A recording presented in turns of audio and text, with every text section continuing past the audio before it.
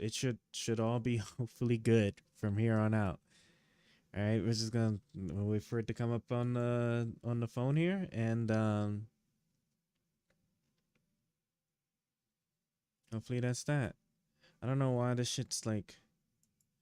I don't know why the hell that shit's jumping to 60 like that, but or jumping above 60, but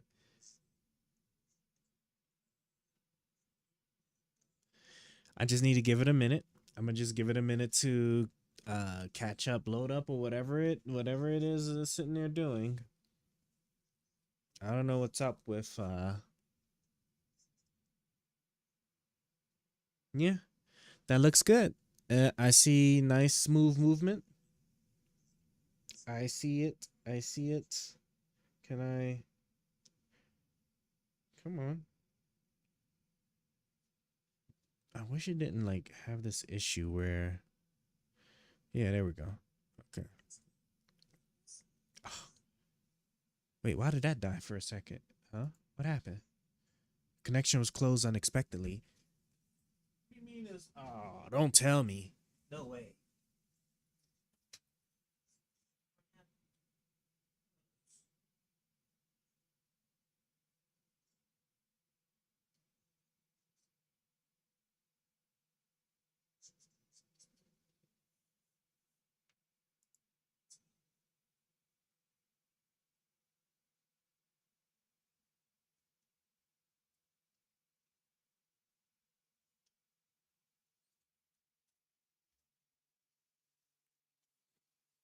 All right, I'm sorry about that. I don't know what happened there, but let's just put this stuff back, right? We should just connect this back, no issue, right?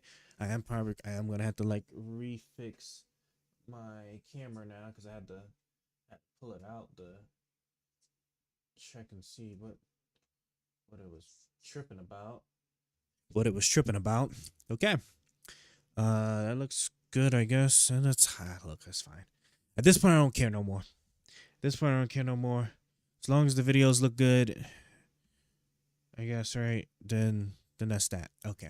I'm tired. I'm actually really tired. That drained me so much to get it to just to be fixed again. I don't know why. I don't know why I was doing that. I really don't. Can I wonder if I can turn off. Can I turn off the preview? You think that'll help some? You think turning off the preview in OBS will help a little bit so that it's not tripping? Let me hit reset on this real quick and see. Um, yeah, because frames is still I don't know. It's still having an issue with the rendering frames due to rendering lag. But as long as the actual stream is okay, we don't care. Because as far as the stream's concerned, the stream looks really good. I'm just gonna get my my chat windows back up, and then we'll be okay. I think we'll be okay.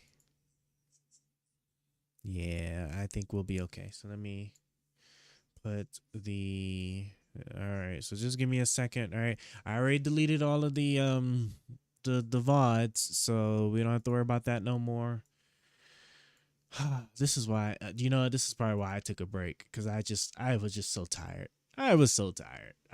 Brev, like seriously, I was just so tired. Shit was annoying. We would have been like halfway through our stuff by now. We really would have. Gavino, I really do appreciate your support too, because you popped up while we were struggle streaming. So thank you. But all right, we can breathe now. At long last, we're here. Um, okay, what am I gonna do? Um, I guess the I guess we'll do the religion thing first. Yeah, we'll do the religion thing first. Um, everything look like it's stabilizing at long last. Give me like 1 minute. I'm gonna just make a quick change on the AC, and then we're going to get started.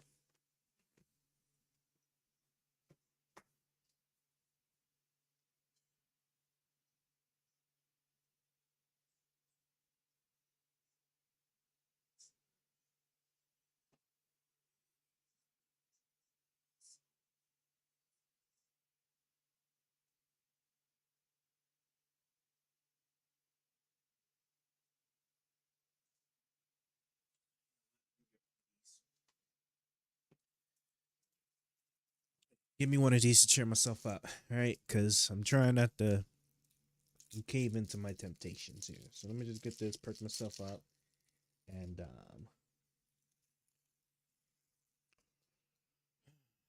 pull myself up together here.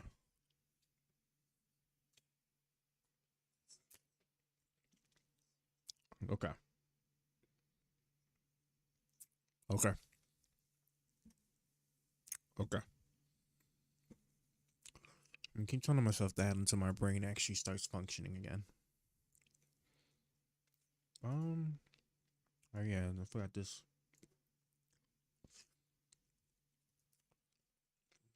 I hit my chat window over here, and put you over here.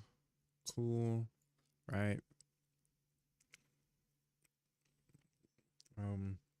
Then I just need to. Oh yeah. So now that we've confirmed that the stream's good, close that.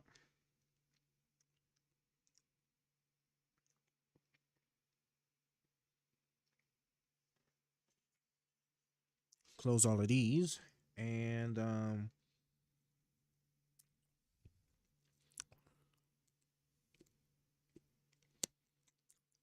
yeah, I guess we'll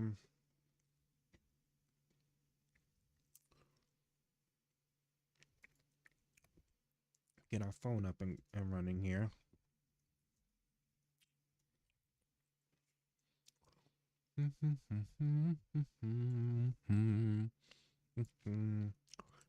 This window even, yeah, I didn't think so.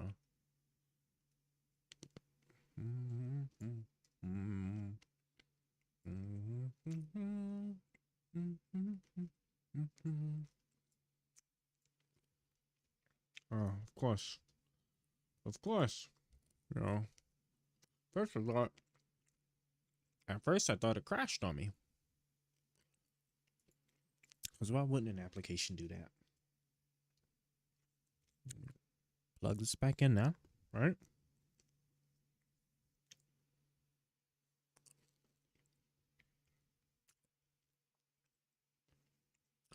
Cool. We're starting the DAX. All right. Yes. I wanted to open up cup my industry.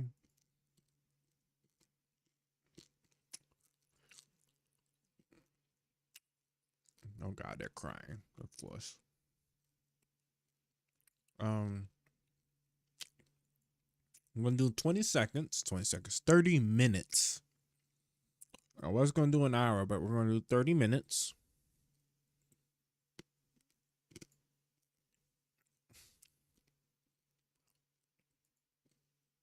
We're gonna move on. So I'm gonna listen to the Book of Enoch. Oh yeah, look, see, I was worried that because I left my my headphones on for I don't know how long, they were completely dead, and I was gonna be holed. But those errors took so long that our headphones were fully charged now. So now we can now we can do this without an issue. So let me make sure that the sound works first, you know.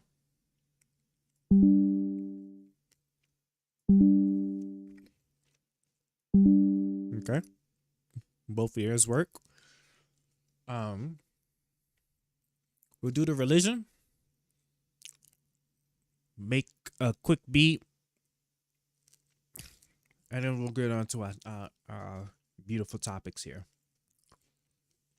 So let's start now with the Book of Enoch.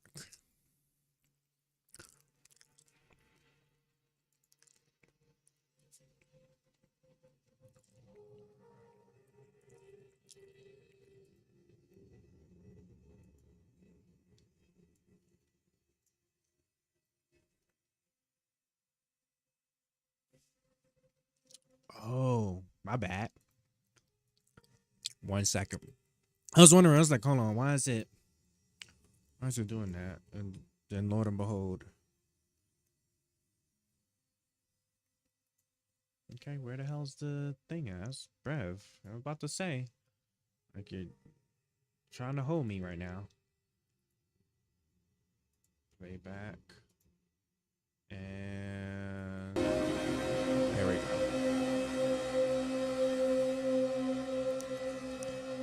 Okay.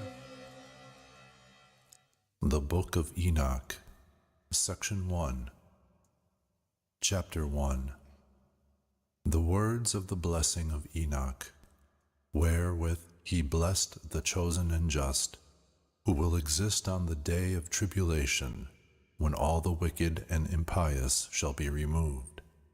And then answered and spoke Enoch, a just man, whose eyes were opened by God, so that he saw a holy vision in the heavens, which the angels showed to me, and from them I heard everything, and I knew what I saw. But not for this generation, but for the far-off generations which are to come. Concerning the chosen, I spoke and conversed concerning them with the Holy and Great One, who will come from his abode, the God of the world. And from there he will step on to Mount Sinai, and appear with his hosts, and appear in the strength of his power from heaven. And all will fear, and the watchers will tremble, and great fear and terror will seize them to the ends of the earth. And the exalted mountains will be shaken, and the high hills will be lowered, and will melt like wax before the flame. And the earth will be submerged, and everything that is on the earth will be destroyed, and there will be a judgment upon everything, and upon all the just. But to the just he will give peace, and will protect the chosen, and mercy will abide over them, and they will all be God's, and will be prosperous and blessed, and the light of God will shine for them. And behold, he comes with myriads of the holy to pass judgment upon them, and will destroy the impious, and will call to account all flesh for everything the sinners and the impious have done and committed against him. Chapter 2. I observed everything that took place in the heavens, how the luminaries which are in the heavens do not depart from their paths, that each one rises and sets in order, each in its time, and they do not depart from their laws. See the earth and observe the things that are done on it, from the first to the last, how no work of God is irregular in appearing. See the summer and the winter, how then the whole earth is full of water, and clouds and dew, and rain rust over it. Chapter 3. I observed and saw how then all the trees appeared as if withered, and all their leaves are shaken off, except 14 trees, whose leaves are not shaken off, but which abide with the old from 2 to 3 years, till the new come. Chapter 4. And again I observed the days of summer, how the sun is then above it, opposite to it, but ye seek cool and shady places on account of the heat of the sun. And the earth also burns with fervent heat, but ye cannot step on the earth, or on a rock because of their heat. Chapter 5. I observed how the trees cover themselves with the green of the leaves and bear fruit. But observe ye all this, and learn how he who lives forever has made all these for you, how his works are before him in every year that comes, and all his works serve him and are not changed. But as God has ordained, so everything takes place. And see how the seas and the rivers together accomplish their work. But ye have not persevered, and have not done the commandment of the Lord, but have transgressed, and have slandered his greatness with high and hard words from your unclean mouths. Ye hard-hearted, ye will have no peace, and therefore ye will curse your days, and the years of your lives perish. The everlasting curse will increase, and ye will receive no mercy. On that day ye will give away your peace for an everlasting curse to all the just, and they will ever curse you as sinners, you together with the sinners. But for the chosen there will be light and joy and peace, and they will inherit the earth. But for you, the impious, there will be a curse, and then also wisdom will be given to the chosen, and they will all live and not continue to sin, neither through wickedness nor through pride. But they in whom there is wisdom will be humble without continuing to sin, and they will not be punished all the days of their lives, and will not die through plagues or judgments of wrath, but the number of the days of their lives will be completed, and their lives will become old in peace, and the years of their joy will be many in everlasting happiness and peace for all the days of their lives. Section 2, Chapter 6. And it came to pass, after the children of men had increased in those days, beautiful and comely daughters were born to them. And the angels, the sons of the heavens, saw and lusted after them, and said one to another, Behold, we will choose for ourselves wives from among the children of men, and will beget for ourselves children. And Semyaza, who was their leader, said to them, I fear that perhaps ye will not be willing to do this deed, and I alone shall suffer for this great sin. Then all answered him and said, We all will swear an oath, and bind ourselves mutually by a curse, that we will not give up this plan, but will make this plan a deed. Then they all swore together, and bound themselves mutually by a curse, and together they were 200. And they descended on Ardis, which is the summit of Mount Hermon, and they called it Mount Hermon because they had sworn on it and bound themselves mutually by a curse. And these are the names of their leaders: Semyaza, who was their leader, Urakebaramael, Akabiel, Tamiel, Ramuel, Daniel.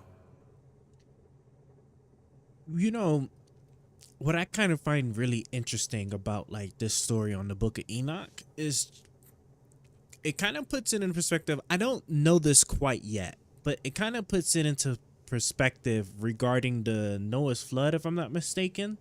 Hopefully we find out more about that later in this story, or maybe, you know, we come across it as we are doing this, this research.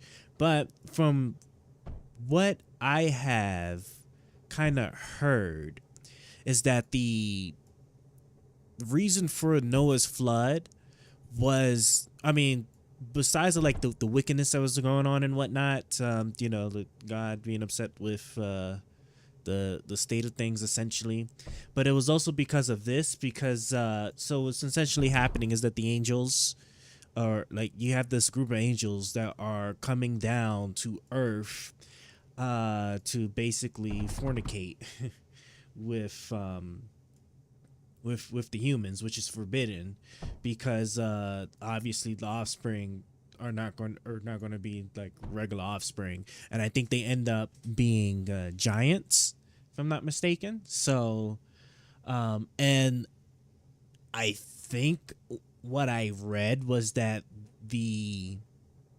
this took place before Noah's flood, and this is why Noah's flood took place, was because of this situation here where there was just giants roaming around because you had all these angels that were sitting there messing with the, you know, having children with humans. So yeah, let's continue. Ezekiel, Saraquajal, Aziel, Armers, Betrael, Anani, Zekebe, Samasviel, Sartiel, Turiel, Jomjael, Arizal. These are the leaders of the 200 angels, and the others all were with them. Chapter 7. And they took unto themselves wives, and each chose for himself one, And they began to go into them, and mixed with them, and taught them charms and conjurations, and made them acquainted with the cutting of roots and woods.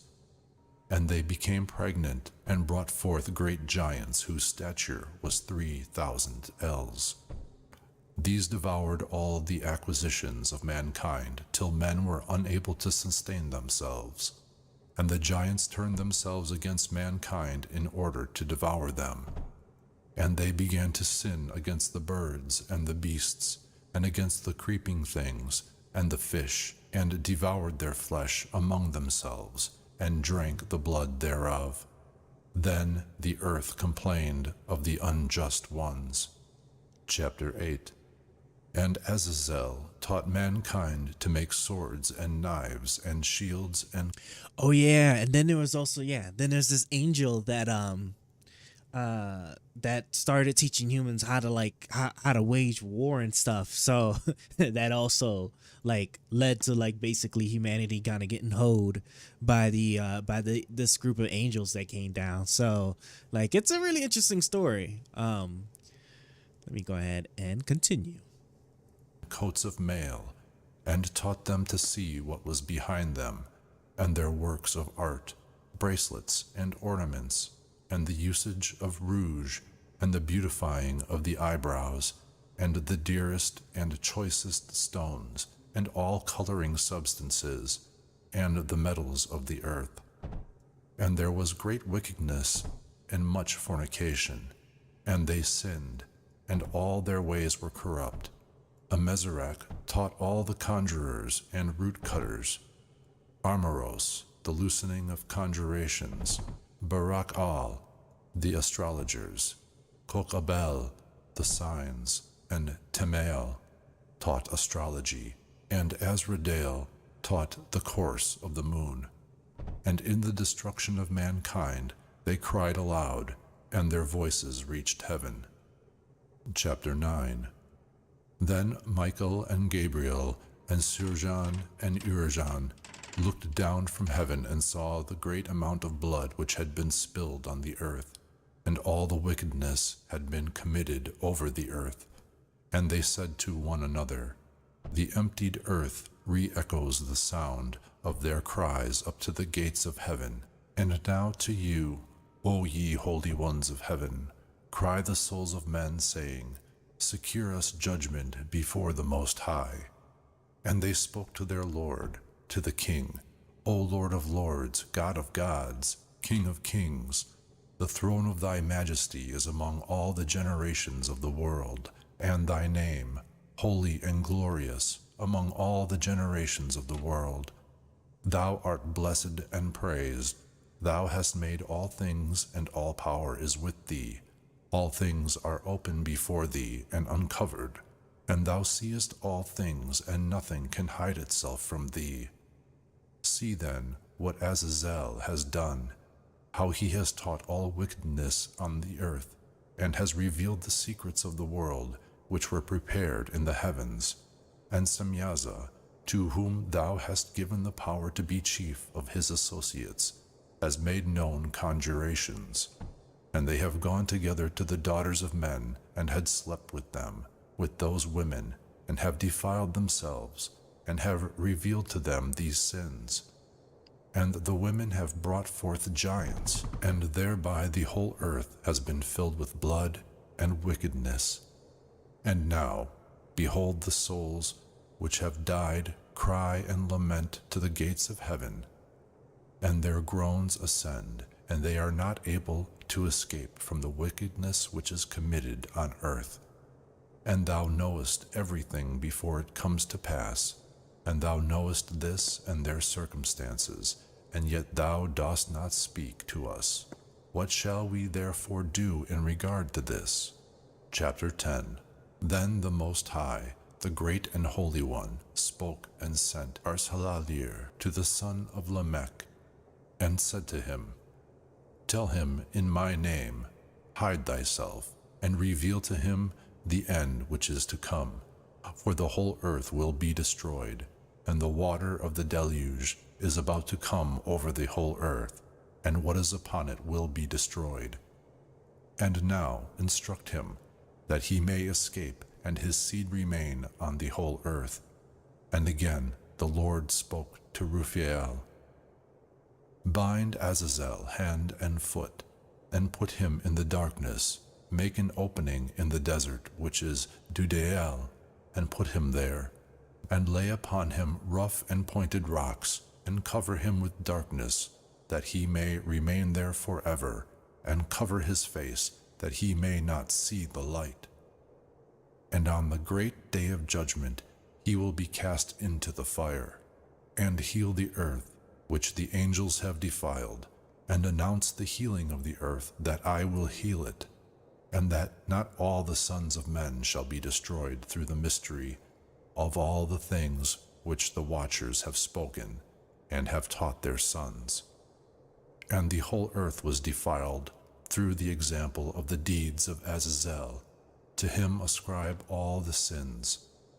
And God said to Gabriel, Go against the bastards, and those cast off against the children of fornication, and destroy the children of fornication, and the children of the watchers from among men. Lead them out, and let them loose, that they may destroy each other by murder. For their days shall not be long, and they will all supplicate thee, but their fathers will secure nothing for them, although they expect an everlasting life, and that each one of them will live 500 years. And God said to Michael, Announce to Semyaza and to the others who are with him, who have bound themselves to women, to be destroyed with them in all their contamination, when all their sons shall have slain one another, and they shall have seen the destruction of their beloved ones. Bind them under the hills of the earth for 70 generations, till the day of their judgment and of their end, till the last judgment has been passed for all eternity. And in those days they will be led to the abyss of fire, in torture and in prison. They will be locked for all eternity. And then he will burn and be destroyed. They will be burned together from now on to the end of all generations. I just wanted to say, bro, it be like God be messing people up, man. You do what you ain't supposed to do. Or I think the way it goes is that you had those who sin against humanity, and then those who sin against God. And God especially doesn't like it when you sin against God, obviously, right? And so like he be messing people up, man. It's like something terrible. Burn for all generations to come. And destroy all souls of lust and the children of the watchers, because they have oppressed mankind. Destroy all oppression from the face of the earth, and all wicked deeds shall cease. And the plant of justice and righteousness shall appear, and deeds will become a blessing. Justice and righteousness will be planted in joy forever. Then all the just will bend the knee, and they will remain alive till they beget 1,000 children, and they will complete all the days of their youth and their Sabbath in peace. And in those days the whole earth will be worked in justice, and all will be planted with trees, and will be full of blessings. And all the trees of desire will be planted on it, and vines will be planted on it. The vine planted on it will bear fruit in abundance, and of all the seed sown on it, 1 measure will bear 10,000, and 1 measure of olives will make 10 presses of oil. And cleanse thou the earth of all oppression, and all injustice, and all sin, and all wickedness, and all uncleanness, which are produced on the earth. Eradicate them from the earth. And all the children of men shall become just, and all the nations shall worship me as God, and bless, and all will worship me. And the earth will be cleansed of all corruption, and all sin, and all punishment, and all torment. And I will never again send a flood upon it from generation to generation to eternity. Chapter 11. And in those days I will open the storerooms of blessings, which are in heaven, in order to bring them down upon the earth, upon the deeds and labor of the children of men. Peace and rectitude will become associates in all the days of the world, and in all the generations of the world.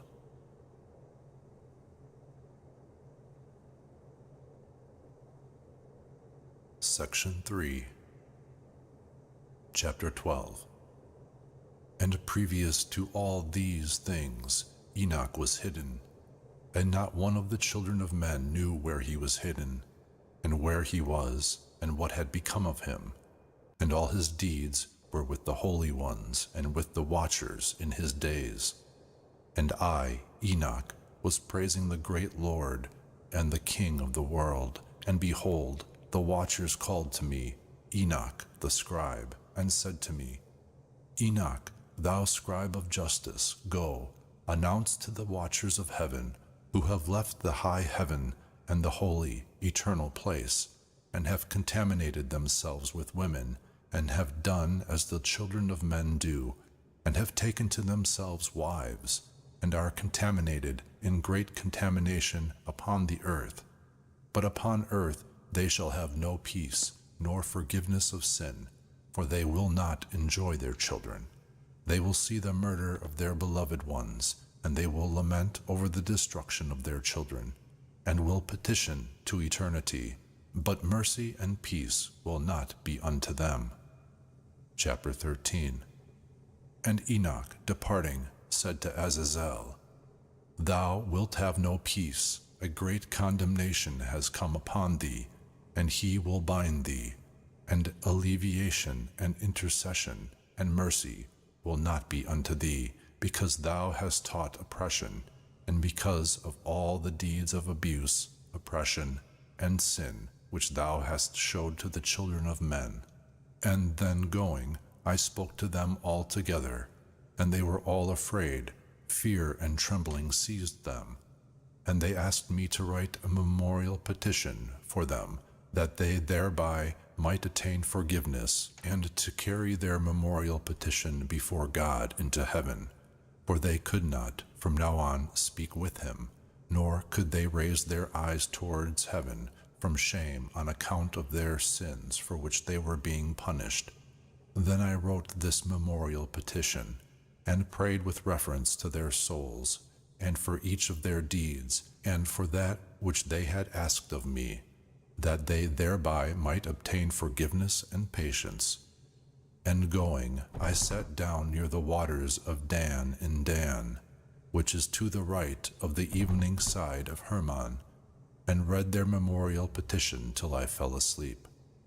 And behold, a dream came to me, and visions fell upon me, and I saw the vision of chastisement, to show to the sons of heaven, and to upbraid them.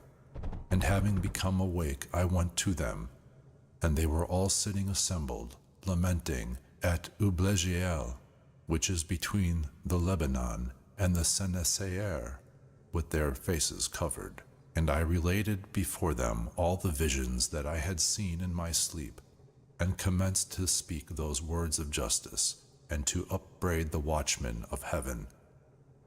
Chapter 14. This writing is the word of justice, and the admonition of the watchers, who are from eternity, as the Holy and Great One commanded it in this vision.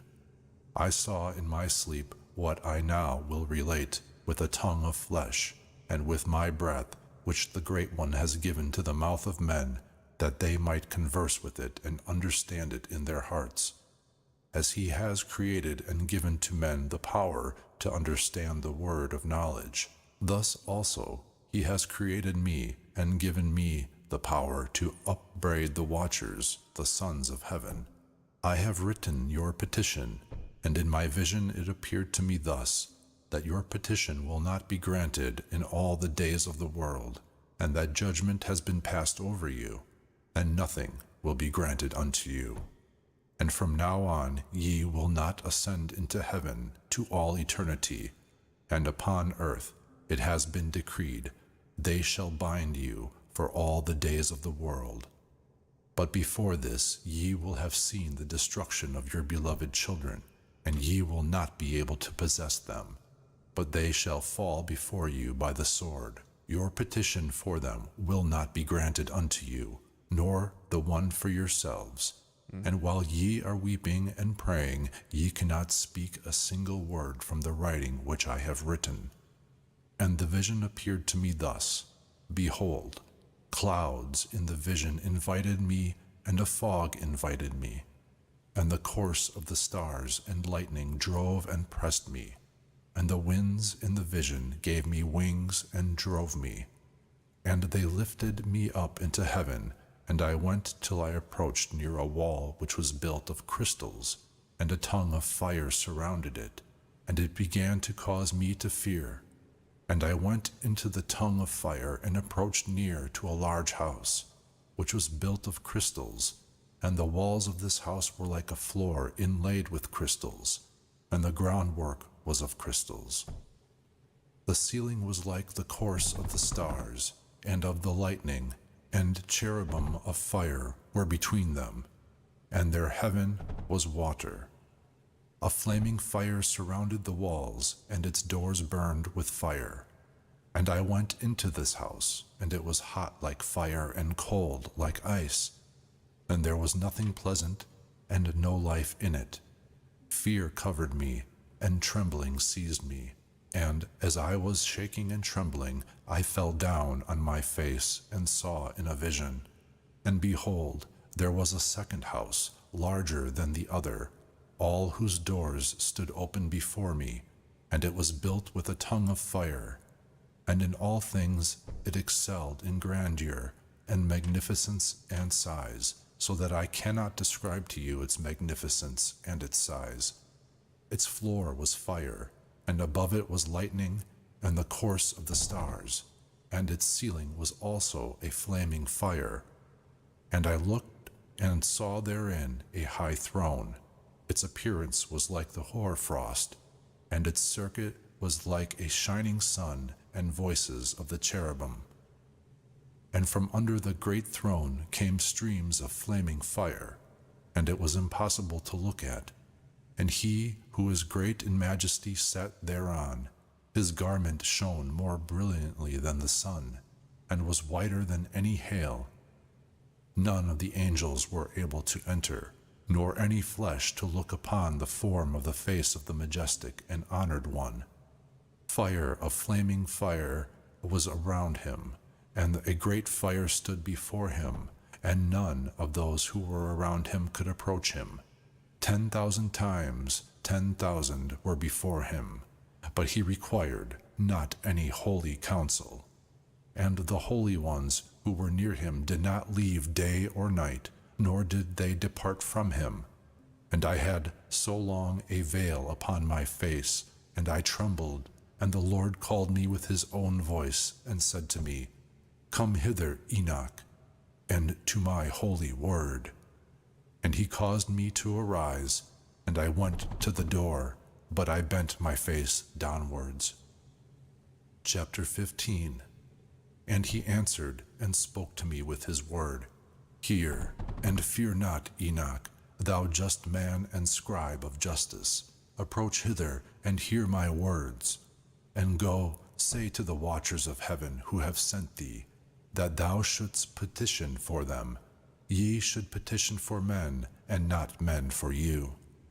Why have ye left the high, holy, and everlasting heaven, and lain with women, and defiled yourselves with the daughter of men, and taken wives unto yourselves, and acted like the children of earth, and begotten giants as sons?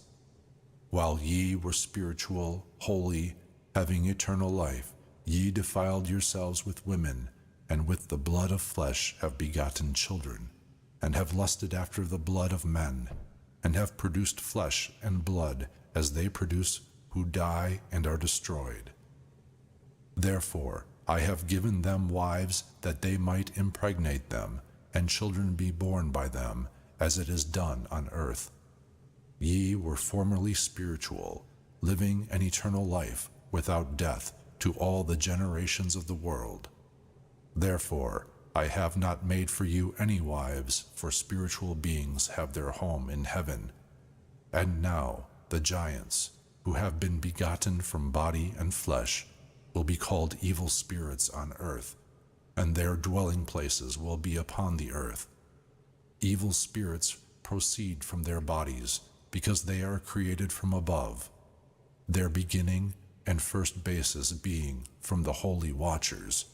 They will be evil spirits upon the earth, and will be called evil spirits. But the spirits of heaven have their dwelling places in heaven, and the spirits of the earth, who were born on the earth, have their dwelling places on earth. And the spirits of the giants, who cast themselves upon the clouds, will be destroyed and fall, and will battle and cause destruction on the earth, and do evil. They will take no kind of food, nor will they become thirsty, and they will be invisible. And these spirits will not rise up against the children of men and against the women, because they have proceeded from them in the days of murder and destruction. Chapter 16. And of the death of the giants, when the spirits have proceeded from their bodies, their flesh shall decay without judgment. Thus they shall be destroyed till that day, when the great judgment over all the great world shall be completed over the watchers and the impious. And now to the watchers who have sent thee, that thou shouldst petition for them who were formerly in heaven, say, Ye have been in heaven, and though the secrets were not yet revealed to you, still ye knew illegitimate mysteries, and these ye have, in the hardness of your hearts, related to the women. And through these mysteries women and men increase wickedness over the earth. Tell them, therefore, ye have no peace. Section 4. Chapter 17.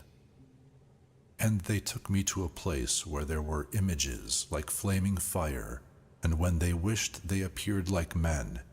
And he led me to the place of the whirlwind, and on a hill, the point of whose summit reached to heaven, and I saw shining places, and the thunder at the ends thereof, in the depths thereof a bow of fire, and arrows, and their quiver, and a sword of fire, and all lightning. And they took me to the so-called water of life, and to the fire of the west, which receives every setting of the sun. And I came to a river of fire, whose fire flows like water, and is emptied into a great sea which is towards the west. And I saw all the great rivers, and came to a great darkness, and went where all flesh wanders. And I saw the mountains of the black clouds of winter, and the place whither all the waters of the deep flow. And I saw the mouths of all the rivers of the earth, and the mouth of the deep. Chapter 18.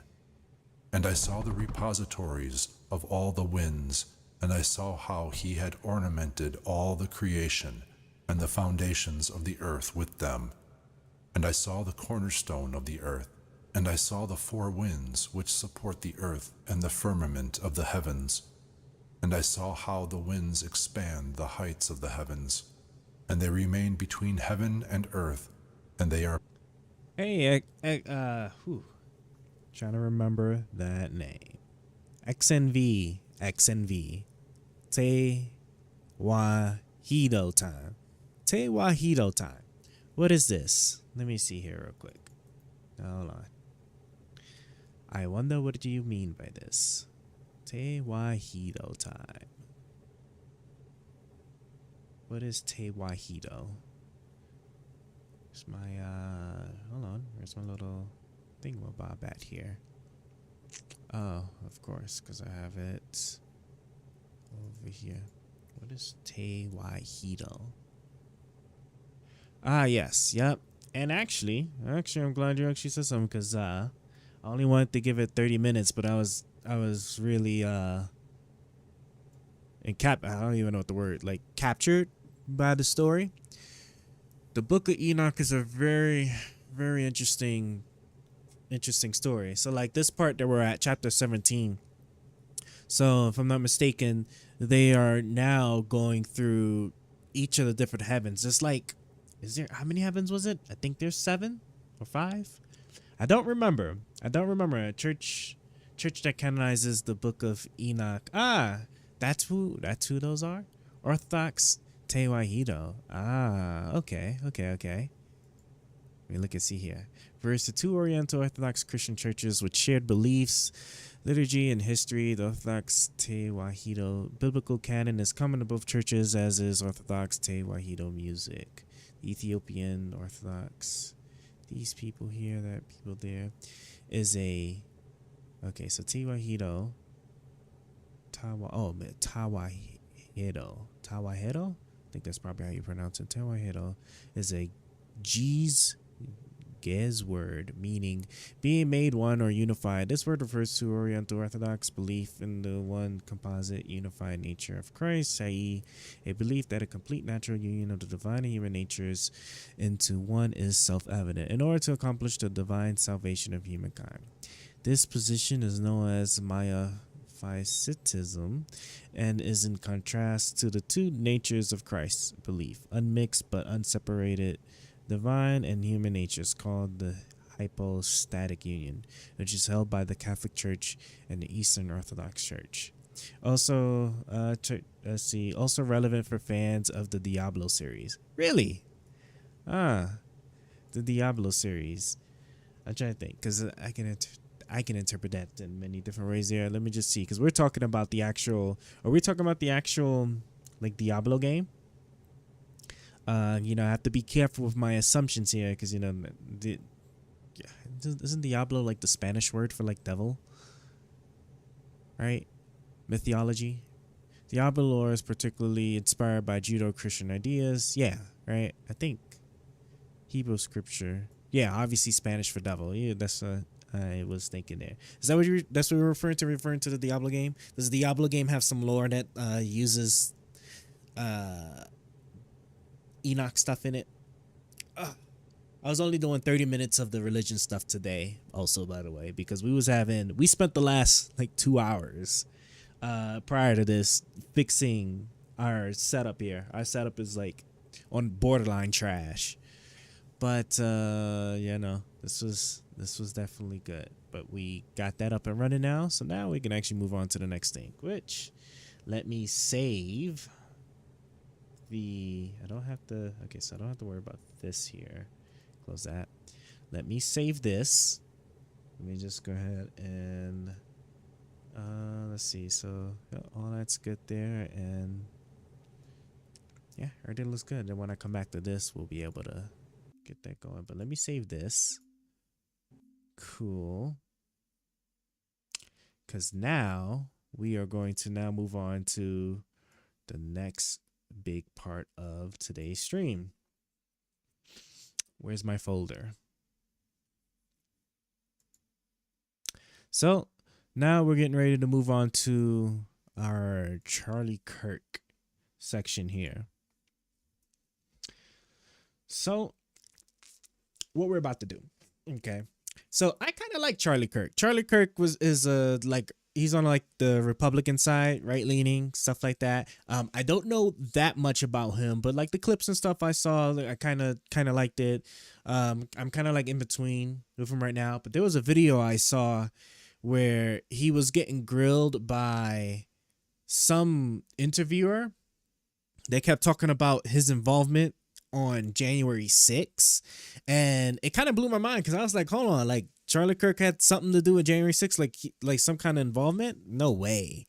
And like Charlie Kirk really didn't like what that interviewer was sitting there implying or bringing up, and so he then kept on bringing up how like the interviewer, I guess, was arrested or something at January 6th.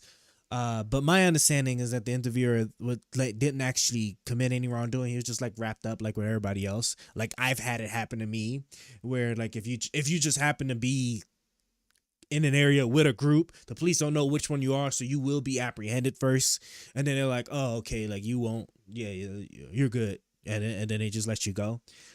Which is what my understanding was with that interviewer. I could be wrong. It's not like I dug into like his stuff there, but anyway. with regards to Charlie Kirk, I'm interested in finding out what exactly his involvement is because it will make some significant changes to how I kind of perceive him more or less. So we're going to go ahead and we're going to pull that up. What I actually did find, I just never gotten around to reading it, was the transcript. So Charlie Kirk has been questioned by what's it called? By Congress, by like one of the investigative bodies. So I actually did grab the transcript of that because I said we don't want to make any assumptions and we don't want to get any misrepresentations. I think it'd be best if we just actually look exactly at the questions that they're asking him, what his responses are, and then we can kind of make our decision, our interpretations from there. Hold on, I'm trying to now. Let me go ahead and pull it up. I just gotta remember what section here. I threw it in resources, stream research, January 6th. Oh yeah, see, I have it right up here. Bam. Let me pull her up. Come on. Yeah. And what'd you say? Also part of the storyline plays on versions in dispute in the Book of Enoch, such as the origin of Nephilim. I have speech therapy coming up in the near future, so my ability to actually talk will hopefully greatly improve. So do forgive me, but let's I'm doing this the hard way. Let me go like this, and then I can kind of zoom you up. I still gotta adjust this, but all right, let's do that. Can I? No, I guess like that. Okay, cool. We'll do that there. I am now going to actually adjust.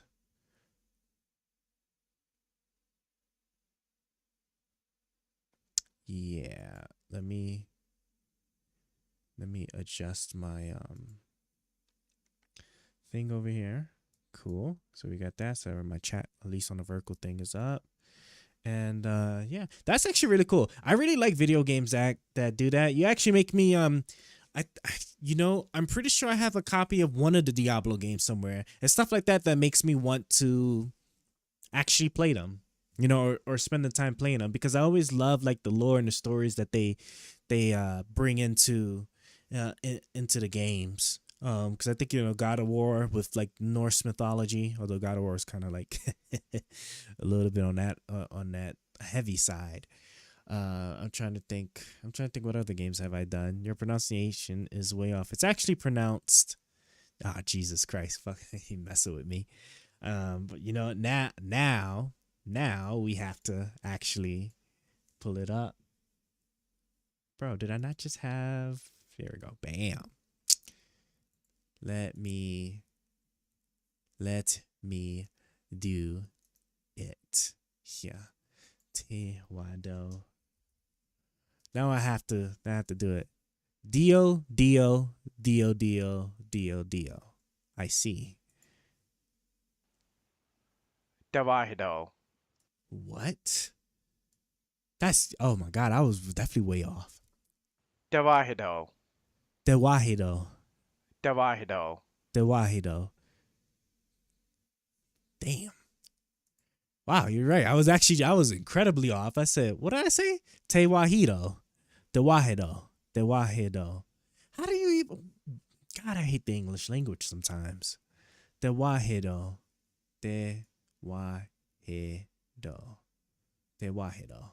Okay. Well, okay. I'm going to move on before my brain cells begin to fry here. Okay. January 6th. Here's my actual assumption of what Charlie Kirk. I'm hoping, because I kind of held up in a somewhat positive light, more or less, right? Just besides the typical maybe position here or there I don't like or whatever, but overall just like somewhat positive. What I think may have happened is that Charlie Kirk was probably smoking that that he was probably smoking that Trump Kool-Aid, or drinking that Trump Kool-Aid like pretty heavy. So I'm hoping that he just did some stuff that like don't necessarily implicate him, like bring him, like puts him in as like maybe a player that was probably like doing some stuff or supporting some people, but that wasn't actually doing some of the hard stuff that like Trump and his people were doing, that were clearly trying to circumvent democracy. So with that being said, we're gonna go ahead and we're gonna read this deposition. It's 28 pages. I don't expect it to take too long per se, but we'll find out. We'll find out. Because I'm gonna tell you now, when you're questioned, look, especially if you're innocent. If you're innocent and you get questioned, you never say anything at all. You always exercise your rights to remain silent, plead the fifth, or whatever, right? Your lawyers, you do all that stuff, whether you're innocent or not, right? Always do that, because you never know, right? You don't want to unknowingly walk into something else that would have never been the case. Because at the end of the day, remember, burdens on the prosecution or the people that's coming after you in order to actually prove you have like any real involvement in a particular crime or whatever, right? So why make that job easy for them? With that being said, let's go ahead and let's get started. Can't really blame English for these. All right. Now let's see what we got here. All right, so the deposition and above matter. So yes, I believe he was called in and he was questioned. So let's see, and it's Charlie Kirk. At first I thought I wasn't looking at the right person because it said Charles Kirk, right? Which I understand, Charles, right? But you never want to make those assumptions. And then I believe I found out because I think he's like the CEO of Standing Point, Some Point, or something like that. Off topic, but pretty spectacular. Sure, let's actually pull it up. I'm always game for distractions. I'm looking at stuff. Let's see what this is. Let's go back. Ammunition depot at Kamini Village, at village of someplace district of this other place was blown up in a drone strike. Oh, it's gonna actually give us a map of this place too? No?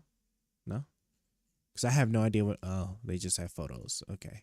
Before I just watch this, I just want to know, like, where is this at? If I search, will it federal? Ooh, this is in Russia? Oh, really?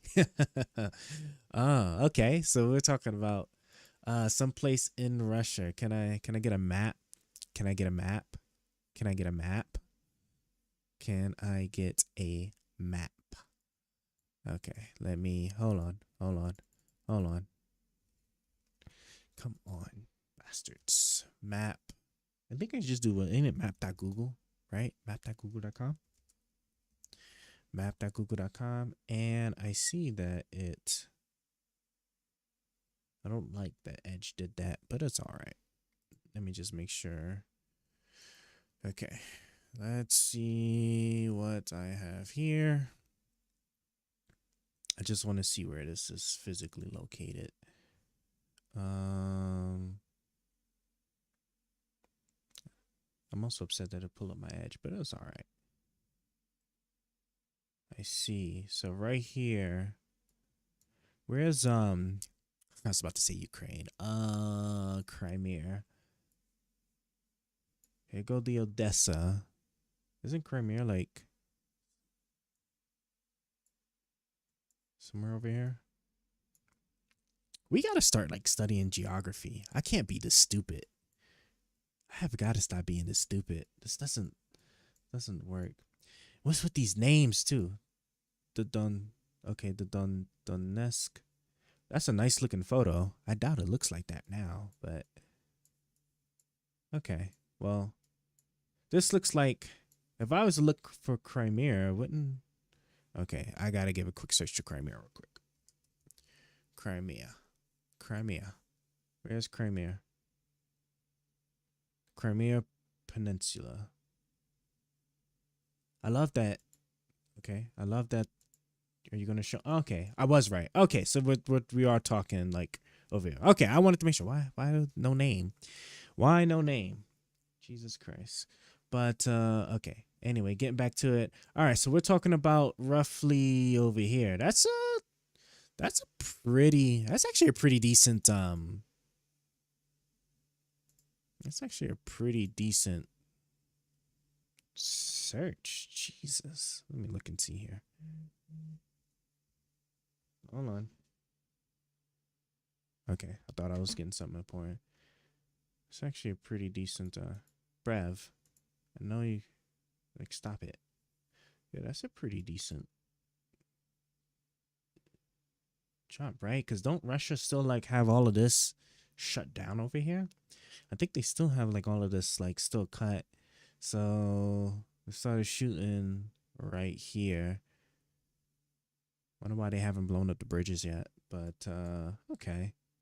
All right. Well, we know we're okay. So now we have an idea what we're looking at. All right. Now let's actually pull it back. Не, уйди. Даша, смотри. На дорогу, Даша. Смотри на Да дорогу. я вижу дорогу. Даша, смотри на дорогу. At first, I thought it was fake, just the way the explosion looked like. But that's just because it's just like how the video's moving. Даша, смотри. No. На дорогу, Даша. Смотри на Да я дорогу. вижу Am I дорогу. sure? Hold on. Oh, I think it's just because of the reflection off of the window. Не, уйди. It's got to be because of. Даша, смотри. Okay. На дорогу, Okay, Даша. it looks like it's just because of the reflection off the window why it looks like that. Yeah, that's just why it looked at hella fake for a second. No, that's definitely okay. Yeah, that's good. That's real. Sheesh. Уезжай. Окна целые у нас? Да.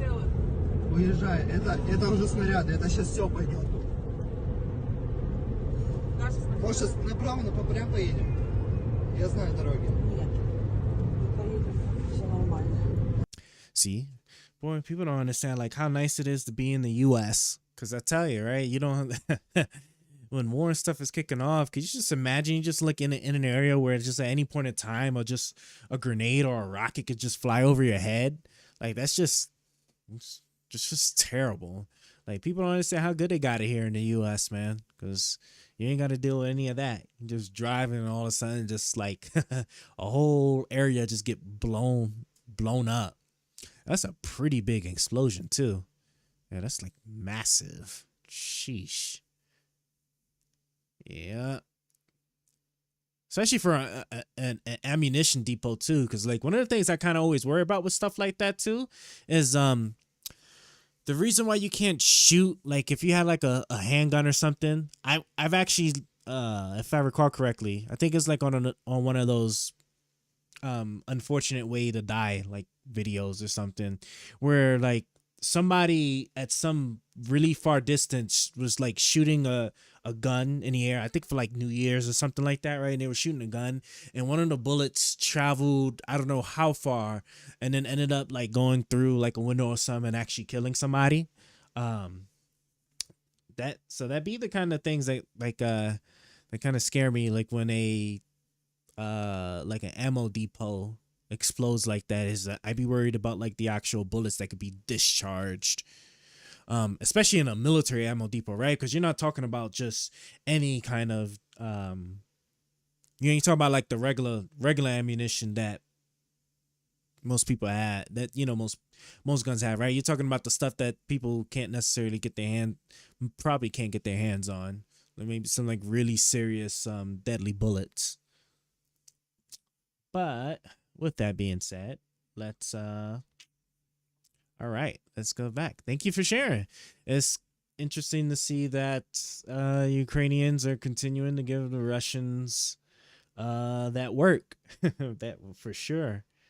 Man, Russia is a really massive piece of land though. All right, let's get back. All right, get into it. We're on the record. This is a deposition conducted by the House Select Committee to investigate the January 6th attack on the United States Capitol. At this time, I will ask the witness to state and spell your name for the record. And this is Charlie Kirk. All right, this is where he's being sworn. Do you solemnly declare being sworn? He says he will tell the truth, the whole truth, and nothing but the truth. Let's see here. Okay, they're going through more of the typical initial stuff here. Good morning, and still more introductions of stuff. Okay. Deposition. Under House deposition rules, neither committee members nor staff may discuss the substance of your testimony today unless and until the committee approves the release of the testimony. Okay. So Charlie Kirk, him and his attorney, you have opportunity to review the transcript before we begin. I touch on a few ground rules. The first is we have an official reporter who's going to be transcribing the record of this deposition. We also are recording the WebEx feed, but the reporter's transcription is going to be the official record of the proceeding. Hold on, there's a WebEx feed? Let's see. Well, there's a good chance that that's a U.S. supplied weapon. Oh yeah, I'm pretty sure. Well, I mean, it could be. It could be that. It could be from, what is it? What's in the UK? Wasn't Britain also supplying the Ukrainians? Wasn't that what that meeting was? Because wasn't the meeting Biden was having with Ukraine? I think Britain was involved too, right? To talk about the terms of like what exactly they can do with U.S. or Western supplied weapons with regards to Russian territory. Yeah. So like it could more or less be a U.S. supply weapon, but if that Twitter statement, which I mean we have no way of knowing, it could have been a drone strike, could have been a missile strike. I don't know if we're supplying drones though. I know if we're supplying missiles. I don't know if we're supplying drones. They do have a drone factory over there in Ukraine. So we'll see. But I wouldn't necessarily have a problem with them with the U.S. authorizing them to use missiles, as long as, again, you're going for the specific military targets. I don't see a necessary issue with that. Probably like actual legitimate military targets, and I mean there's caveats to that because you need to argue bridges or supply lines and stuff like that. But like the Ukrainians could probably use their own stuff for that, but you could probably use our stuff for the legitimate actual targets like ammo depots and whatnot. But we'll see. Hopefully, I haven't kept up with what came out of that meeting. All I remember hearing is that they were waiting for clarification from the Ukrainians, but outside of that, that was about it. So, oh goody, and now my my monitor had cut off for a brief moment. Let me put that back and bring this back over here. Okay, cool. I'm going to spend only 2 minutes looking for this alleged WebEx feed. If I could have a video of it, that'd be even better. WebEx feed, Charlie Kirk, Jan 6 testimony. Once pushed a secular worldview, now he pleads the fifth when asked. Transcribed interview. Let me see. No, I think it's still the same document, right? No video? No video? PDF details. No video? I'll just... Would have been nice. Sure would have been nice. Once speaks at 2024 Republican National Convention. Let me hit video real quick and see.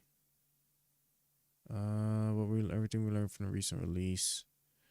And okay, so I don't think this is accessible. So I think all we do have is just this document. All right, well, let's continue. And for that reason, it's important not to talk over each other. Yep, so more procedural stuff. The reporter cannot note any nonverbal responses. Blah, blah, blah. If you have to spell something that we don't know, sorry, I might ask you to spell something. Blah, blah, blah. Best of your recollection. If I'm not clear, I'll rephrase it. You may refuse to answer a question only to preserve a privilege that is recognized by the select committee. If you refuse to answer a question that's based on the privilege, we can do a couple of things. One is we can proceed with the deposition and come back to that question later, or we can seek a ruling from the chairman of the select committee on the objection. Under the House rules, if the chairman overrules your objection, you would be required to answer. Interesting.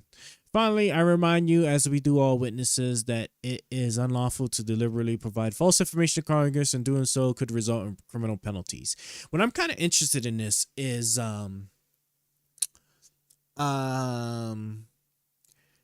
pleading the fifth. I doubt the committee can overrule that per se. However, I do know that application of the Fifth Amendment doesn't apply in all circumstances, right? It applies if you, I could be totally wrong in this, right? Because I'm not a lawyer now, and we will more than likely look it up probably shortly. But when it comes to pleading the fifth, right? You plead the fifth when you don't want to answer a question where the answer you give could potentially incriminate you for a particular crime, and you don't want to get that get that kind of smoke.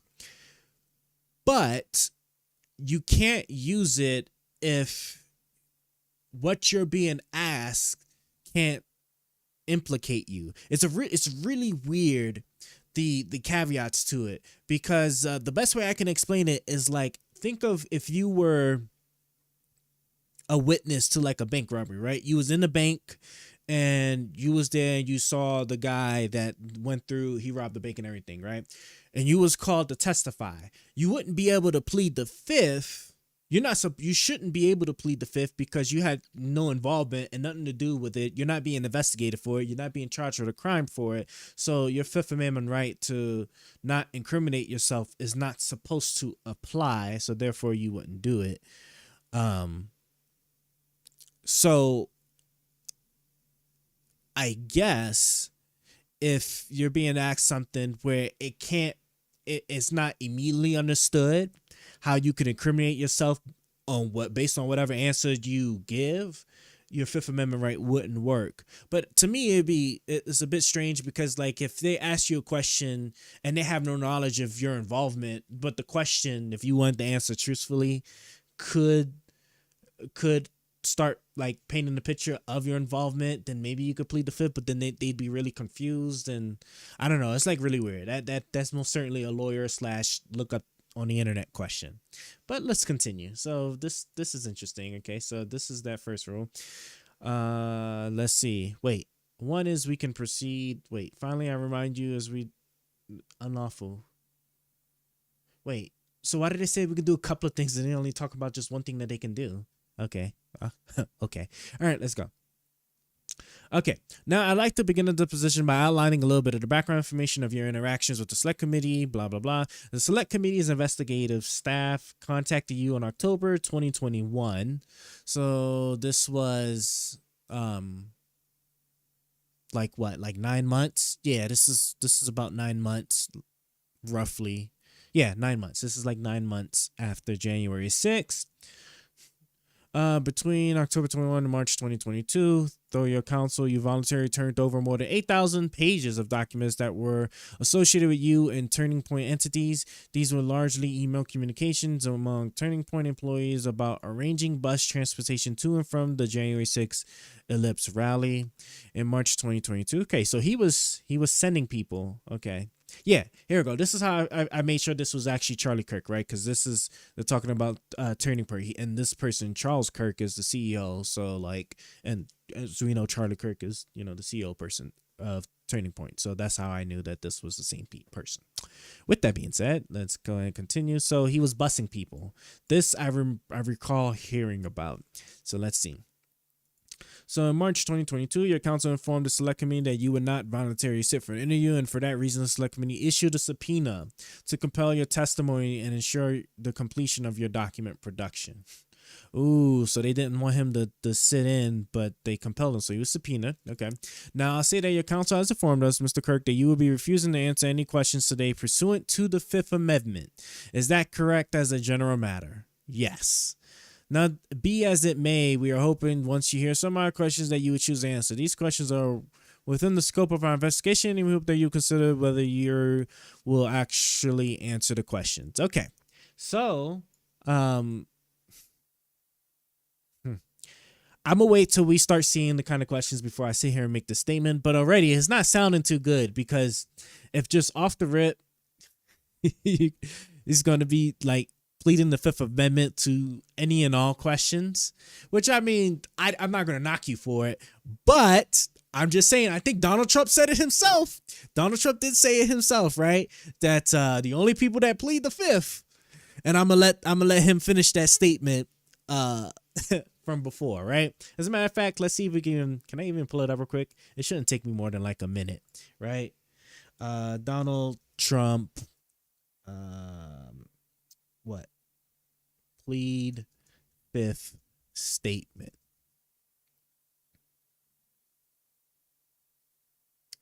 Let's see. Repeatedly, 5 times Donald Trump has bashed pleading the Fifth. Oh, here we go, right? 55 seconds. When you have your staff taking the Fifth Amendment, taking the Fifth so they're not prosecuted, when you have the man that set up the illegal server taking the Fifth, I think it's disgraceful. Fifth Amendment, Bob. The mob takes the Fifth. If you're innocent, why are you taking the Fifth Amendment? Fifth Amendment, horrible. Horrible. He pleaded the Fifth, and that was the end. We never heard about him again. This is like Watergate, only it's worse. Because here, our foreign enemies were in a position to hack our most sensitive national security secrets. Hey there, I'm Chris Hayes from MSNBC. Thanks for...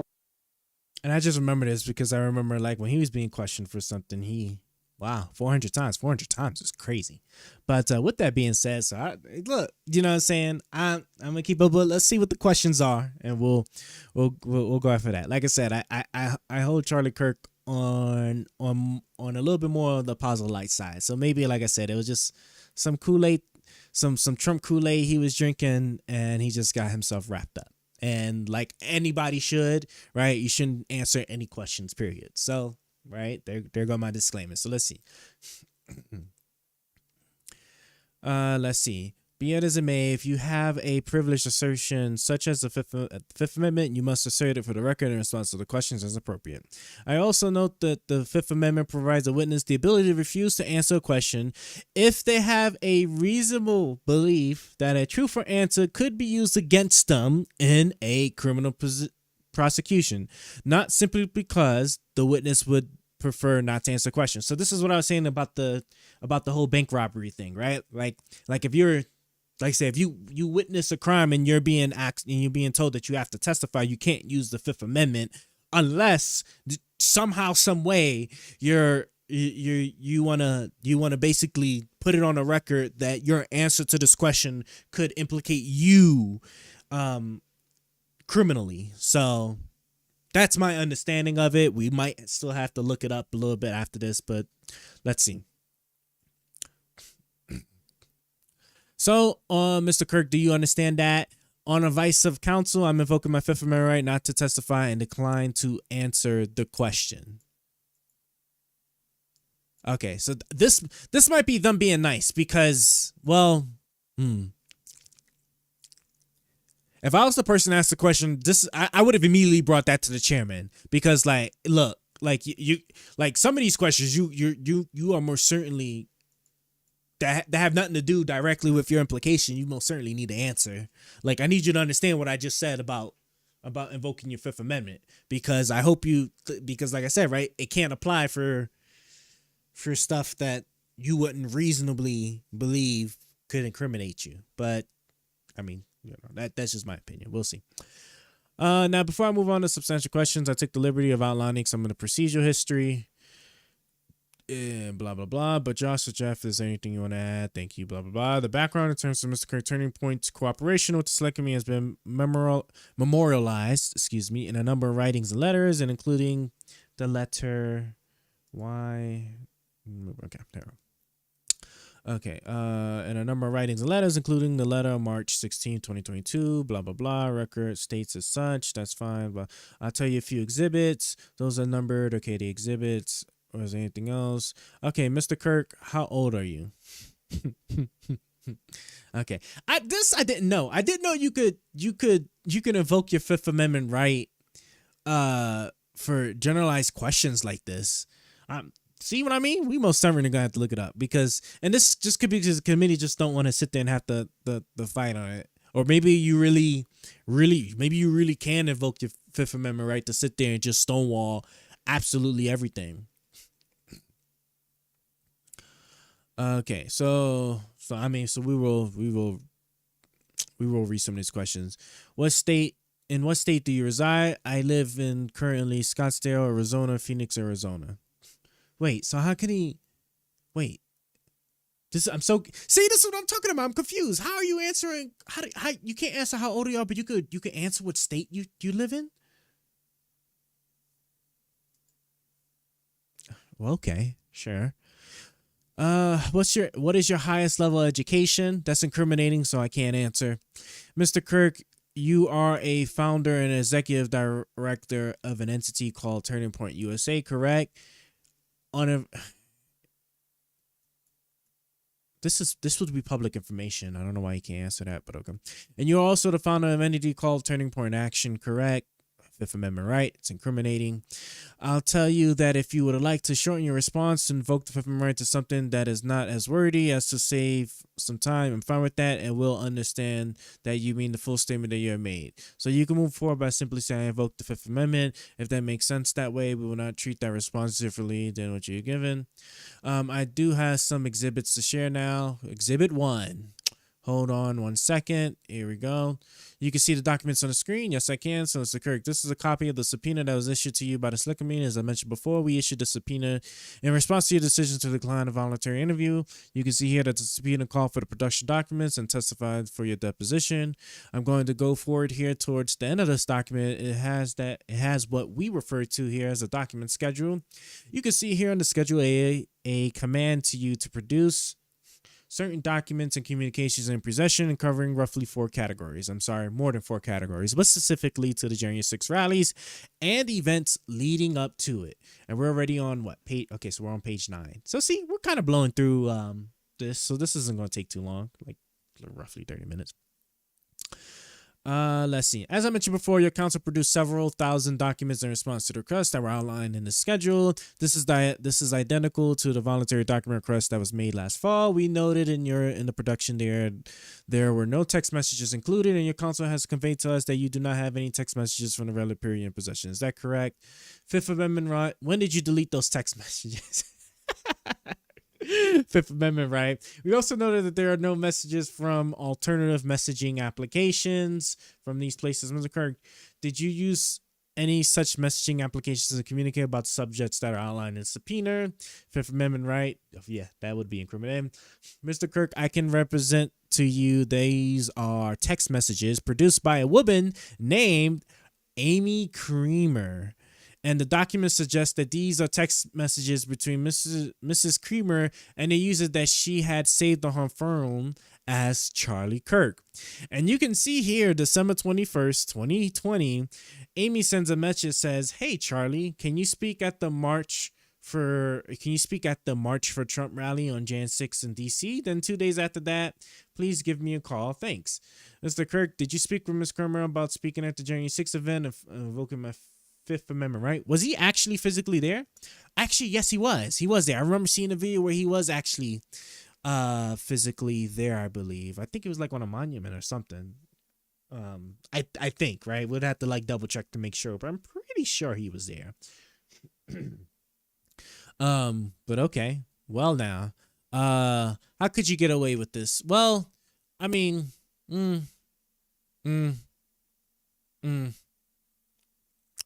they have the text messages. What application did they use?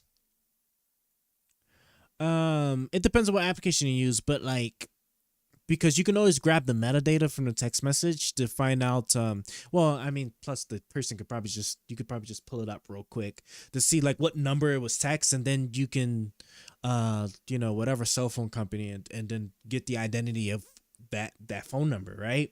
And then of course, then if it's Charlie Kirk, then yeah, they kind of got the only way he could get around that, I think, would be like if you deleted the text messages prior to the subpoena, then maybe, right? I think like if you heard that, well, right, because he could have been texting all this stuff, right? And then the moment the people broke into the Capitol, he was like, oh, hold on, this is turned into something completely different, and then started cleaning himself of everything, right? It'd be before the subpoena and stuff, so like there'd be no problem with that, I think, right? That's not what I'm suggesting too. Don't take that as any type of advice there, all right? But I mean, you shouldn't involve yourself in those kind of things anyway. But let's continue. So let's see here. Do you recall the first time you were asked to participate in the events on January 6th? Fifth Amendment right. Going to show you now Exhibit 3. These text messages are produced by Caroline Wren. Do you know Miss Wren? Fifth Amendment right. She represented to us that these are communications with you. You can see here that the contact is saved on her phone as Charlie with an image that appears to be you.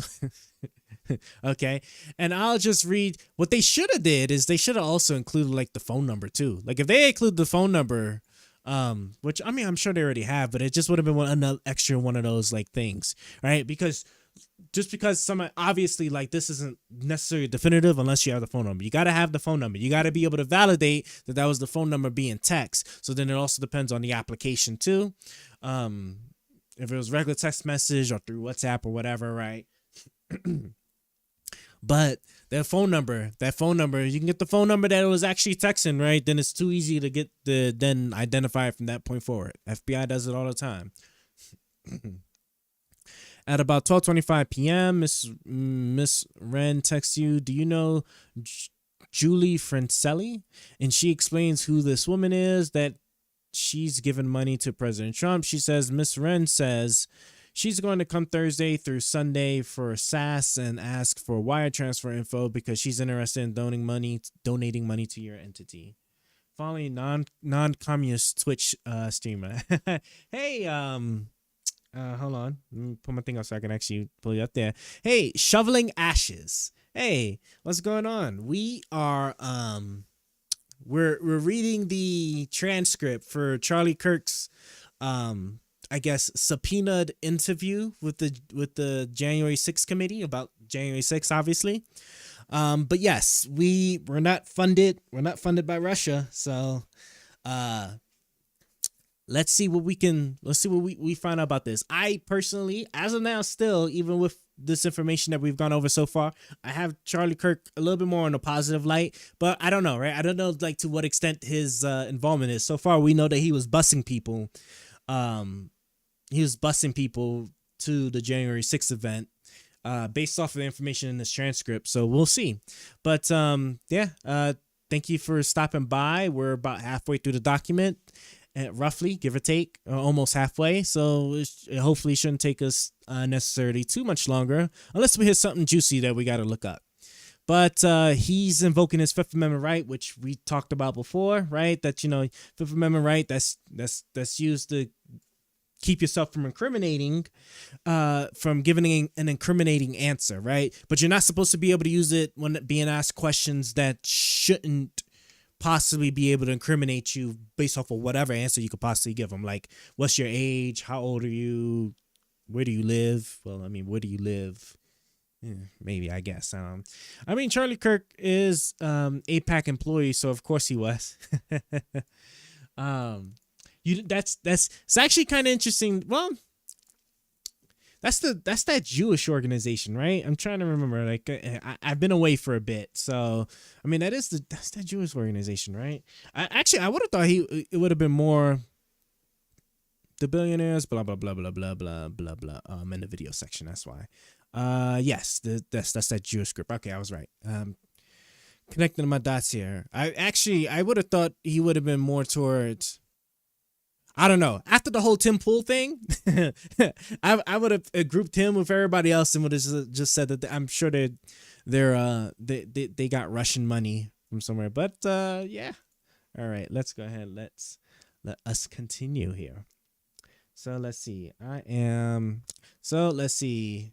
we'll go back. So summing point, right? Fifth Amendment right. Student Action Summit in December 2020 was held in Palm Beach, Florida. Fifth Amendment right. Did you meet Miss Francelli or Miss Wren at the 2020 SAS? Fifth Amendment right. Now you see here in this message, Miss Wren writes, if you meet with her, meaning Miss Francelli, for 5 minutes at some point, she would do a minimum. I'm sorry, let me back up. I was going to tell her to send you $50,000 today. And then if you meet with her for 5 minutes at some point, she would do a minimum of $250,000 guaranteed. Hold up. Who is this lady? We got to find out now. Mrs. Wren. Hold on. Let's see. Let me see. Hold on. Who is this lady? Do you know Julie Francelli? We need to look this lady up. That's a lot of money to sit there and hey, I'll give you $50,000 now. And then if I meet you, or if you meet me in person so we can discuss some, illicit activity, I'll give you $250,000. That's kind of crazy. Julie Francelli. Who is this? Is Julie Jenkins Francelli is an American Harris? I don't even know what that is. And conservative political donor, excuse me. She's in Harris. How do you I gotta look this up real quick. How the hell do you even pronounce that? Harris? Harris. Okay, I guess I was right. Like Kamala Harris. Okay, Harris. Okay. Yeah, AIPAC, the American Israel. I gotta just click here, right? AIPAC equals the American Israel Public Affairs Committee. All of U.S. politicians have AIPAC advisors. It's just money laundering scheme where all politicians get free Israeli citizenship and they send money there and get paid. You should see the Congress reaction when USS Liberty happening. Truly eye-opening. Oh, is that the one where like Israel like accidentally accidentally like attacked one of the ships, one of our like our military vessels or something? I think that's what that was, if I recall correctly. Let me find out who this lady is real quick. She's a Harris of the Publix supermarket fortune and a member of America's 39th richest family. Good gracious. Francelli's organization efforts and donations played a decisive role in the January 6th Stop the Steal rally at the Ellipse that preceded the attack on the U.S. Capitol. Early life, business endeavors, political contributions, Republican National Committee, blah, blah, blah. Francelli donated $250,000 to the Trump campaign during the 2020 election cycle. Ultimately donated more than nearly $1 million to joint account serving the Trump presidential campaign. Gave $1,000 to a candidate for mayor, blah, blah, blah. Association donated $150,000 to the nonprofit arm, blah, blah, blah. Working with in association with Alex Jones. Okay, so she's one of these people. Donated $300,000 to Women for America First to organize a Stop the Steal rally in D.C. for January 6th. Who was reportedly a regular listener of Jones' show. Oh my God. It's amazing how all these people were just like connected, bruv. Like, my God, Jesus Christ, bro. And it's amazing how much money funnels around these people, bruv. Good Lord. Accidentally, it was supposed to be a false flag where the boat was meant to be sunk with no survivors to get U.S. into war with Egypt and its allies. Interesting. We will have to put this on a list because I have heard about, I've heard about the, like, that whole Israeli thing at some point, and we got to put it on a list to look up, but we'll definitely give it some time at some point for sure. It'll be on my mental list of notes for sure. The event itself featured Donald Trump, blah, blah, blah, described, donate $200,000 to Tea Party Express, which used money for advertisements, Washington Post, blah, blah, blah. Okay, private life, family ranked in Forbes, yep, and okay, so she sounds like she's just like one of those typical like right on our Republican side, those people with a lot of money that just listen to the wrong people. Because if you was listening to Alex Jones, I already put you in a particular bucket list or bucket, excuse me, for her people. Can I link you a good video about it? For sure, please do. And we might when we're taking a break, we might even actually like even play it too. For sure. Thank you so much, Shoveling Ashes. So now let's go back with this baby here. So, okay, so this is where this money is coming from this lady here. So, invoking more Fifth Amendment right, we can see here on page 2, Charlie Kirk user sends to Miss Wren wiring instructions for turning point action. Because of course, you know, Mies wants this money, so why would I not, you know, turns this down, right? That's why Tin Pool and all those other people were getting, you know, happily taking that Russian money. Oh, cool. And let me click this here so I can. The guitar sounded like this straight out.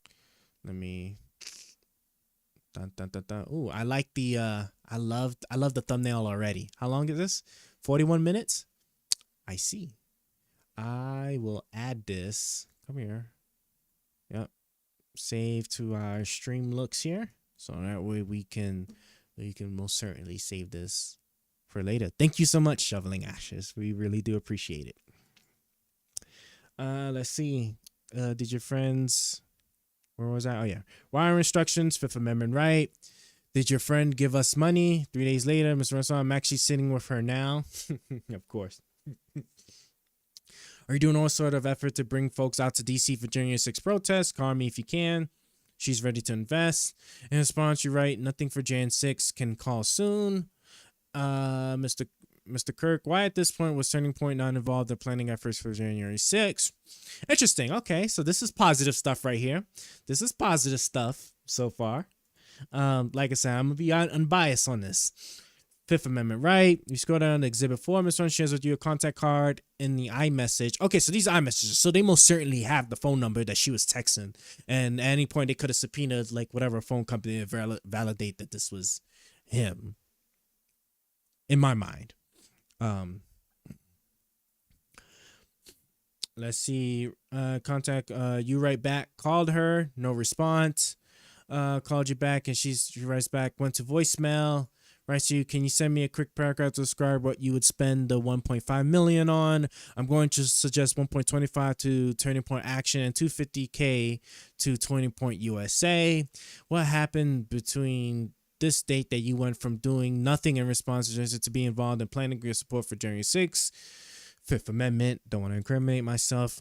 And I should have gone here to page 5 to clarify that because you write back an investment of $1.25 million for TPA will allow us to deploy social media influencers to Washington, D.C. on January 6th to produce high-quality capturing video content that will educate millions about the significance of January 6th, mobilize students to fight against voter fraud, as well as expand the President's America First goals and objectives. So is it fair to say, Mr. Kirk, that you only decided to be involved in support January 6th once it's clear that she was going to provide you money? Yes. And so this is why I invoke my Fifth Amendment right, because I don't want to incriminate myself. Okay.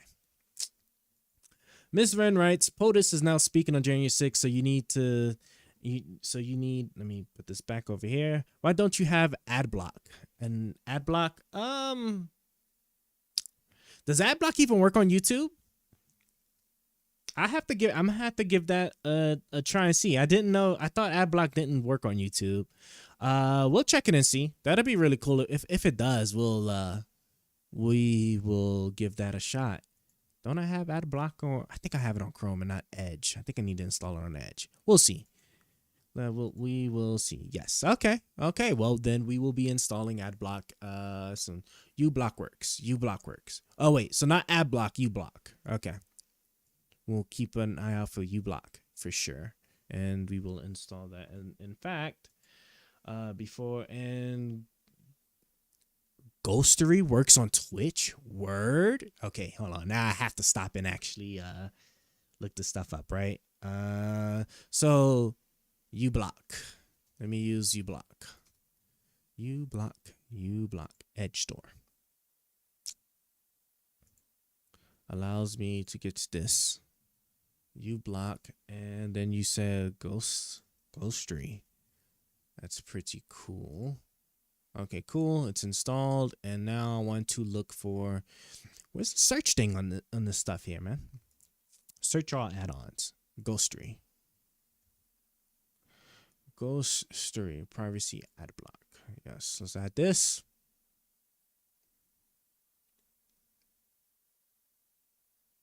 And cool. Enable Ghostery to get started. Enable Ghostery. Yes. Setup successful. Ghostery is all set to stop trackers in their tracks and protect your privacy while browsing. Allegedly. Pin it here. Pin it here. I'm not going to pin it, but I am going to click it though. Where is it? Ghostery. Ad blocking. Cool. Okay. Well, we have that now. Now we're going to get it. Thank you very much, Shoveling Ashes. Let's see. So, Fifth Amendment right, page 5. On December 28th in the morning, Mr. Wren writes, POTUS is now speaking on January 6th, so we need this to be a very legit operation and crowd building. I'm not comfortable with these organizations. Can we set up TP USA involvement? Also, I think you need to speak. And Inspector Roback, who told you he is speaking? Right, it's the White House. We had to move the location, have been dealing with Secret Service all day, moving the permits into our name, and you right back. Let's see. You might need to refresh some streams on Twitch from time to time, but it blocks the ads. Okay, good to know. That's really cool. I didn't think they had something on the Twitch side, so that'll be awesome. Let's see. And you are back. I find it hard to believe that he will speak. First, did Miss Warren ever tell you who from the White House conveyed to her that the president would be speaking on January 6th? Fifth Amendment right. Why did you find it hard to believe the president was going to speak? Fifth Amendment right. Now I'll just give you the synopsis here of the following parts of the text message exchange. You can see here on December 28th in the afternoon, there's a discussion about the details that go into sending the wire transfer to Turning Point Action, because Val's needs that money for sure. Ms. Wren then confirms that someone you got contacted by named Marianne Parsons is someone who works for Miss Francelli as an accountant, and goes on to talk about the details of how the wire transfer would be effective to Turning Point Action, Turning Point USA. On page 8, Miss Wren sends you a budget. You can see there's an image here, Turning Point Action budget. We can't see the details on this, but we do know that in response you wrote, I can't live by that budget. It's 6 days away. Mr. Kirk, do you recall what about this budget was problematic from you? Fifth Amendment right. Why did you just decide not to speak at the January 6th event? Fifth Amendment right. I thought he was at the January 6th event though. Hold on. Now we gotta pull this up real quick. Let's see. I could have swore wasn't he talking to someone? He wasn't speaking with obviously any of the people. I thought he had his own thing on the side, or maybe it was at a completely different location. Let me see. Charlie Kirk speech, January 6th. Curl. Watch Charlie Kirk speak at the 2024. What was that video I saw?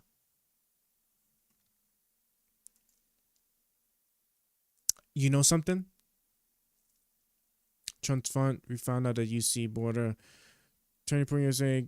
Kirk's full speech at. Okay, no. So actually, I don't think he was actually there. I think what it was. Conservative activist speaks at winner take all case against Trump 6. Okay. You know what I'm getting them confused with? I'm getting them confused with oh god, what's the guy's name? It's the other guy. It's the what you call it? The white supremacist Holocaust guy. Nick Fuentes. Nick Fuentes was there. I don't know why I put I guess they have the same jaws. I don't know. Jesus Christ. That's right. I got him mixed up with Nick Fuentes. Nick Fuentes was definitely there. This I remember. Okay, so Charlie Kirk wasn't actually physically there, but he was busting the people. Okay. See, this is why we're reading the transcript. We're gonna pull up to make sure. So that's what. If you want, let's see. If you want to go into the deep, I got things for Android phones. Oh, Jesus Christ! And if you want better YouTube experience, you should check out Sponsor Block extension on YouTube. Basically, it skips all sponsors, and you can configure it to skip intros and other nonsense. Jesus Christ! That is actually kind of deep there. How the hell does that even work? Is a crowdsource let me see. Skip sponsors, subscription begging, and more on YouTube videos. Report sponsors on videos you watch to save others time. Oh, okay. That's pretty freaking cool. I usually just press, the forward arrow just a couple of times. Or I actually just probably use that point to maybe just walk in, take a bathroom break or something. But no, this is really cool. I might actually even install this for sure. Matter of fact, let me sponsor block. I am going to, I like this. Saves this. Oh yeah, because I'm using Firefox. That is why.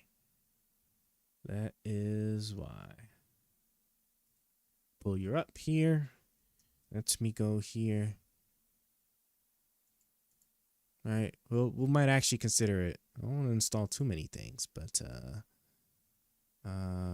actually, yeah, I will leave it in my research thing because I'll have to look it up. That's really cool. That's actually pretty cool. I like that.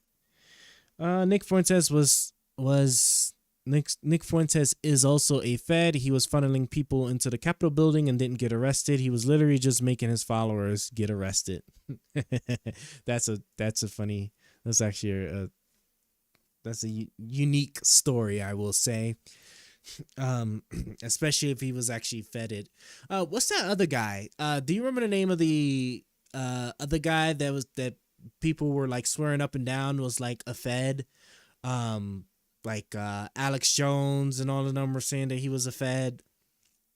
That was sitting there by the barrier before it got knocked down, where he was telling people to protest or whatever stuff. Then the barrier gets knocked down or whatever, and then the conspiracy was that he was giving orders or something like that. I can't remember the guy's name, but that's interesting. I'm pretty sure that was hashed out pretty well though from all the stuff that I was seeing. And so I know that particular guy wasn't a Fed, but Nick Fuentes being a Fed, it sure is interesting. Let's see. Mr. Kirk, did you have concerns over potential unrest or violence on January 6th, Fifth Amendment? In response, after you say you're not speaking at the event, Ms. Wren says, please call Marianne with the prayer hands emoji. Then you write back, I did, and said no response. Then in subsequent days, you ask Ms. Wren, check Telegram, please. On January 4th, you write, no answer from Julie. Did anyone ask you to reconsider your decision to not speak at the event? Fifth Amendment right. I'm going to pull you back over here. Fifth Amendment right. Did you recall Marina blah blah blah to hearing that you were not going to speak at the event? Fifth Amendment right. Now you can see there on January 3rd you wrote to Miss Wren, check Telegram please. Why did you tell Miss Wren to check Telegram? Fifth Amendment right. Did you use Telegram to communicate about the rally? Fifth Amendment right. Now, as I indicated earlier at the start of the deposition, Mr. Kirk, there were no messages, text messages, messaging application documents that were produced. And so our assumption is that because your attorneys have certified compliance with the subpoena, that you do not have any Telegram communications in your possession. Is that correct? Fifth Amendment right. Move on to Exhibit 4. I got hacked YouTube app on my Android phone. It has ad block, sponsor block, background play, that overlap play, basically almost all premium features. Also, it's open source, so it's not a virus. Definitely do share that. I will definitely would be willing to give that a look. I'd have to, of course, I'd sit there and I'd look through it a little bit. As far as the sourcing, if you can provide the official sourcing would be awesome. Second page includes a budget and trip plan, and you can see here the very top line of this exhibit. I can zoom in. I think includes a line item here for turning point action 1 million. Okay, so they're going to budget stuff, and it gives an explanation that didn't mean to click it. I can tell you generally tracks the text messages that you sent to Miss Wen when she asked you for an explanation of how you would spend the money. So did Miss Wen discuss with you that she would include the explanation that you gave her in a budget and trip proposal for Miss Francelli, Fifth Amendment right. Now, if you recall, the original discussion with Miss Run on a text message was for 1.25 million, and this budget is for 1 million. Do you know why the amount in the budget is less than the amount originally discussed in the text messages? Fifth Amendment right.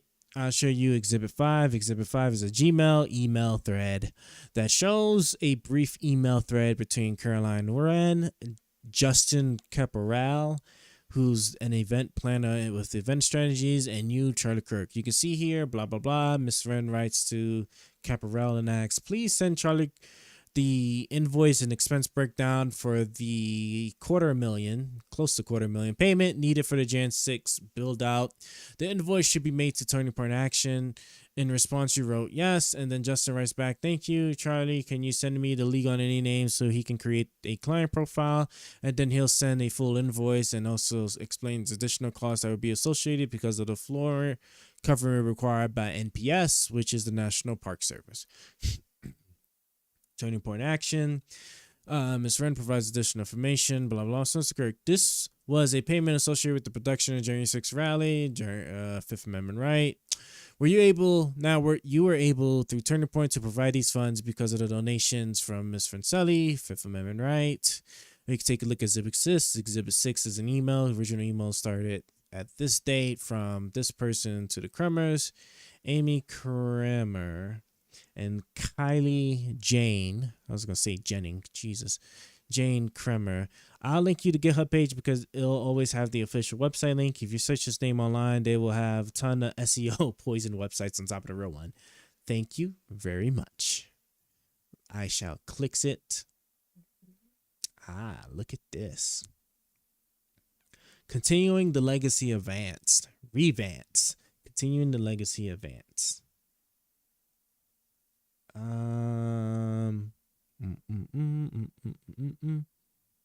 Backed bots assisting Revance applications to use Revance on Android. Let me look at this manager. Classes to be merged with Revance, patches for Revance, collections, Revance patcher used to patch Android applications, the API, website for Revance. Here we go. This is probably what I want to look at. The official Revance website. Install dependencies with npm install. Start a development server by running. Oh, okay. No, I get what that is. I see. Bam. Continuing the legacy of Revance. Customize your mode experience to Revance by applying patches to your applications.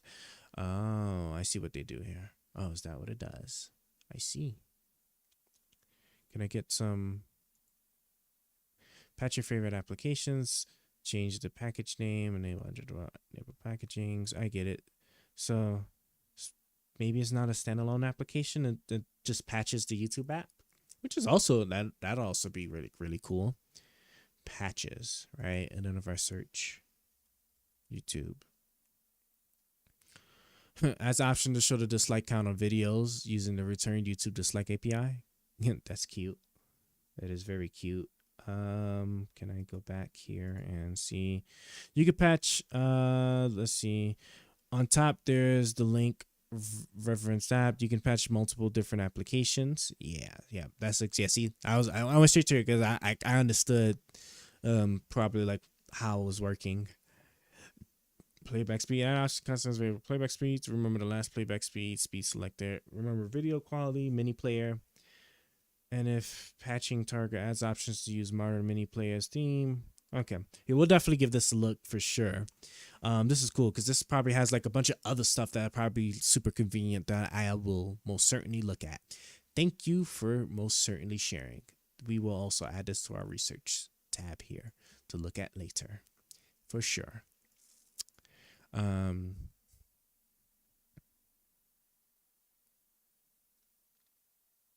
And let me just click on that too, because I probably need that. But then we'll go through the website too when we get a chance, right? We'll just get through from here. So let me unclutter my bookmarks here. Yeah, I'll just download it straight from here. Cool. All right. But for YouTube with non-rooted phone, you need to download the APK from some other site. Okay. I think I have a phone that's rooted, maybe. I'm gonna double check. This is why I keep a spare Android phone. Custom ROMs, baby. Custom ROMs. All right, let's get back to it. We can take a look at Exhibit 6. Exhibit 6 is an email. Original emails, blah, blah, blah, and blah, blah, blah. And then there is a forward. We understand that this is forwarded to you, blah, blah, saying she wants to review the budget. You saying event production costs are getting high due to Secret Service and Park Service requirements. And she asks if you're comfortable with the budget that is laid out below in the email. You can see this includes the 411,000 event strategies, 50,000 for Blue Bonnet fundraising, blah blah blah. And then you can see another 250 for turning point action, busing and event promotion, then 250 for turning point action with nothing associated with it, not designated. Did this track with the cost that you were predicting around this time? Fifth Amendment, right? You can also see January 3rd, Ms. Ryan gives you a budget update and also says attach an invoice for Blue Bonnet, and then also says for True Media, blah, blah. You can see the explanation of that is 60,000, blah, blah, blah. Did you agree to pay 60,000 in speaking fees for Donald Trump? Jeez, man. Man. Talk about the type of like money, the money, money faucets that be all around these people, man. Give me $60,000 to talk. I'm invoking Fifth Amendment right here, Exhibit 7. I mean, I have Graphene OS. I just downloaded the YouTube APK from the APK Mirror. Honestly, I'm fine giving some Russian Trojan money just because the money isn't going to Google. I'm not too familiar with that particular OS, but I think I have heard of it. I've always thought about using like a super custom ROM. I usually like just getting the ones that take like the manufacturer ROM and then they root it. But like a full-fledged OS ROM, I don't think I've ever given one of those a try. Or maybe I have on like a really old phone. It's been so long. Let's see. Invoking Fifth Amendment rights, 60,000. Another email thread. Oh, we're already on 18. We got 10 more pages to go. See? This one provides blah, blah, blah. Jerry 600 writes to Ms. Preston, I need to send $250,000 to Charlie Kirk ASAP. Her response, person's response, is this turning point action where you gave the 1 million last week? I think so. It is for busing in more people. Call him. Do you have his number? Jesus Christ. And then this is then forwarded from Miss Parsons to people who are associated with LJ Management, blah, blah, blah, with an explanation that she should be a $250,000 wiring to 20 point in addition to the 1 million wire that had been sent out the previous week. Good Lord. Honestly, just use Graphene OS. It's the best. If you want Google Play Store, you can have it, but it's Sandbox. Okay. Yeah, okay. I'll definitely look it up for sure. In fact, can I just copy here? Where's my? I put it up in Firefox this time. And just okay. Let's see. Accountant. Subject line confidential, and there's an Excel attachment to it. You're right. Hi, Maria. Please see attachment. With recent legal costs incurred, the total comes to almost $1 million thus far. And the attachment there is a spreadsheet. I can tell you that you can see from the blank, we call these Bates stamps in the bottom right corner. The document says CPA, that's Bates stamped that way, blah, blah, blah. Our understanding is that the redaction, the black lines have been conveyed to us were not costs associated with January 6th. So we're left to understand that these things that are shown are costs that were associated with January 6th rally. And you can see here that these columns have the date, the type of payment, blah, blah, blah, how much the dollar amount was, info category. And so, for example, line 7, let me go here. Also has storage scopes and contact scopes, so you can set what files or contacts the app can see. Oh, that's actually pretty cool. Now that I actually like, right? Because I'm pretty sure, what's its face? TikTok. I'm pretty sure TikTok will eventually start harvesting all the information on the phones at some point in the near future. So we've gone through and we've added everything that says buses. The figure comes comes out to less than $250,000. So you can help us understand why there would be a need for an additional $250,000 on top of the $1 million that were already provided by said person. Fifth Amendment right. And the reason we ask that is because we're just trying to understand the logistics and costs that are associated with bringing people to DC and whether those efforts were successful, that kind of thing. So to clarify that you'd be willing to provide on that would be very helpful to us. But I understand that you're going to invoke your Fifth Amendment right. Fifth Amendment right. Exhibit 9 is the invoice from True Media LLC, billed to Turning Point Action with the date. The description on this invoice says March to Save America. Blah, blah, blah, keynote speeches on Mr. Trump, total dollar amount $60,000. So did you discuss strategy for January 6th with Miss Person or Mr. Trump, Fifth Amendment right? And did you agree to pay these individuals for their speeches on January 6th as opposed to the payments for other services, blah, blah, blah, Fifth Amendment right? I understand that they also had, meaning these people had participating in some capacity at the Student Action Summit in West Palm Beach the month prior, where they also had been anticipating receiving payments for that participation. Mr. Kirk, someone said that this $60,000 payment that's listed as a January 6th was actually reimbursement for speaking at the place. Would that be true? Sixth Amendment right. Now, as he mentioned a bunch of times already, we understand Turning Point helped to coordinate bus transportation for the January 6th. Before I forget, so that's the only thing I've noticed to be of interest so far. Did Trump actually speak at the Student Action Summit? And was it even recorded? Would be a good question here. Trump at Turning Point USA's teen. Okay, so he did actually talk there. Damn, it's an hour long. Ugh.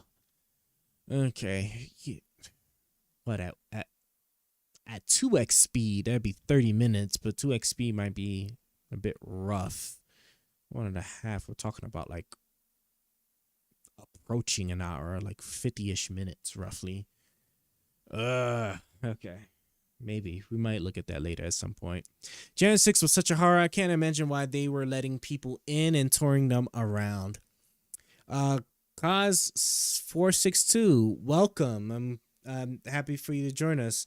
We are looking at Charlie Kirk's involvement into that January 6th event, and so far, all we know so far is that he was busing people over there. So, so far, I still have positive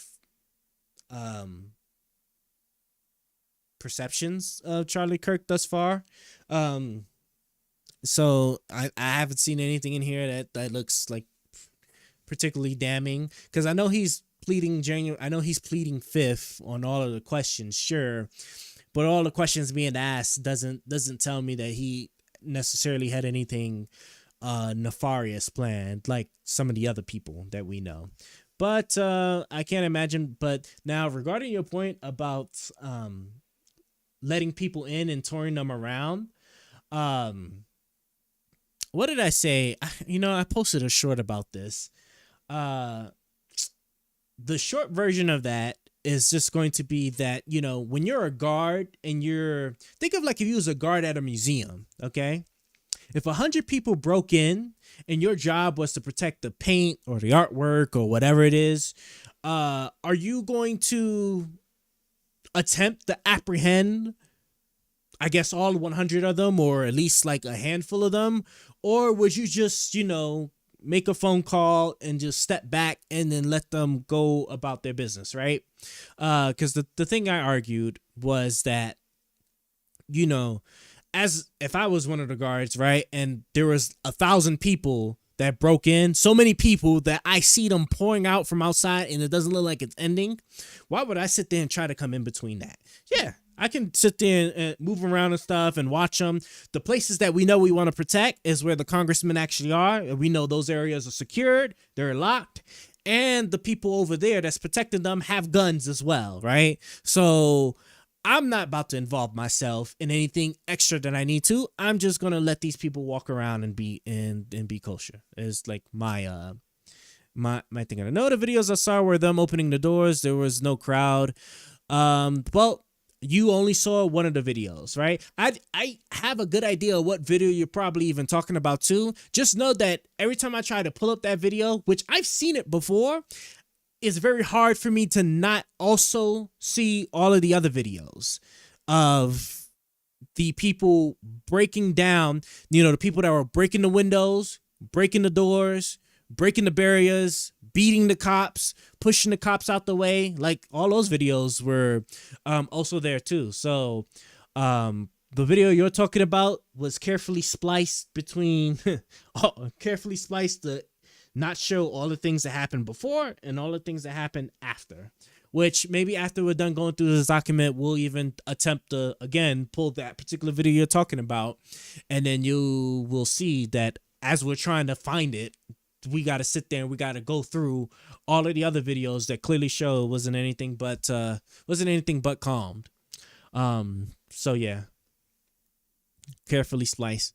It's short, man. I tell you, the thing that always trips me out about when people, about the video too, is that the video didn't even come out after the event, right after the event, right? We're talking weeks, maybe months, right, afterwards. So everybody would have seen all of the stuff first before you even got to the video, which had to be handpicked by what's his face, the guy that got kicked out of Congress, not kicked out of Congress, kicked out of the speakership, the first Republican we've ever had in Congress ever to actually lose his speaker seat, when he gave that video to Tucker Carlson, and then Tucker Carlson showed that video, right? And this was like well after the event. So it's amazing that video still makes its rounds, and then nobody else ever like comes across any of the other videos about the event. But like I said, I don't give too much. I don't even know what's the word for it. But when it comes to Tucker Carlson, I just assume most of the stuff he's just giving you is lies anyway. After all, he got caught with those fake votes, that lawsuit, that Dominion lawsuit that exposed his text messages, where he was showing y'all or telling y'all one thing, and then his text messages clearly showed he didn't even believe the shit he was telling y'all. Oh man, perfect.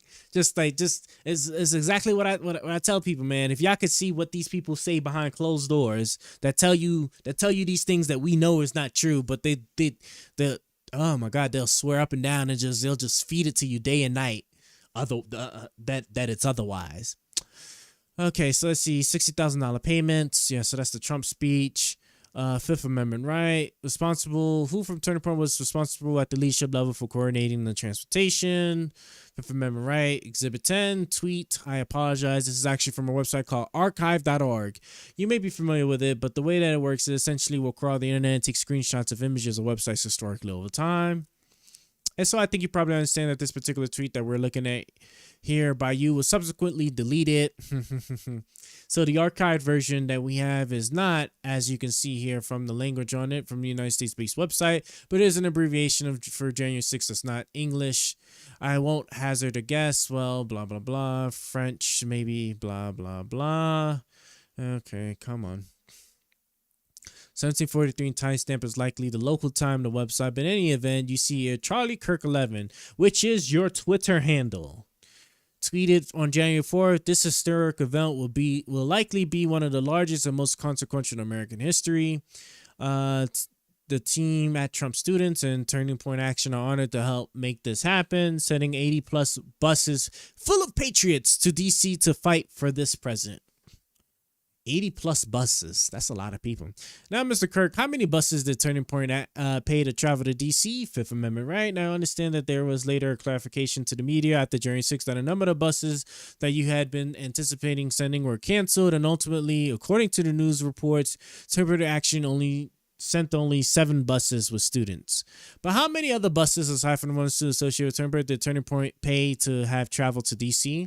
I would have been interested in the money, because didn't they pay like $250,000 for the buses?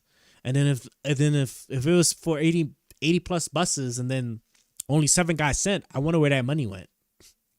If this is even true. Probably not.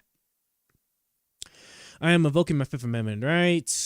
Exhibit 11, very short email string. You can see here, blah, blah, blah.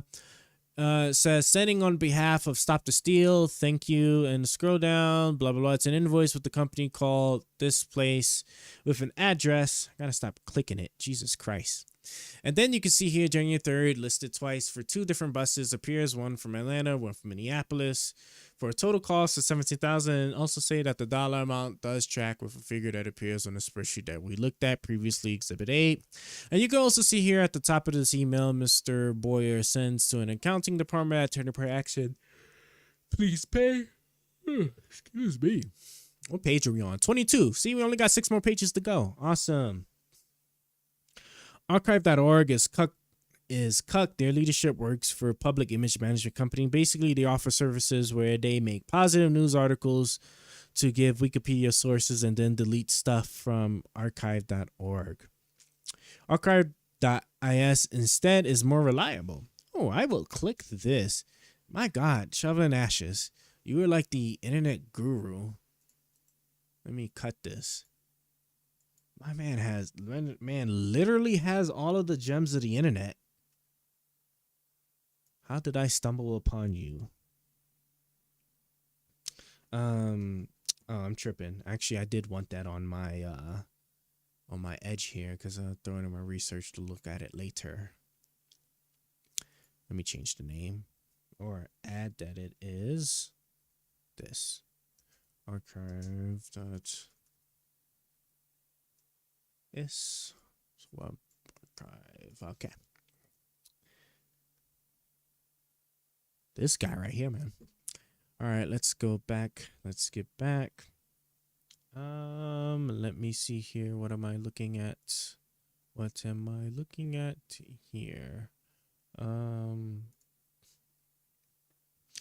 right, going back. We're almost done. We're almost done, guys. Bear with us. Okay, so let's see. You can see here it sends please pay. Okay, so they're getting more payment. Are you aware that Mr. Martin was working with an individual known as Ali Alexandra to coordinate this event? Fifth Amendment right. Exhibit 12, you can see here the top of this says January 10th from the event of Turner Point Action to someone named Austin Smith at Turner Point Action. And the text of the email says, here's the email that was sent for all 5 buses with different locations and addresses and contact information. And then below that is an email that says January 4th, subject line, March to Save America 2021. New Jersey bus transportation email in sum and substance is the information, blah, blah, blah. January 6th, transfer information, blah, blah, blah. Logistics. But the one thing I want to ask you about on this email is you can see in the middle in red text that says, please make sure to download the Telegram app as your bus organizers will put all of you in the group chat and send the link to join. Yeah. So I'm pretty sure at this point, especially with the other text messages that they have that I'm sure they got the phone number. Yeah. The only way either the committee didn't want to bother pursuing anything further because I want to say they have enough compelling evidence to say that the man definitely had Telegram or other messaging apps or other text messages, for sure the text messages. And the only reason why he doesn't provide them is because, or it would be reasonably be assumed that he definitely deleted all of those shortly after the event, which then they can't hold it against him. Right. Which, hey, it is what it is. So the Turning Point creates Telegram chats for each bus group that traveled to DC on January 6th, Fifth Amendment right. Do you know if other employees of Turning Point has been asked to search to see if they have Telegram chats that are relevant to the Select Committee's inquiry? Fifth Amendment right. On January 6th, and I'll read you a quote. We reviewed footage from your live stream of your radio podcast show from January 6th. And I'll read you a quote of what we have you saying on the morning of January 6th. You say, well, let me tell you my sources. I won't say any names, are saying the vice president is prayerfully considering possibly at the very end of this sending it back to state legislators for clarification, which is an idea that was floated out there exclusively on the show. And let me just take this moment to say here that of all the Republicans I have some knowledge of, Mike Pence is probably the realest one I have seen. Cause like the stuff that we found out about like what he did, went through and decided to do during that whole event, that's a man. That's a man with like big kahunas for sure. I mean, you get internet smarts when you get old from when you get a old F from /B on your stream. Oh, am I do I have it up? No, I don't. I don't think I have any sensors, but also helps when he is drunk. That's funny. Let's see here. All right, we're almost done, guys. We got like roughly 4 more pages to go. And you go on to say, I can confirm that he, meaning the vice president, has been presented with this and that he is considering it.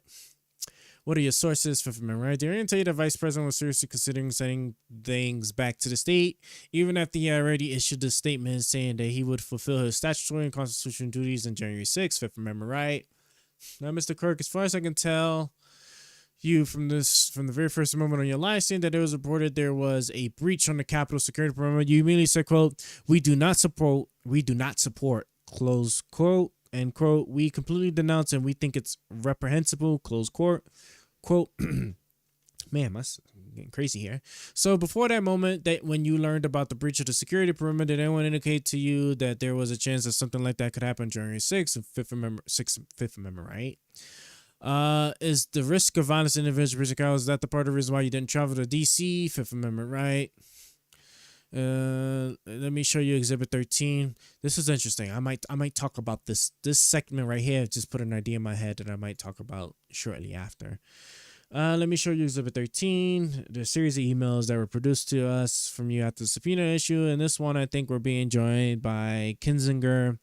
Thank you for being here, sir. Mr. Kirk, this is an email that it appears you received on January 21st, where someone wrote in and said, I usually enjoy listening to you, but lately you seemed really weak. Why even say there's a legitimate argument that President Trump incited the mess at Capitol? There's no real argument. He said to be peaceful and goes on to explain that it's time to fight. Let me read this one more time. There are a series of emails that were produced to us from you after the subpoena was issued, and this one I think you were being joined by Mr. Kinzinger. I think Kinzinger was the attorney.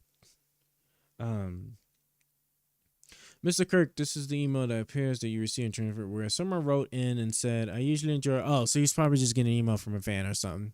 He said to be peaceful and goes on to explain that it's time. And in response here, the user says, Charlie Kirk. So Charlie Kirk wrote in response to this person, why are you even saying there's a legitimate argument that President Trump decided the mess at the Capitol? And so Charlie Kirk writes, it is the honest thing to say. Did you write your email? Okay. So well, I'm gonna hold that for later. All right. Fifth Amendment right. Now further up, this individual responds back to engage more and saying, I do believe it's the honest thing to say. I don't think that anything maybe they meant do not, because the next sentence says, I don't think anything he said incited people to break windows. I think you give the side that hates you ammo. And then in response to that, again, Charlie Kirk, fair enough, but I do think he could have been more specific and calm in the way he handled the speech. Again, is that you writing back, Fifth Amendment, right? Trump incited the violence that unfolded on Capitol 6. Do you believe there's a legitimate argument that he incited that? Fifth Amendment, right? It's an email here on January 6th at 8:23 a.m. I will confess to you again, you can see I'm showing you the Bates stamp showing it's a turning point document produced to us. It's not clear to me at what time zone this is on. I understand that you're on the West Coast, you're emailing somebody, blah, blah, blah.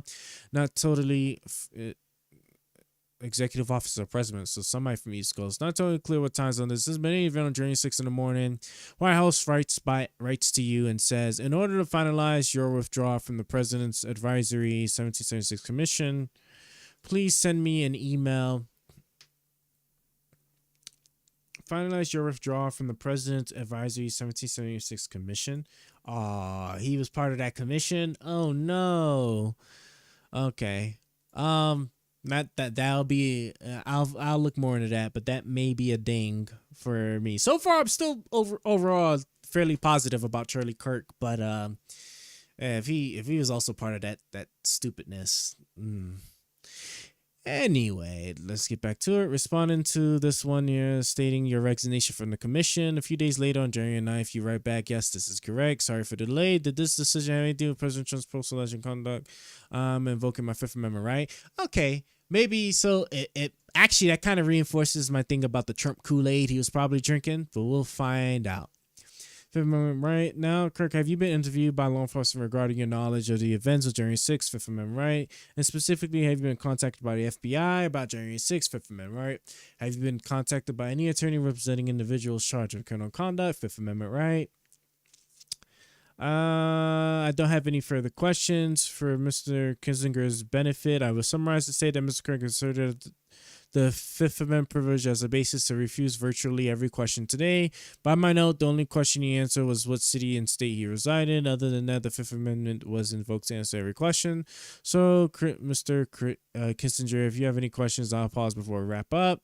I don't. Thank you. That's it. Appreciate it. Thank you, sir. And Mr. Kirk, under these circumstances, we will not officially close the record of the deposition as the select committee considers their appropriate course of action to move forward, but we do appreciate your time. At this time, the deposition will stand in recess subject to the call of the chair. We can go off the record, and then whereupon they go off the record, and then, yes. Bam. Okay. So, now, what I was thinking about at this moment over here, where was it? Was it like, what was it? Like somewhere in here. Oh yeah, this part right here. I wonder if maybe Charlie Kirk on. Let me see what the messages are. Fuck, it's 10:48 a.m. and already drank 2.5 liters of beer. Jesus Christ. If you don't mind me asking, what country are you popping out of? Is this like is this Australia? The Aussies? Maybe the Aussie guys? Who else I be seeing? I see be popping up. I'm kind of curious of where you're popping up from. But like somewhere around here gave me the idea that I wonder if he was given which, I mean, I don't know if I would blame him necessarily for this or not, but maybe if he may have heard something or had an idea that maybe people were planning on getting a little rough or violent, and he didn't support that, and he didn't really have anything with that. He's just like, look, that's dumb over there doing that, and then me, I'm gonna just do my thing over here. Which I don't necessarily blame people. Aussies are at least 8 hours in the future for me. Oh, Finland. Okay, cool. Howdy from Finland. If you actually don't mind me asking, what's your favorite beer over there? I'm always interested in finding out the kinds of beers that people drink in other countries. See if there's any that I potentially recognize. While I was in Egypt, there was a brand called ID, ID, literally like ID. Those two letters, that was like really good. It was like the best flavor beer I had, where like although the proof was like up to 20% depending on which one you get, so it was really strong, but it definitely tasted it really good. So that'd be interesting. But so somewhere around here, it makes me wonder if like if like he was given information that people was potentially going to be violent, but he was just separating himself from that. Look, I ain't got nothing to do with that. You know, I'm just busting people over there. What they choose to do, that, you know, that's on them and stuff. And I don't really like. I wouldn't blame them stuff for that. But probably not. I don't know. I mean, you can't really speculate on stuff like that. What I will say for sure though is because there's based on all the information that they seem to have, they could definitely lock him in on certain stuff, because if he was emailing the White House, obviously, right, right, they can get the White House records. So email address match, boom, that's that. Text messages, right, especially regular text messages, I think it's an iMessage, right? So phone number, boom, you get a verified identity there.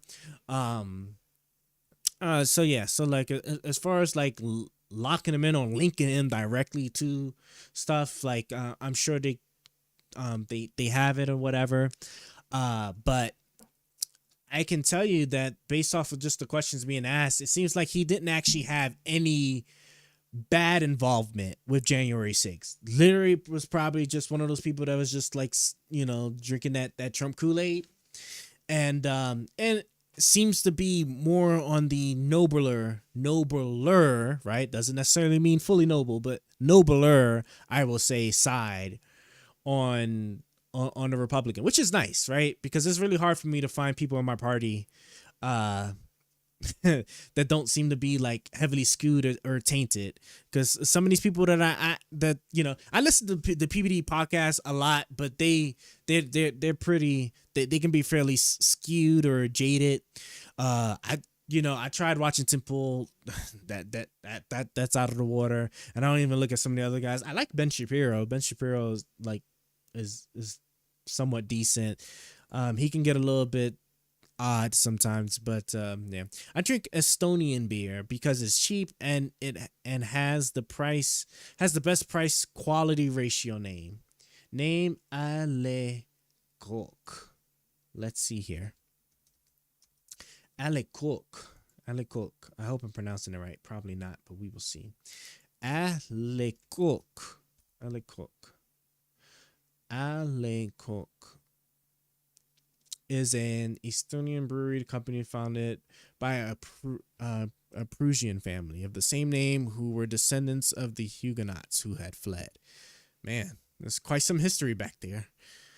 From the Huguenots who had fled France in the 17th century, the company was bought in 1997. It's currently owned by the Finnish company Alvi.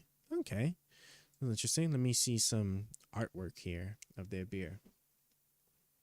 It looks kind of good. I'm actually not a beer person at all, but that's just because I live in America and I truly do believe that just virtually all the beers in America taste exactly the same. You have to go to other countries to actually like get real beer, in my opinion. There's people that'll tell me up and down that, that you can taste the difference between a Heineken and a Budweiser and stuff, and I'm just like, bruv, I can't. It just all tastes the same to me. It really does. All American beers just taste the same to me. The only one that's different, which I don't even know if it's even American or not, is it's the one that actually is like deemed like one of the most healthiest beers for you because it has a lot of fiber in it. Healthy beer, right? What the hell is it called? Guinness. Yes, Guinness.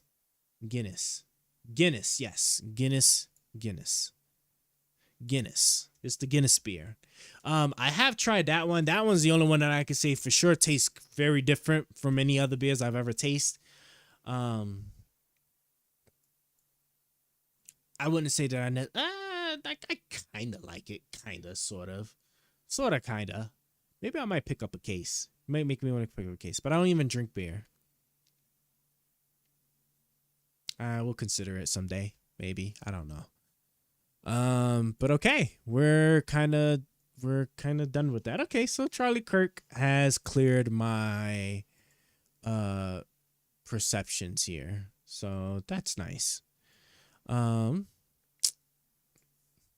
do I have next? Oh, Tim Pool. That's right. All right, Tim Pool's next on the list here. Let's see what's it. I mean, they tried to import US beer into Finland and they were so shit. No one bought them. I mean, they were so shit. None of the Finns bought them, but still they are being shipped to Russia because they are full on alcoholics and don't care about the taste. Yeah, I could imagine so, but that is particularly funny. See, and that reinforces my point. You see what I mean? Like, I'm sorry, like I'm sorry, beer guys, but like I don't understand like how people drink like the American beer, and then I hear too that the American cheese is also like, well, I was told that our government doesn't even consider our cheese to be actually cheese as a cheese product, but yeah, no, it's just one of those things, man. What's the word I'm looking for? Prioritize being cheap over quality for sure. Okay. Turning a profit. Good old capitalism, I mean. So, is there even anything I even want to look at regarding the Tim Pool Russian money thing? I need to take a look at the list of videos because I think I saved a video that I wanted to watch. Trump tells judge to dismiss January 6th case, citing Supreme Court immunity. Yeah, Yep, that's not getting dismissed. Oh yeah, my predictions, right? My Kamala Harris is going to win the election.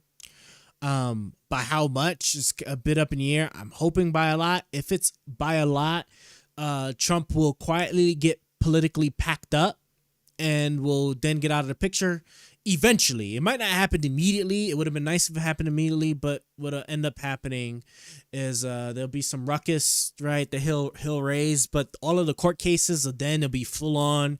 There's no more delays or nothing. So they're going to all catch up with him, and he's going to be put in jail for sure. Unless he has like a stroke or something, because he is old. Yeah, he's going to be put in jail, and that's going to be that. American cheese only has like 10% cheese if you are lucky. Even your laws don't recognize your cheddar as real cheese. It's classified as a cheese product. Yeah, see, that was exactly what somebody told me. I think somebody from Australia told me that, you know.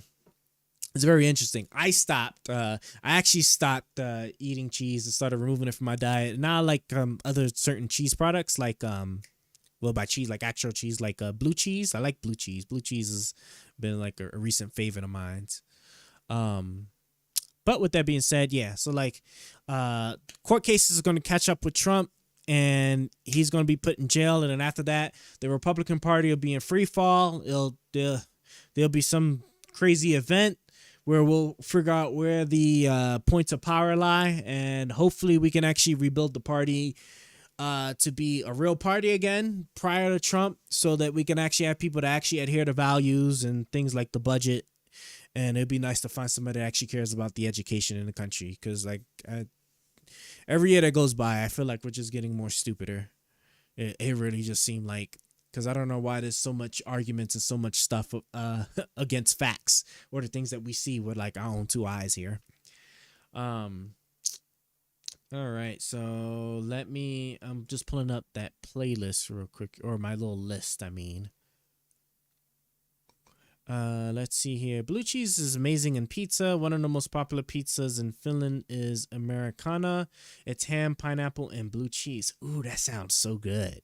Ham, pineapple, and blue cheese. Jesus, that sounds amazing.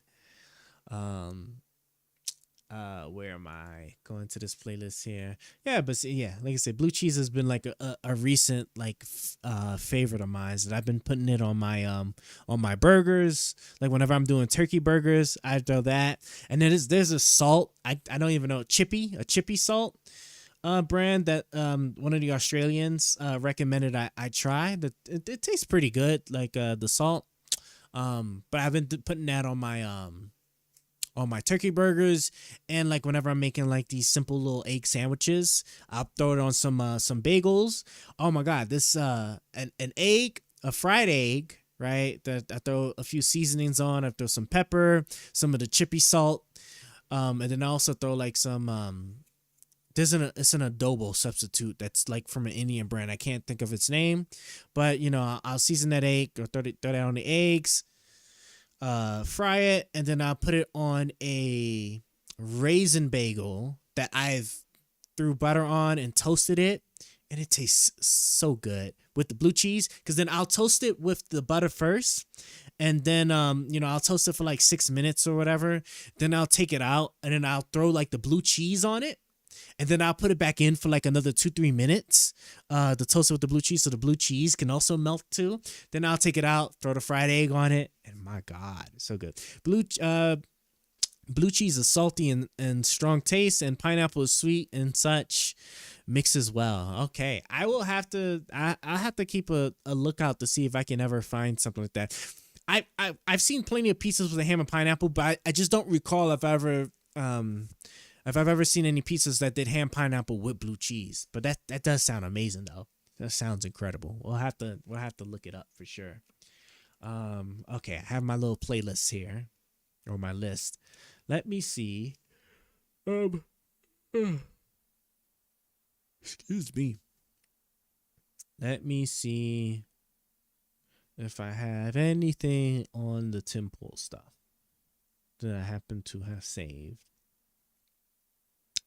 You know something? I wonder if the PBD podcast had made any mention about the Tim Pool money.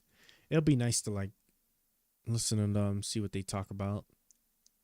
Let's see. Calls out Candace Owens, Newton suspension, Ohio cats eating, Tyreek Hill footage, RFK Jr. Michigan ballots, Zuckerberg amid censorship, blah blah blah. I'm sorry, I'm just looking. I am looking. Give me a minute, guys. Pelosi pushes amnesty for illegals. Okay, so I don't even think they even. Doesn't seem like they talked about it much. Trump versus Harris debate watch party. Okay, yeah, so they don't even say nothing about it. It's unfortunate. All right, I guess we're gonna do a regular YouTube search here. I'm just curious if I find any videos on it. Blah blah blah blah blah blah blah blah blah blah. I will keep that because at some point I'll look at that video.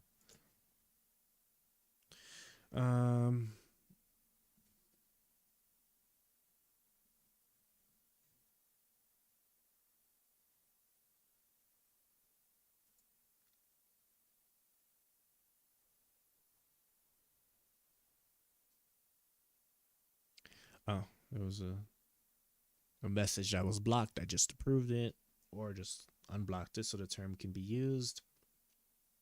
Tim Pool is such a fence sitter. The fence pole is so far up. Jesus Christ. And if that wasn't far enough, he spins on it. Ooh, jeez, man. That is quite a vivid picture. Yeah, no. I mean, look, that Russian money just kind of proves it. You know what I'm saying? Like the thing is that look, him and then those two other people that sit there trying to distance themselves from the Russian money and whatnot, and threatening to sue people that says otherwise. Look, let me tell y'all straight up. All right, I actually believe that they did not know that the money was coming from Russia, right? Should they probably have known? Probably. There was probably some flags, my understanding from like what people were saying. Oh wait, there definitely was a we're gonna find it. Definitely was a PBD podcast video. I think I remember hearing about it that we'll look up at some point. But anyway, right? I actually do believe that they probably didn't know, right? But the thing is that they'll never be able to escape. That I'll always bring up, like if they ever want to say that they just didn't know, is what does it say that a country, right, that wants to destroy America, that wants there to be civil unrest, that wants your economy to collapse, your living situation to be worse, whatever they can do to get a leg up on the world stage and to just shit on America? What does it say that that particular country was able to get its money to you? And not even tell you to do anything in particular with that money, not just to support you and making more videos of the things you're already saying. What does that say about you? You know, that's what I always say, and in regards to that, and it's just crazy to me, right? That's why I don't even. I've never taken those people seriously. Tim Pool and some of those other ones, man, like Russian money, and then I catch it every so often. I catch people, you know, when people talk, like I actually peeped that ahead of time. I said it in one of my videos, like with Destiny, when Destiny was talking to that one lady that was talking about the Jan 6 thing, even like the guy in the chat, right? Although I won't go as far as say that him in particular was it, but like the other guy that was like, oh, you know, like the people were being walked in and whatnot. There was one lady that was talking about it that like, my God, like I told you, I called it. I am like 1,000% sure. And now with the Tim Pool stuff, I think it's almost verified at the point that these people are Russian plants. And the funnel point is through Canada.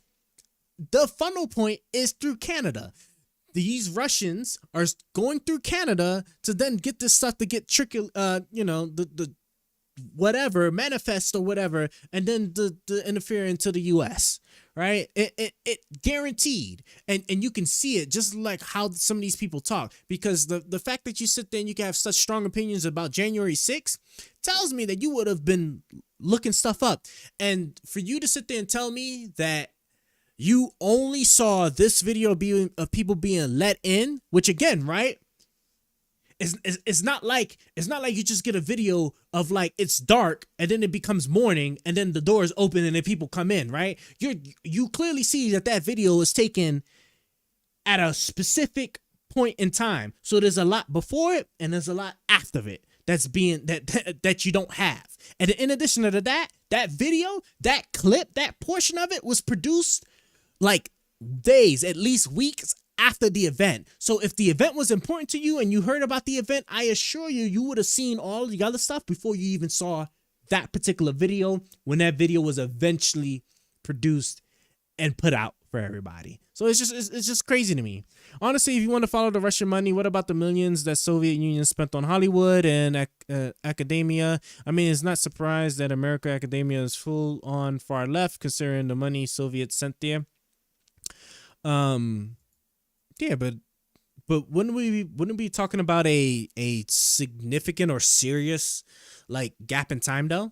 You want one interview from ex KGB spy and one university lecture by the same guy where he explains the subversion tactics. It's from the 1980. Yeah, definitely send it over, and I'll add it to my list of things that we'll look at and read for sure. But regarding the Soviet Union thing, but that's like so long ago though that I kind of have doubts. I mean, I guess the argument can be that when you lay the foundation, that let it grow, I guess, per se. But wouldn't it had been so far long ago that I doubt that there's really any hold much on like how Hollywood actor, like even if it was like the case to like make them like really far left or whatever for whatever goal and stuff, I kind of doubt that Hollywood would have bro, what is the word? How would I even phrase this? That if it was not meant to be, it would not have been so, right? That's why I like this. That's why I like with the state of the Republican Party currently, right? Where when Trump came in, a lot of people, there was a huge exodus. I remember this in our party. And then there was a huge influx of like these crazy ass people that came into the Republican Party. And so now after Trump, I expect a really similar event to where these people come back. So, I mean, you at that point, then you can argue that like as time passes, right, these things kind of just change over time. I don't know. I'd have to really think about like what I'm trying to go with that one, because I feel like time plays a huge factor regarding Soviet Union money. But I don't know. We'll see, right? But then, needless to say, I did learn about what is it? The Sisters of Texas or Sisters of USA or something like that, right?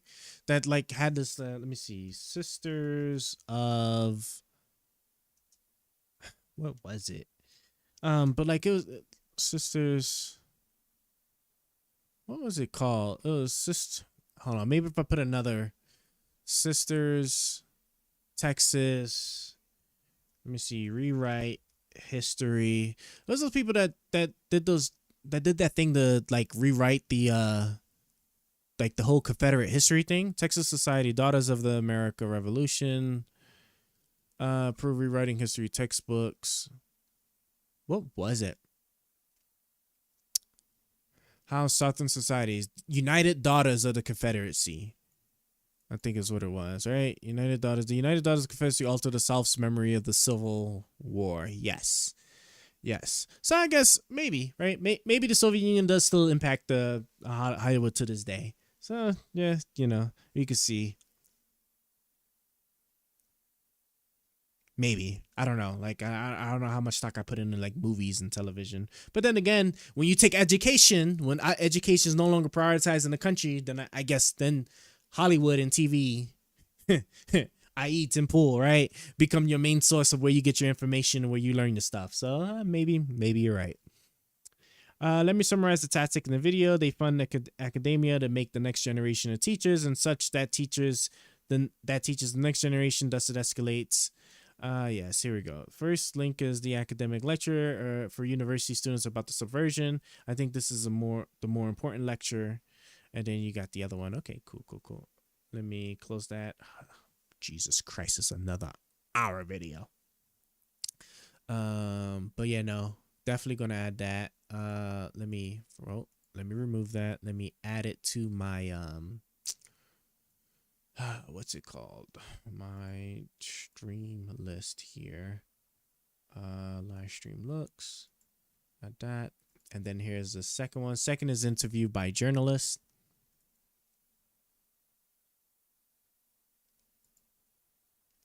Duplication of this program is prohibited by law, but it is on YouTube. Ha ha ha ha. Okay, save and live stream looks. Bam.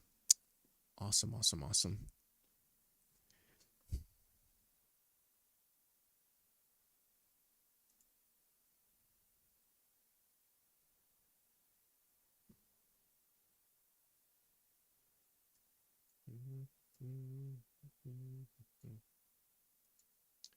One moment here while I have to fix up my thingamabob here.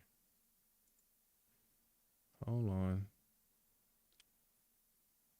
Do wonder why it did this, because now I wouldn't have seen any of the messages that would have came up. Can I enter? Okay. All right. Second is interview by journalist. Yes, so that's the second one that we just saved. Okay, cool. Right? I did save it, right? Let me double click and make sure. Yeah, I did save it, right? Let me just double click, make sure. See? I could distract it so easily, so quickly. Yeah, cool. We did save it. Nice, nice, nice, nice, nice. Okay. Basically, these two videos teach you about the subversion and manipulation tactics governments do from the Soviet perspective. I see. Okay. Sounds like it would definitely be some good stuff to like listen to and read. I do thank you for that. Let me. Is this the part?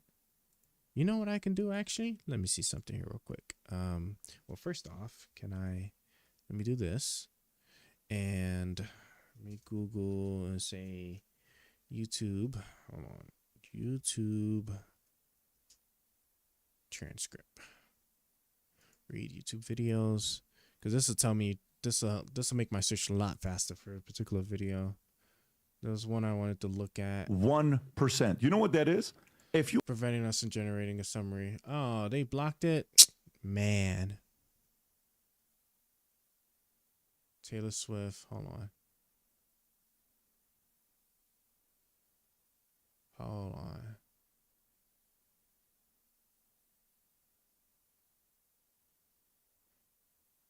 JP Morgan, Georgia High School. Okay, so definitely not that. I'm gonna give this like 2 more minutes and then I'm gonna just drop it because I just can't find the video that I want to find.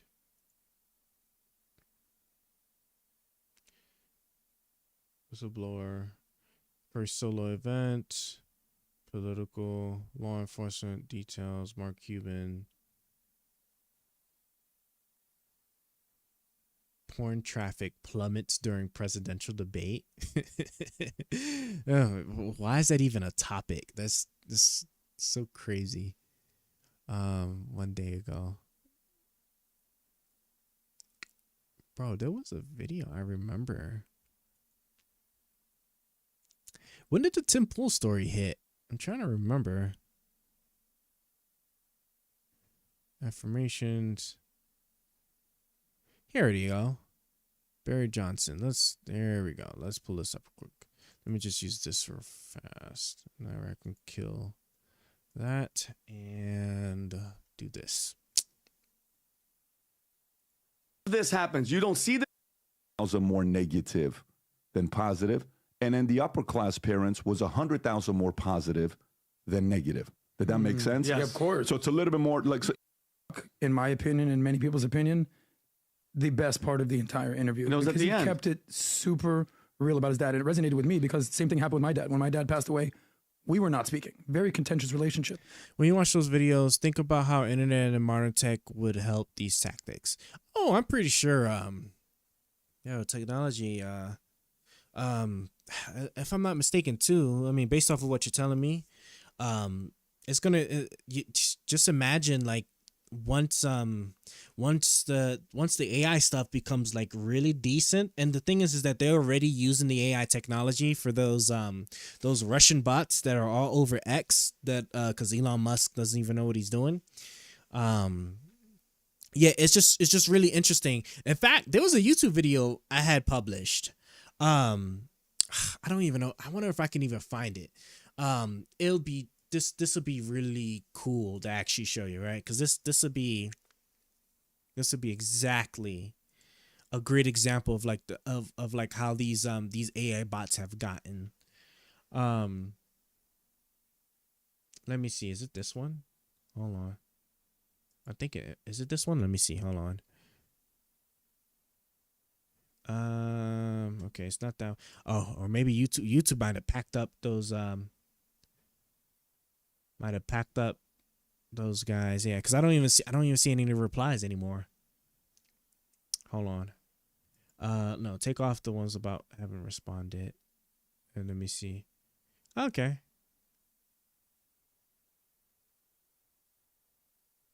Oh yeah, he's responded to me. I'll have to like look back at that at some point. Okay.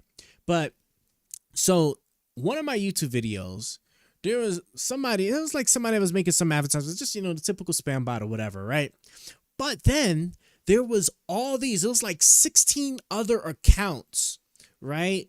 That all then started commenting under that other one. I was like, oh yeah, I've worked with this person, does a good job. But like the way, the mannerisms and the way they were speaking, and because I was already, especially since I was already aware, just like how like the AI botting has gotten, it was just kind of not freaky, but it was like just crazy. It just like how for the unsophisticated regular person, you would have thought that these were real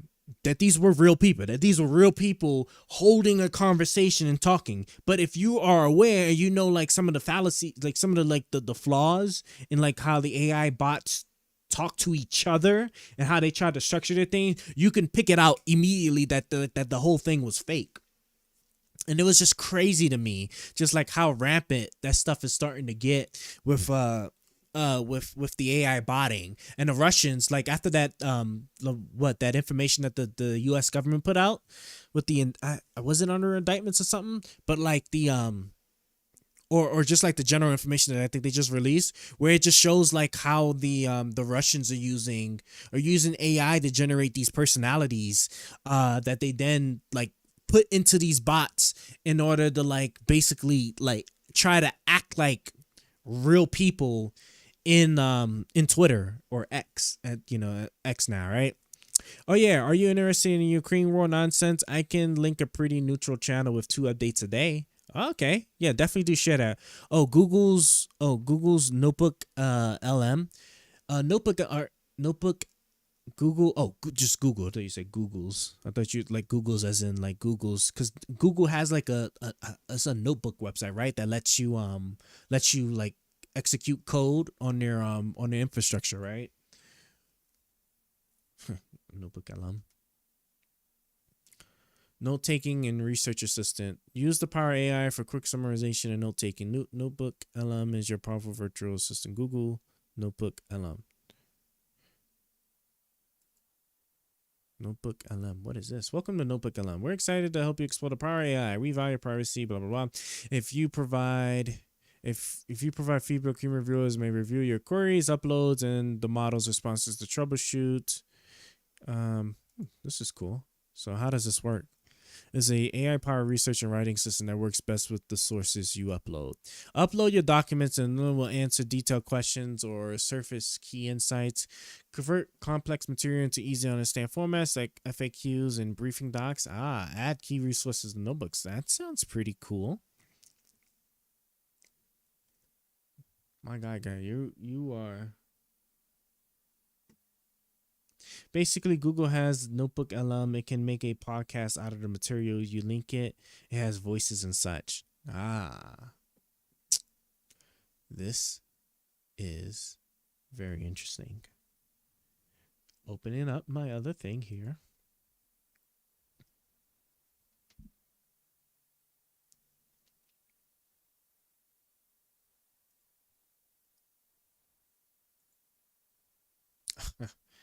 Okay, can I just go like that and do this? Man, I need like 2 more monitors and then I'll be good. Bam. And add that to the research tab. Put Google. Inputting Google. Okay. Here's the Ukraine War Channel. Let's see what we got here. Military summary. Black Monday. The heat, a devastating blow to energy sector. Russia's impeccable tactics. Military summary. Ooh, this does look really good. We shall subscribe. The most harvest time. The offensive of 35% of territory liberated. Okay. Oh yeah, we'll definitely like when we're like looking up the more stuff. We'll definitely like give some of these videos a look. Thank you so very much. We will definitely look into this one here. But what I liked about what The Rock said was, despite all the challenges that they had, the up and down relationship, do you know what he said his most important job is?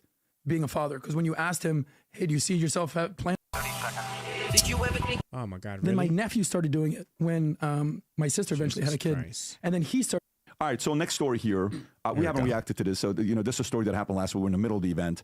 Conservative influencers linked to Russian disinformation scheme. Rob, do you have any video clips on this or no? Yes, I have two clips. I have Sebastian Gorka talking about the woman that's accused in this propaganda scheme. Lauren Chen is her name. About Lauren Chen reaching out to Sebastian Gorka. And then what's the other one you got? And then the other is a warning from Dan Bongino. Okay, we'll play both. Let me just read this clip while you can find the clips. So federal officials have indicted 2 employees of the Kremlin-backed Russia, it's RT, I think it's a Russia TV or Russia News, for allegedly orchestrating a $10 million covert project that misled conservative influencers into creating video aligned with Russian interests. The indictment details how RT employees Konstantin Kalashnikov and Elena Afanasieva, real Russian last name, directed funds to a Tennessee-based media company believed to be Tenet Media, which employed high-profile figures like Tim Pool and Benny Johnson. Influencers were reportedly unaware of the Russian backing and were misinformed about the sources of funding, which was falsely attributed to a fictitious private investor. Attorney General Merrick Garland emphasized that the company's ties to RT and Russian government were never disclosed to the influencers or their audiences. This case is seen as part of a broader Russian campaign to influence the upcoming U.S. presidential election. The media company has not publicly commented on their allegations. Go ahead, Rob. Play this clip. This is your brain when you're struggling to focus. And this is your brain when you're in the zone. But I'd be remiss as a former federal agent to not warn people that given these accusations, are other people, I'm not accusing anyone specifically, I want to be clear, are people working with the feds right now to try to ensnare other conservative influencers into this alleged operation? I'm just going to say this. Be very careful who you're emailing, and be very careful who you're talking to, and be very careful that you're not talking to someone working with the feds on the other end of the line. Oof. That's pretty scary. Like, if you think about it, Pat, that's pretty wild that by the way, the fact that it's going back to Russia, this whole thing from Trump started in 2016 with Russia collusion, and now again, towards the end, we're starting the Russia talking again, and who knows at that point? Like, here's my question, though. What was she trying to help promote? To what? Make Russia look positive in a positive light? Is that what they were trying to do? Yeah, so I mean, if you want to play this clip here for Sebastian, because he's taking a completely different position than the one Dan took. Very sorry. 今宵は宴オーバーロードコラボである Jesus Christ. 征服したまえでは本気で参ります Hold on. 無傷というわけにはいきませんよライトニング Kind of lower that one down there. Oh wait, they added the her, because I definitely want her for sure. I don't know about the other guy, but okay. Hold on, sorry. I didn't think it was gonna be that loud. I don't know, but I guess it's just advertising. Damn, I might be really behind too. I hope this still got like some days on that collab. All right, let me get back to it. Okay, go for it. You know, one thing that's crazy. This whoever this guy is right here, he's what he was basically what this guy is like basically saying. There we go. Yeah, what he's basically saying is I think he knows that like that there's some other people that potentially are also getting Russian money. That he's saying that, hey, you might want to be careful about who you messaging and who you talking to now. Crazy. Honestly, RT.com, Russia Today is pretty good news channel. You just got to realize they are anti-West and they report on stuff that West doesn't want to be known. You got to look at it from both sides to see the truth. Sure, let's click on it and see what we got here. RT. What's the name of it? Is this let me think of the name of this company here. Let me go down to the bottom. Is this the bro, there's a full name for it. I can't remember it. Is RT isn't the one that was like being part of what was funneling the money to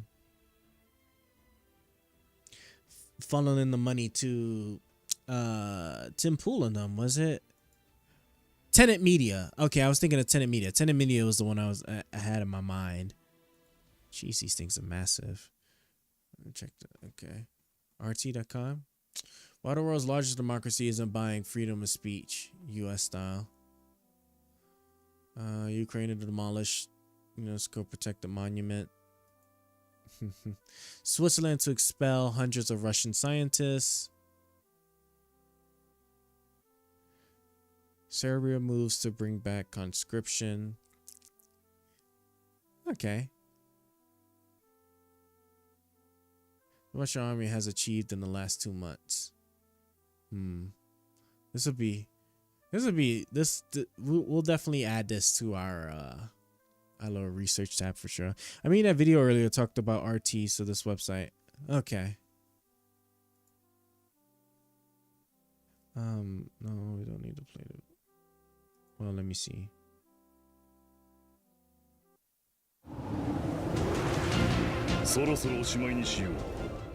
Jesus, like loud. Okay. I'm gonna just take a quick look at an article real quick so I can see. Are building on gains on 3 key fronts as Kyiv desperately tries to find a response. Incursion, keys, glance, blah blah blah. Strategy was to break through Red weak front. Quickly capture a larger area, force the Russian army to retreat. Their success was pipeline.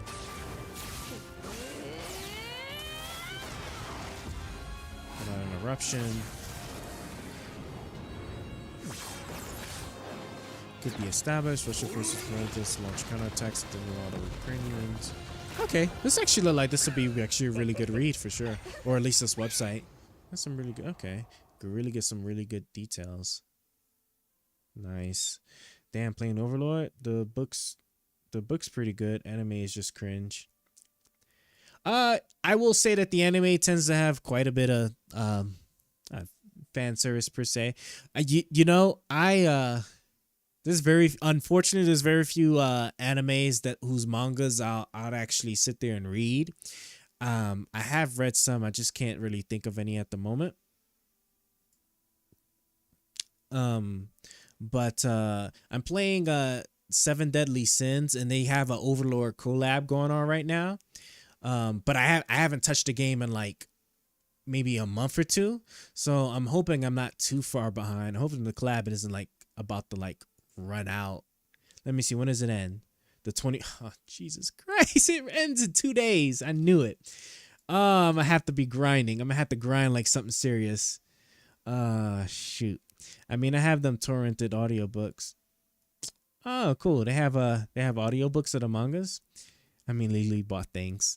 Of course, I knew exactly what you meant. You know, these audiobooks that you purchase from like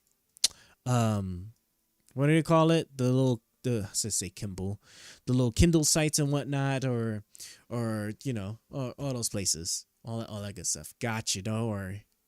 Totally understand. LOL. Although you know, as I'm thinking about it, you know, they're clamping down quite a bit on the sites that do the what I'll call the ARG or the pirating. So really decent stuff. I mean, I bought them from this guy over here. All right, let's get back to the video here. And be very careful that you're not talking to someone working with the feds on the other end of the line. Poof. That's pretty scary. Like, if you think about it, Pat, that's pretty wild that by the way, the fact that it's going back to Russia, this whole thing from Trump started in 2016 with Russia collusion. And now, again, towards the end, we're starting the Russia talking again. And who knows at that point? Like, here's my question, though. What was she trying to help promote? To what? Make Russia look positive in a positive light? Is that what they were trying to do? Yeah. So, I mean, if you want to play this clip here for Sebastian, because he's taking a complete different position than the one Dan took, I think. Okay. Go for it. Approached me about 18 months ago and said, I've been asked to hire content providers, commentators with big platforms. Would you join us? And I thought, well, maybe. What's the deal you're offering? And where's the money coming from? Follow the Kind money. of standard question you should ask, Jeff, right? If you're going to work for somebody, you should know who's running the company and where the money's coming from, right? Typically, you would do that, especially if it's a startup. Well, yeah. I mean, because you don't be working for bad guys or people who are going to run out of money, correct? Exactly. I mean, you're a businessman. You understand this stuff. Yes, and there's another part of it I really don't understand, too, but go ahead. We'll get to that in a second. And I kept asking her, so who's behind this? And she wouldn't tell me. And then she gave me 3 names. Don't Two go of to them audiobook bay. had zero, and I mean zero connection to media. Appreciate None it. at all. And I thought, well, that's weird. We'll definitely you want to create a not new media go to that company website and for sure. You have no background in media. And then the name of the chief investor was Eduard Grigorian, spelt with 2 N's, which is kind of sloppy tradecraft, Mr. Putin, because with that spelling, I Googled the name. No such person exists with that spelling. Huh. If you're creating a legend, it's better to create a legend with the name of, oh, I don't know, John Smith. Lots of John Smiths. You can engineer all kinds of fabrications, but with a very unusual name. Not a lot of Sebastian Gorkas out there. Don't use my name and try to pretend you're me, because people can call me up and verify, are you creating a media company? No, I'm not. That's a little... PB, so is Lauren Chen's the girl that was here? Yeah, she was here. Social media girl. It was the day we talked about Sound of Freedom, and the clip got 7 million views. Wow. That's the day when she was on, yes. And she said she didn't want to watch it because she was a newborn. She had a she had not baby. watched it. So she was approached, Pat, and then she was basically pitching for them to try to get... Rob, this is what? This is CNN? Yes. Okay, CNN. so let's see what CNN's position is on this. DOJ alleges, let me read the top. DOJ alleges Russia funded U.S. media company linked to right-wing social media stars. So they have whose face? They have Rubin, they have Benny, and they have... Now, look, to be fair, like, I wouldn't have necessarily... Oh... I don't want to say that I would have been, like, absolutely blind about where the money, per se, was coming from, but... You know, it is really important, though, that you do make sure that the one thing you do have to be careful of, especially once you have a company, is that the money that you're being given isn't potentially like drug money or like laundered money. So I agree with that. But then, like, outside of that, especially like if you just don't know, or you're just not that you're just that kind of naive, you probably wouldn't know too much about it. But one thing you do need to be careful with is that you want to make sure that your money is not coming from any like major foreign agencies, like foreign agencies that you probably shouldn't be getting your money from, like Iran or Russia or North Korea. You know, those are definitely those are definitely things you want to be careful with. Especially if you're not even going to be told like directly the entity, that's like an immediate red flag that you should definitely be careful with. Okay, cool. We'll do this like 2 more times. And that. Oh wait, I don't think I even need to do it that many times. I think I already fulfilled the requirement. Oh, cool. They gave me another one. Wow. I'm on a luck streak right now. This is crazy. Also, if you're against big business and services hosted on Russian services, don't support sites like this to watch all the movies and series for free. This guy right here, man.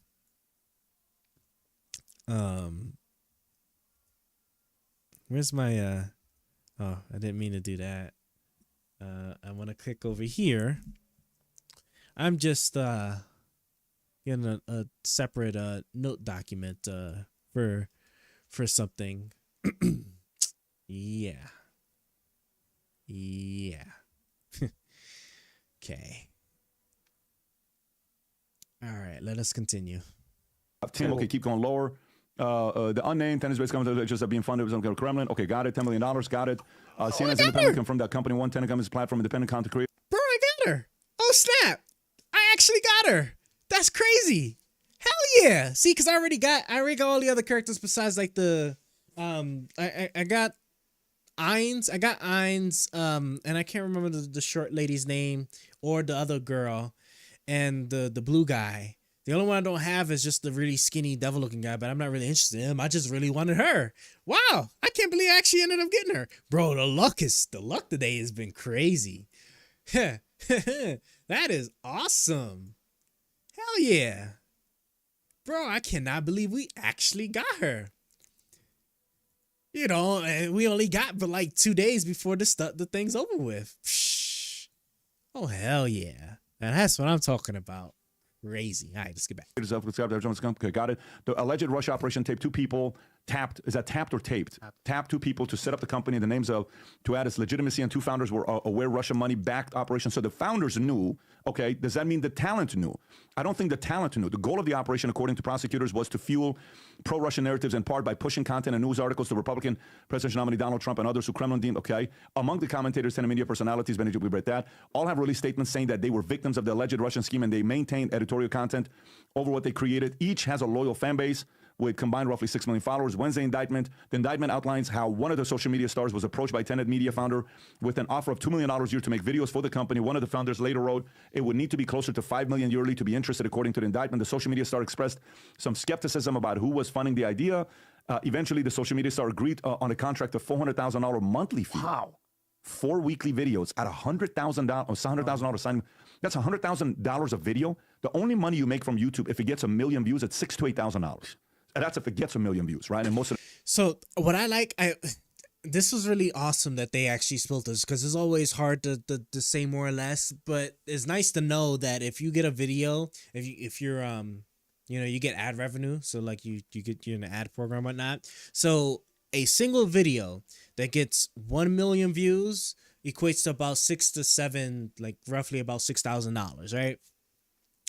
That's quite a lot of money. We're talking I want to say what? I want to say somebody making like $50,000 a month after taxes, like assuming they're just like a one person, would be getting paid after state and federal taxes is probably getting paid like somewhere around $3,000 US, and that's making $50,000 a month, right? Or $50,000 a year, excuse me, right?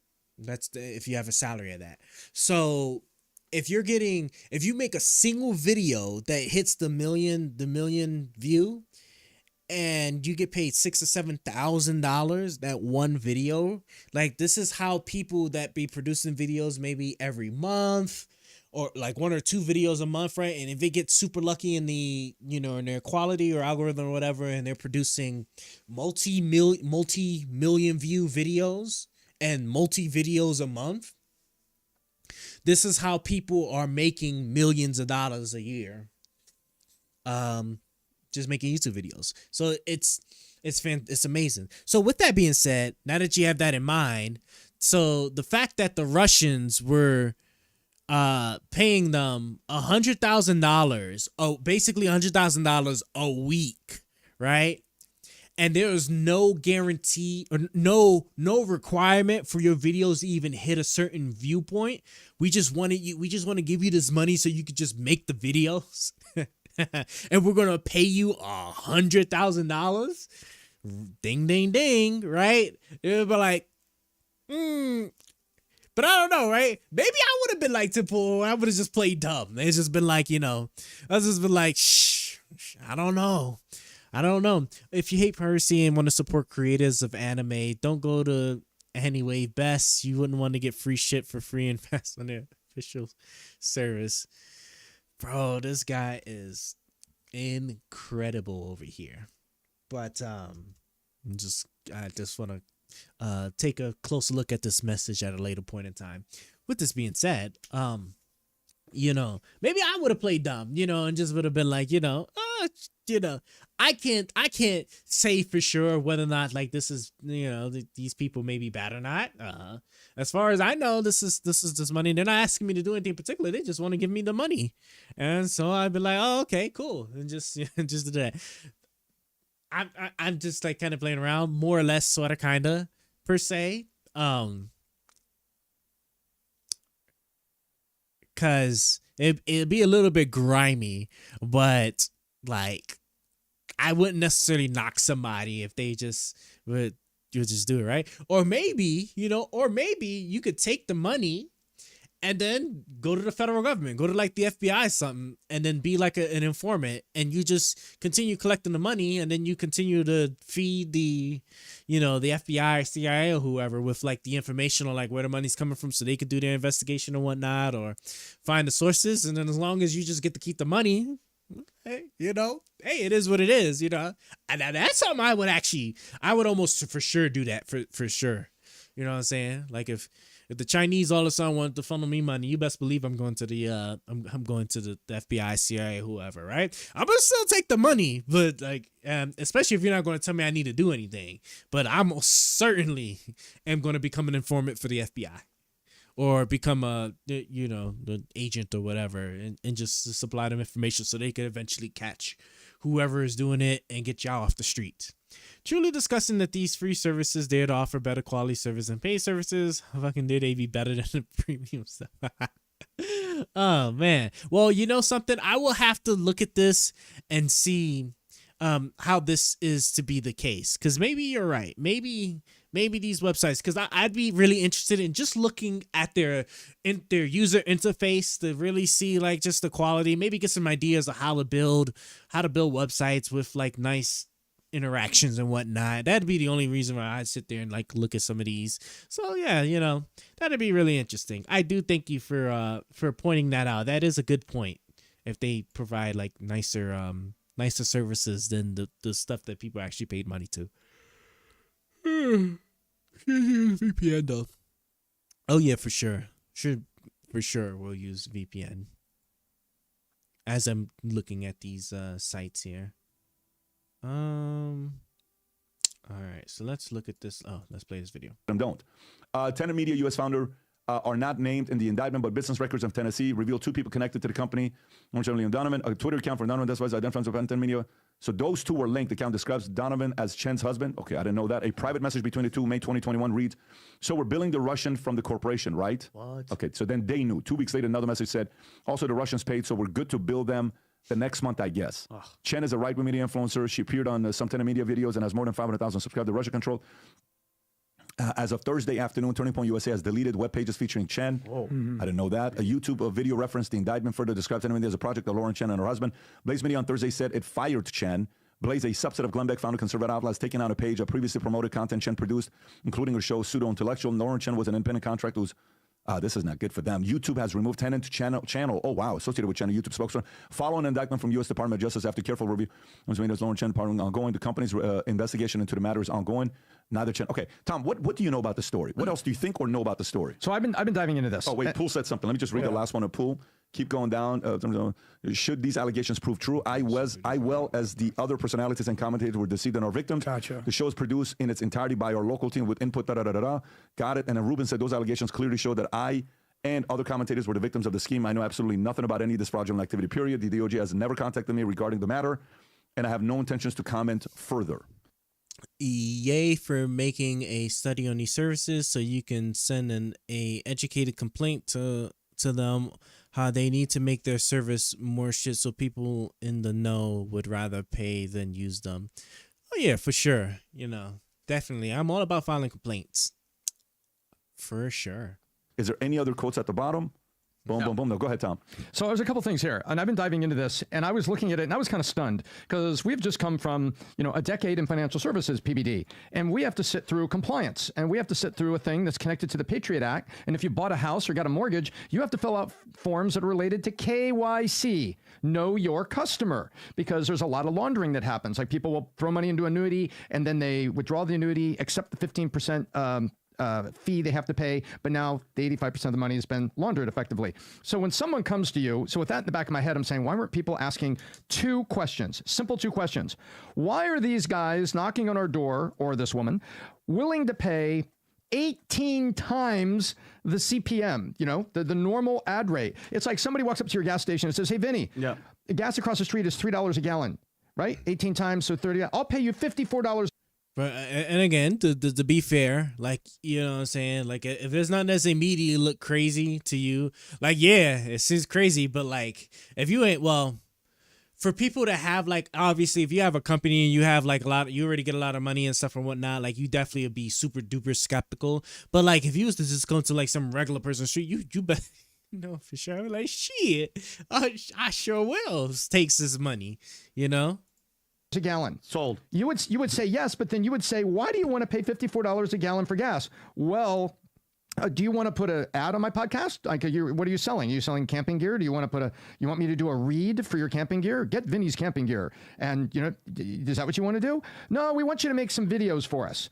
That would be red flag number 2. Wait a minute. You don't just want me to read, or you don't want to have an ad you want to run. You actually want me to make content for you. Well, I'm not really a content studio, sir. I don't make custom programming for companies. I have my podcast. And they said, no, well, it's just a couple videos. Go ahead and do it. And then people do it. Those two flags to me, I think it's tough to say, oh, I didn't know anything about this. And I think some people can say that they didn't know anything about it. But wouldn't it be kind of odd that somebody is paying so much more for an ad and then asking you to make content rather than just running some pre-rolls or do a read for their product? Those are the two flags. And there's actually even more to it than that, right? Not only was it that they weren't asking them to run ads or promote any content, or promote like any like products or anything like that, but one thing too, which I think they might talk about it later, was I think like in the contract or whatever that Tim Pool and those people were sitting there making, the videos that they were making weren't even exclusive. Meaning that the videos that they were making for the people that's paying them, right? Like they can publish those videos on their on those channels, but they get to use those videos however they want to as well and publish it on their own channels, right? So like they were literally just being paid just to do what they were already doing essentially, which is crazy, absolutely crazy.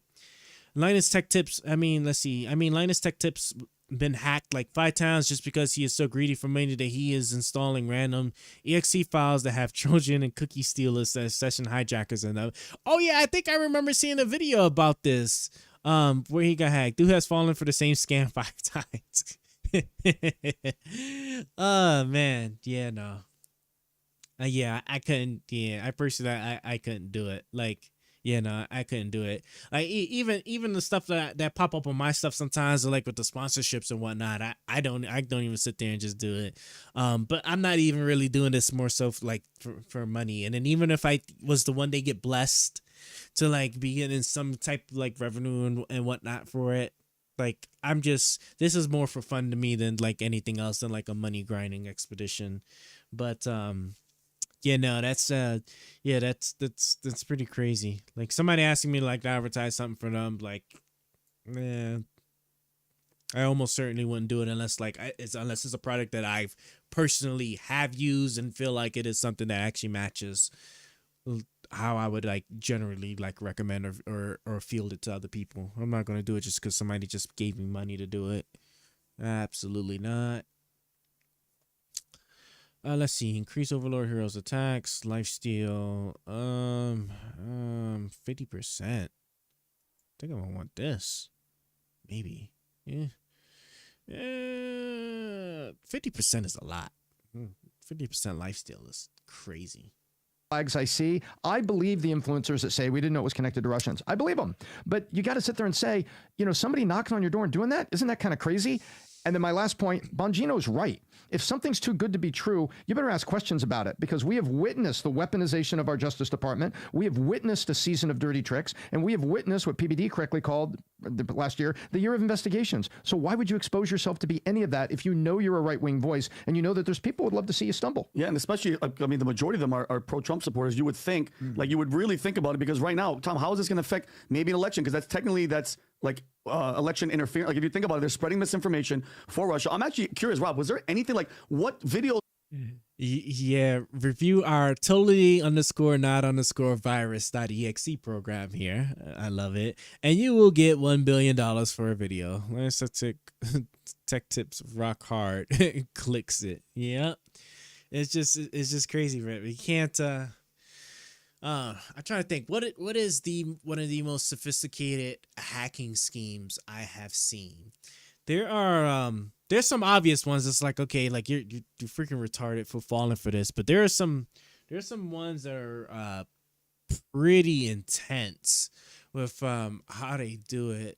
I think probably the most sophisticated ones are like the ones that trick you into clicking the links. Not that you get to like there's the obvious things where like you can check the URL, or you could tell this website's fake or whatnot, but it's a lot of times the most sophisticated ones I've seen are when they actually combine it with a 0-day exploit. So like where like there's no action that needs to happen from you. You just need to just visit the website, and then they could execute some 0-day exploit that exploits the browser you're using or something, or a particular like iOS device or whatever. And then they're able to then get some type of access to your device in order to get things. And I think the most sophisticated one is where they get the tokens or the cookies, like the session cookies or whatever, so that they can what is it, right? Where they can then bypass like the 2-factor authentications that be on an account, because they have like the session cookies, right? That like the pre-authorized cookies that they can use to like the grant them authorization. They just need to just make sure they have the same password or have the password to your account, which they may or may not be able to get through the same hack, or they might have gotten it through like some other means. Those are probably the most sophisticated ones I've seen. Just cause like you just need to just visit the link, and so like even if you be like, yeah, this is clearly fake, let me like jump out of that, it's already too late. So like even like I've once accidentally clicked on a link that was clearly phishing when I was just trying to hover, because like if you hover your mouse over a hyperlink, right? Because they can hyperlink text. You can put your mouse over it to actually for at least in Outlook to pop up the URL, so you can see what the URL actually is. And you'd be like, yeah, clearly this is not right? They spelled like what they spelled they spelled Kroger's with like 2 S's or something, right? Like you wouldn't have like known unless you like paid really close attention. Something that you could probably easily miss. But like when I was hovering my mouse, like my finger like literally accidentally clicked on it, and then like it was just like, oh, come on. Like, trust me. It wasn't one of those things. It was one of those like test phishing things, but yeah, like those are the ones that can particularly hold you if you just accidentally like click on a link, But yeah. Also, U.S. government has had North Korea laptop farms as it employees. Basically, North Korea pays some guy, lady to have multiple laptops in his or her basement where they are remotely controlled by North Korea, and then those devices work for U.S. government. Let me read this one more time. So the U.S. government has a North Korean laptop farms as its employees, where the North Koreans pay somebody to please have all these laptops here, make sure they're connected to the internet, and so that we can access them. So they're remotely controlled by North Korea, and then those devices work for the U.S. government. That's quite a conspiracy. A conspiracy setup there that you got there, my friend. For sure. Okay, I'm gonna go with this here. I wonder if I can beat this labyrinth on the first try. Like all the way down to the very bottom. I doubt it, but we'll see. Oh, let's go back to the video. Did Tim Pool put out? Is there anything that specifically like connects him, PBD, where he's on his show? Like if you go to X and put Tim Pool Russia, is there anything that he said that you would say, like, see, what is that? What's the first one that comes up? Banging Ukraine is the enemy of this country. He didn't know he was working for a company that took 10. So they're saying that videos that he's making in the past pretty much sound like Russia was behind, like maybe influencing. Can you play that clip, Rob? Do you play, Rob? But I don't know that it matters anymore. It's been in the news. Wait, what, did I just stop an ad? Why did no one tell American drivers about this new rule? What people don't realize is that if you drive less than 50 miles a day and... This is psychotic. It's been in the news multiple times, and it keeps happening. For hacker news, I recommend this channel. Ooh, we got a channel for Hacker News here. Let's take a look. A sentence on it. Sued by government for using Tor to expose them. Is Telegram really a criminal's paradise? My understanding is a lot of people. Isn't the CEO even getting the business from France? Or I think I remember reading a story about that. I'm pretty sure the CEO is getting caught up by the French government because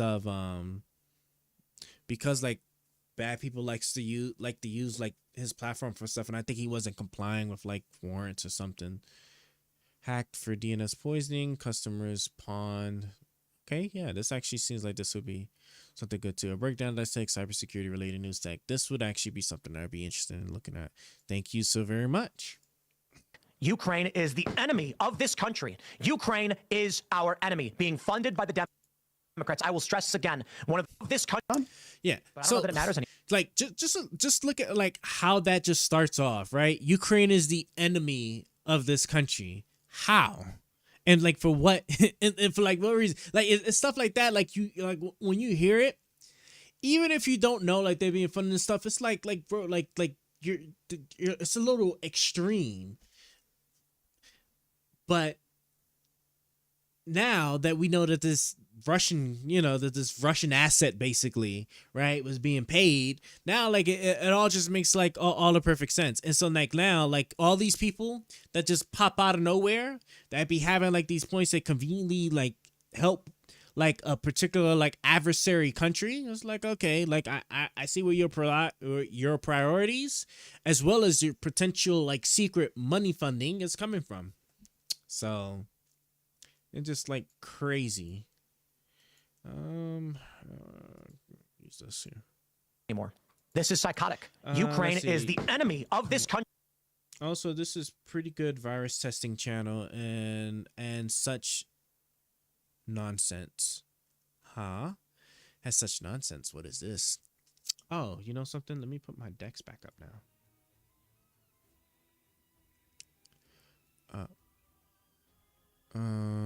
Let me see. Eric Parker, obscure technology, malware investigations, open source software. How does Button is hacking people? The ChatGPT trading strategy is malware. Of course it is. Bitdefender free antivirus versus wild malware. Yeah. How to check if your PC is hacked. Scam alert. This Minecraft universal dupe method scam is fooling so many people. Interesting. Keep this in mind here. Ukraine is our enemy, being funded by the Democrats. I will stress this again. One of the greatest enemies of our nation right now is Ukraine. Man, I didn't even know it's 3 a.m. We'll give this like another hour, and then they are expanding this war. To sleep. Now, don't get me wrong. I know you've got criminal elements of the U.S. government pushing them and guiding them and telling them what to do.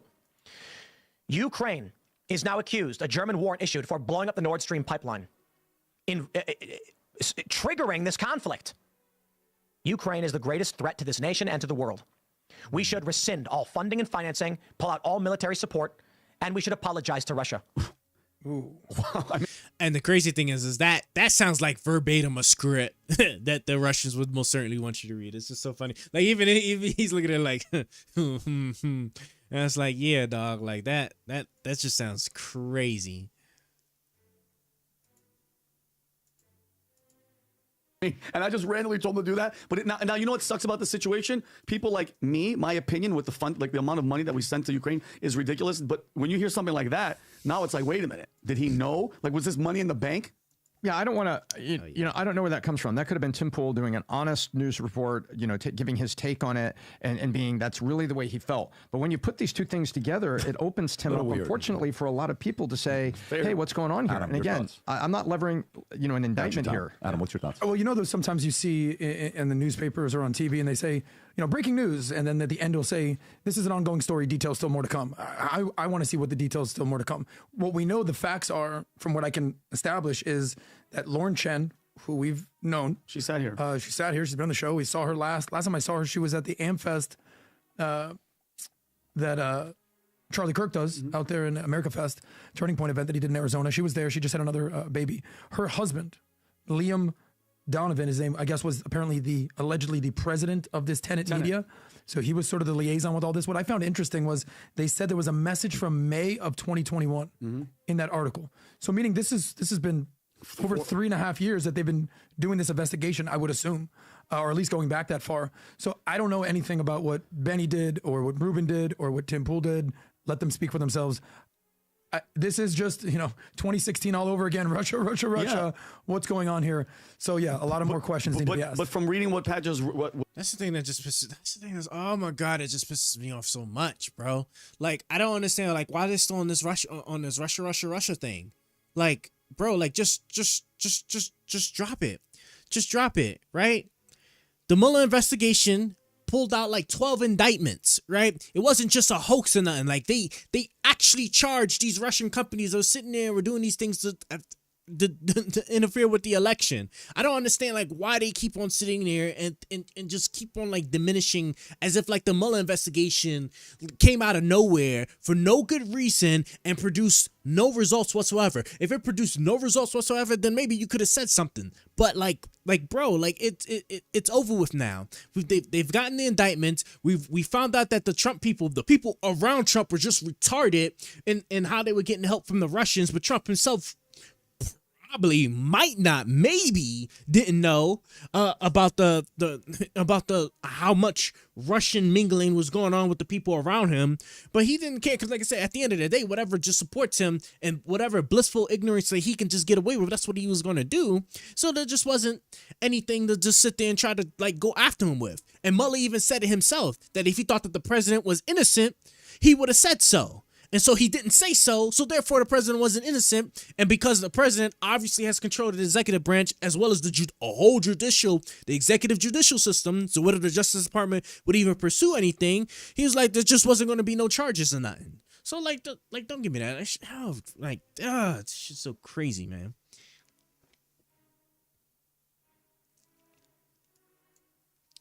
It's that shit that really pisses me off. New passive, awaken tier, and play this. just read, she and her husband were messaging on X saying, hey, the Russians with the money. It's like, wait, what? Like, people don't even cover like, you got to cover your tracks if you're going to be that person. Yeah. So a couple things on some like this. Just a few months. This is for us, and not everybody can do this. And I'm not saying you should do this. I'm just telling you this is what we chose to do. Just a few months ago, we cut out all our sponsorship except for a couple sponsorships that we do, and those are the ones we approached.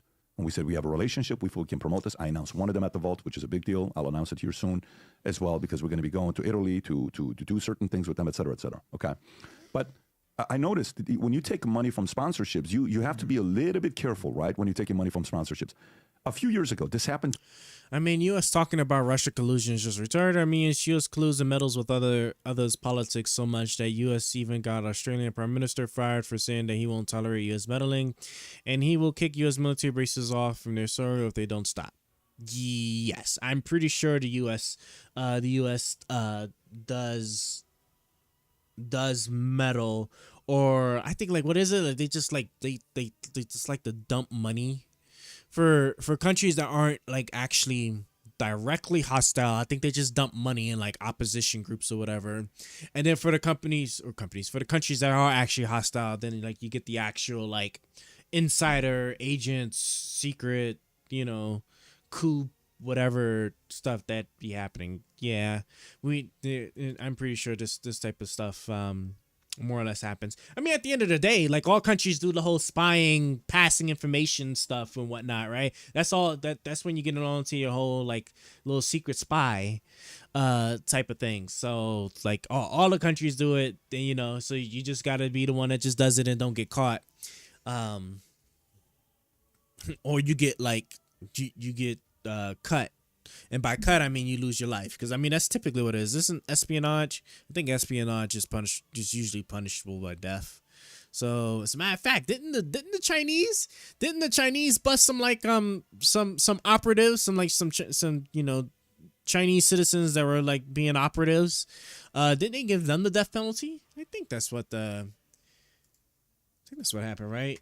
Chinese spy death. A former CIA translator convicted 2 weeks ago of spying for the Chinese for more than 30 years apparently committed suicide. No, that's not what I wanted. China catches spy. Let me try that one and see. Agent case in New York is a. Okay, I know that. China claims it caught a foreign consultant spying for. Chinese has detained the head of overseas consultant for allegedly spying on the Asian nation for the British government. Uncovered another spying case in U.S. China's top spies, she said on Sunday, a Chinese citizen who worked for a defense institute has been accused of spying for the United States.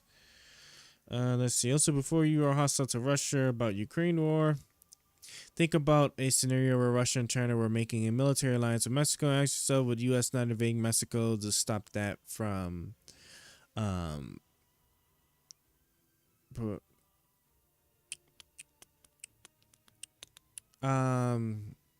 what you call it? Possibly. But there's a flaw in that because I mean, first and foremost, right? NATO has been very clear on its defense posture for regarding why it exists, right? It exists to be as that whole, what do you call it? That whole defense thing against Russia when Russia was sitting there and getting super aggro with all those countries. So like Russia invading the sovereign nation of Ukraine just because like they were talking about or wanting to join NATO. I mean, look, you can sit there and you can say that could have been a justification for invading them. At the end of the day, as long as you're not hostile, then it doesn't matter, right? Because like, are you sitting there to say that this entire group or collection of countries, right? The U.S., France, Britain, they're just going to start some random ass war with Russia? Or are they going to sit there and make a defense alliance that in case Russia was to sit there and do anything crazy, right? Now we have a whole military alliance and we have equipment and everything to sit there and to quickly respond to the Russians. So it's a completely different circumstance that I would say there. But like to your point, if Mexico was all of a sudden hostile, I don't know to what degree the U.S. would take in kind of intervening in that regard. Especially for a country that's like right next to us, I feel like we'd have like a lot of different things we sit there and be able to leverage before we sit there and would do like a ground invasion, like how Russia did with with Ukraine. And then to be fair too, and probably the most important thing here, I mean, would you say Russia and China aren't hostile to USA? So how would you feel about having hostile power making nuclear bases next to your border? I don't know about making nuclear bases or moving nuclear heads. Like we've been pretty open about our whole non-nuclear proliferation case there. So I seriously doubt we have nukes. I mean, maybe we do have nukes in Poland. I seriously doubt it. Do we have? Let's check. I doubt we have nukes in Finland, Poland, or any of those places. Where do we have nukes in Poland? Poland has said his country is ready to host NATO members' nuclear weapons to counter Russia. So we don't have nuclear weapons in Poland right now. So I seriously thought we would sit there because wasn't that, as a matter of fact, wasn't that the whole agreement like on the Soviet Union side where like they had like their missiles in Cuba, right? And that's because we had missiles in Turkey. That's just talk. Would they tell the public about the nuke locations, right? But the thing is like, this is thing with satellites. Like if we can sit there and we can tell with pretty good certainty when you're moving when you're moving like really important really important missiles, or just like pretty pretty serious military hardware. Isn't that what we found with when Russia was moving those nukes to Belarus, right? Like we had all the satellite imagery to show us them building, because you can't, they're not just like regular missiles. You can't just like store them where you would store regular missiles at, right? There's a special, I want to say a special procedure, a special type of place. Like you gotta have like nuclear weapons at, right? So like we got to sit there and we saw the satellite imagery of them building the special facility where Russia was going to hold those nuclear things, and we got to see the shipment that had the actual nuclear weapons as they were like, well, but we have the capability to see like when they would like then begin moving those, you know, so because that's all important stuff that you have to be able to catch and what's the word I'm looking for? That's the kind of things that you have to be able to like spot and see, and you have to be fairly public about, because you don't want to get any kind of misunderstandings. If we sit there and we started building certain kind of bases or certain kind of facilities in Poland, and then we started moving some like what was clearly a lot of like military or some big military hardware into Poland, then yes, right, this would obviously set Russia off, and Russia would have like some serious problems with it. So like I seriously doubt that we would have then begin doing this. Soviet agreed with USA that the all Baltic states will stay neutral, but how you have almost all Baltic states like Estonia, Latvia, Poland, and such, thus breaking the promise to happen to NATO, the USSR. My understanding is that at the end of the day, that these countries are they're sovereign, right? So like it's their choice whether they want to join NATO or not. As a matter of fact, like hey, you know what I'm saying? Like even the reinforce that further, right? Right? Wasn't it, what was it, Switzerland? Whatever those countries are that were like famously been like independent and didn't want to join no military alliance. After Russia invaded Ukraine, what did they decide to do? They applied for NATO membership, right? Like at the end of the day, these countries, right? The US, you know, it's not like the US is forcing these countries to join NATO. Like these countries still have to like want to do it themselves. So you know, I don't know, that's more on Russia's fault in that regard. For being the aggressive big bully that wants to sit there and like make these countries feel less safe, and now they feel like they have to join NATO to ensure that they won't be invaded or have anything crazy going on with them. As a matter of fact, now that I think about it, so what would have been sovereign, but the agreement was no NATO. With what? With the sovereign countries? Then they have to take that with the sovereign countries then, right? That has nothing to do with whether a country wants to join NATO or not, right? Like you can make that agreement all you want with NATO, but NATO has a pathway for you to join NATO, right? That doesn't have to be the Baltic states. And if the Baltic states want to join, then it is what it is. And then furthermore, the big thing I want to add too, if I'm not mistaken, right? What was their justification for invading Crimea then? Right? Russia reason for invading Crimea. Right? Because I think because didn't Ukraine make its NATO ambitions known only recently? And then that was what triggered Russia to then like try to invade all of Ukraine. So what was their reason for the Crimea Peninsula? To ensure proper conditions for the people of Crimea to be able to freely express their will. Yeah, see? That's that bullshit I'm talking about. That's neutral mean neutral, not that you host the enemy military in your country.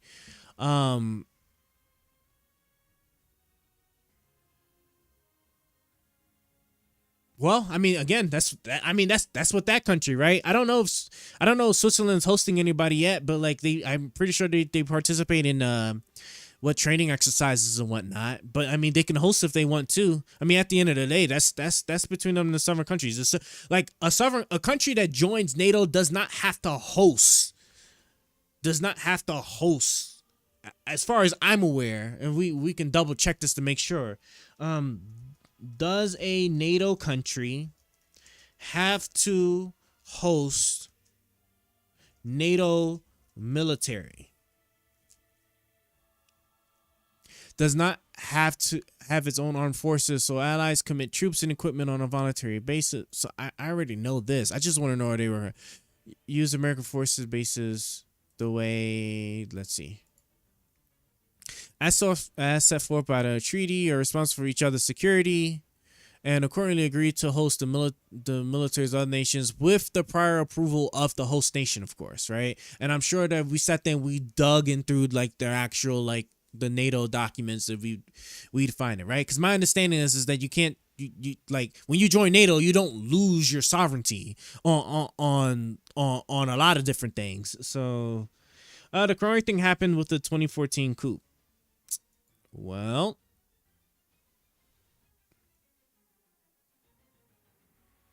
I don't know what to tell you, right? Because at the end of the day, they weren't joining NATO back then. So it's like, well, so they just didn't want a country that would have been more friendly to the United States, right? So what does that tell all of the other countries, right? That would have naturally just been more friendly to U.S. My understanding of things you're referring to is like the people's involvement to like usurp the, whatever main government faction party or whatever as in Ukraine to get it with like more West positive, a more West positive government, right? So all those other countries that want to be neutral militarily with Russia, but then wants to like be supportive of the West and stuff, then have to worry about the Russians all of a sudden wanting to then invade their countries. I don't know. You don't lose sovereignty, but you lose your neutrality. You do lose your neutrality, yes, right? But you don't lose your sovereignty. So, like, if the whole issue is with hosting the enemy's military in your country, you just don't host the enemy's military in your country then, right? You can be part of NATO. And like I say, you can be part of NATO and not host NATO's equipment or military in your country right next to Russia if you worried about provoking Russia. But since you're part of NATO, it doesn't even matter anymore because NATO has the Article 6, right? So now that you're part of NATO, now you're good. Now, if Russia sits there and felt like they were going to have whatever random ass reason, like with Crimea, to invade you, they can't do it now because they know if they sit there and they do anything with you, all of NATO will be on that ass. Like that was the whole point of NATO. So it was to stop Russia from doing that stupid stuff. So I don't know. At the end of the day, is the individual country's choice. They could choose to be part of NATO or not. And Russia, unfortunately, gives them every reason to do so. Russia gave them every reason to do so with how they acted in Crimea and then how they acted with Ukraine in its entirety.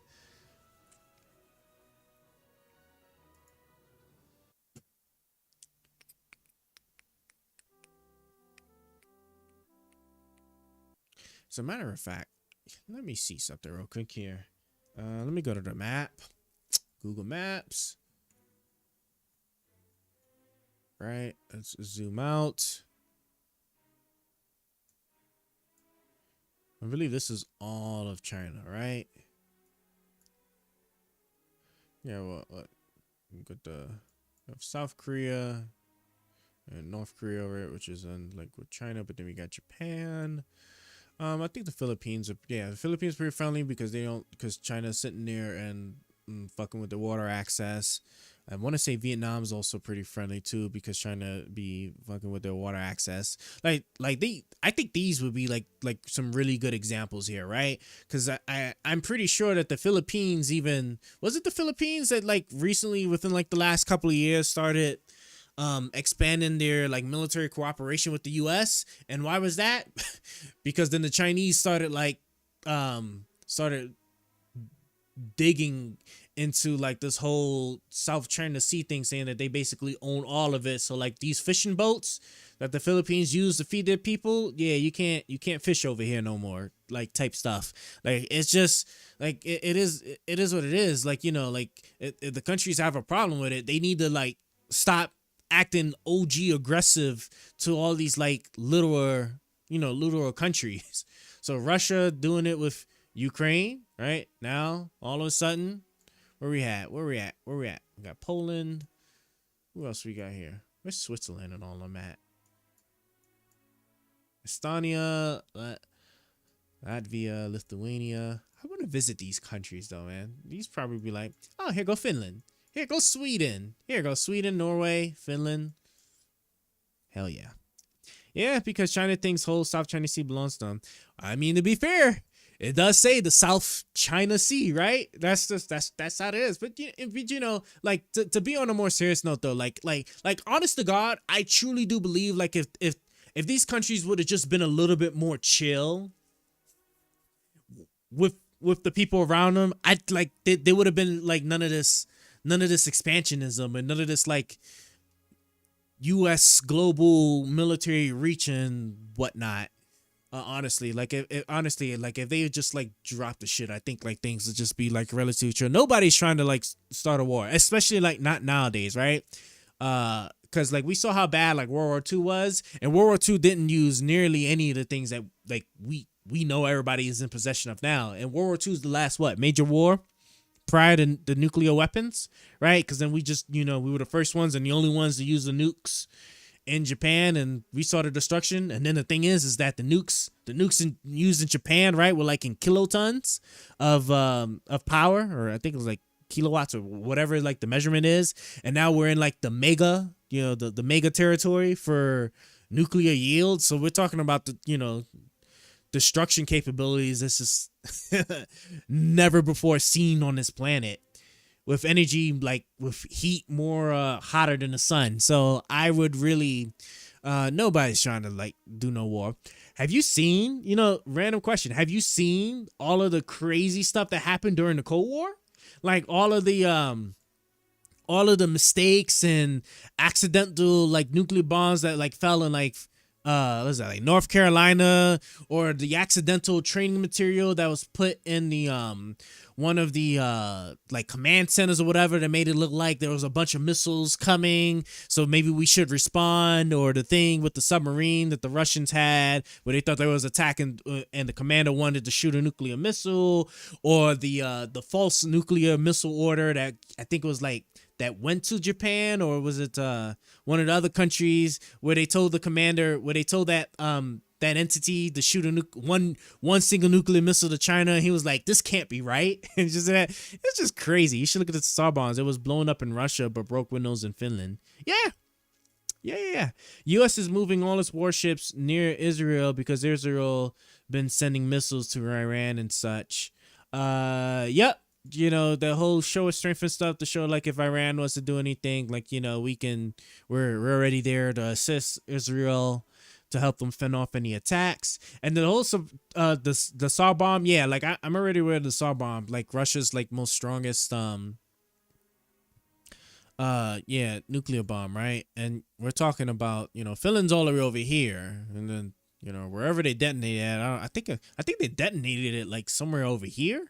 Was it over here? It was like, I think it was like actually like one of these up here, right? And yeah, that's crazy that bust windows that far away. But that just goes to show you, bro. So then you drop a nuclear bomb like that in a city, and it's just like it's a wrap. And then the real problem with something like that too is although I think there's a special detonating mechanism for the nuclear bomb. So like even if if it hits something really hard, that would in itself wouldn't set it off. There's a mechanism for it. But the thing that always worries me is that like if the nuclear missile was like intercepted, if they saw that it was about to be intercepted and they just set it off while it was wherever it was in space, that reaction with like the the ozone or like whatever the atmosphere that's sending electrical discharge that'll like basically screw all the electronics and stuff, like it's just no fun for anybody. So that's why we just really should just stay away from the whole thing. Funny that Israel strikes Iran, then gets U.S. Navy to threaten them to not strike back. Yes. More so. I'm trying to remember what was Israel's reason for striking Iran. I can't remember. But yes, this I do I do kind of more or less agree with. That they would sit there, they would launch the attack, and then we were sitting there coming to aid them and fending off like the retaliatory attack. I just don't remember what the exact reason was. I think it was a somewhat like, I think it was like it was for some reason. I just don't remember what it was for. But yeah. Okay, let's finish this up. Twice, guys. First time I get an email from this media company in New York. Says there's after the segment, the richest man in China wants to invite you for a fundraiser. Oh event. yeah. You remember 2020. I remember 2020. That. Yes. You were there when we had I was there, and then you had to fly, and then you had to make the donation. So, I remember. So he says this guy right here, that guy right there, Jean Song, whatever that is, that person right there, is doing a event. I don't know about every few months, but they have been They have been on the offense lately, doing preemptive strikes when they get intel. My understanding is that the Israeli intel thing, besides October 7th, that their intel has been pretty like top tier, and so they've been really good at gathering intel like before strikes and stuff happens and whatnot. So my understanding was that like what wasn't it that like the Lebanese were getting ready to launch like some like massive attack or whatever, and then like they did a preemptive strike on like where the where they had like a lot of the missiles are, and then like so they was able to shoot or destroy a lot of that stuff before the Lebanese then started sending out missiles. I could be getting the countries mixed up. Maybe it was a different country. There was that was that right? They know where like all of the like the high value targets at, and then they're able to like then go like pluck them off in these other countries. That strike in Iran was particularly crazy, and then I think they also like did a strike in Lebanon or like for a high value target. It's just crazy. A few months ago, they killed Iranian general in Iranian embassy in Syria. Yeah, there we go. Yeah, was it Syria though?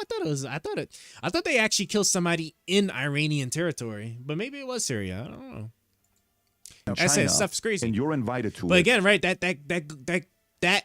That tells you just the level of just like how top tier their intelligence, whatever, however they're gathering intelligence is crazy. And then to be able to then strike at the exact moment at the right time without getting like shot down or whatever is crazy. They want to give you, I don't know what the number was. It was like $250,000, and then they're going to gift you another $250,000 that you're going to donate. So they're going to something like that. It's like $500,000. They're going to give me $500,000, okay, of which I keep $500,000, of which the $250,000 I donate to the charity. Yeah. And they say they want to recognize you in front of everybody, and they want you to be over here and da-da-da-da-da, right? In China. So then we do a Zoom. Yeah. And we do a Zoom to just kind of learn from what this, and the representative, the publicist of the company were both Asian girls. And 2 times this happened. One time it was about this person. This one was $1 million. The other one was $600,000, give or take. And I'm like, yeah, no, okay. And, you know, but here's the thing. What if the average person that's like, $600,000? You kidding me? You can give me $300,000, pay for my flight, put me in a hotel, take me to the best restaurants, and all I have to do this? Let's go. The majority of people, I'm in. You're tempted. But you have to be very careful with that. Second thing, yeah, but like we I actually like did a quick look at the U.S. budget. I mean, not to say that the U.S. doesn't give a lot of money to Israel, but with regards, they killed my person. No, with regards to like is the Israeli budget though, it's actually not that come on, little thing here. It's actually not the amount of money that we give to them actually contributes at like a really small portion. I think it's like 10-11% of their budget, and it's all like just military. It's all just military stuff. It's all just like military equipment or whatnot. So like, I don't know. Should I put?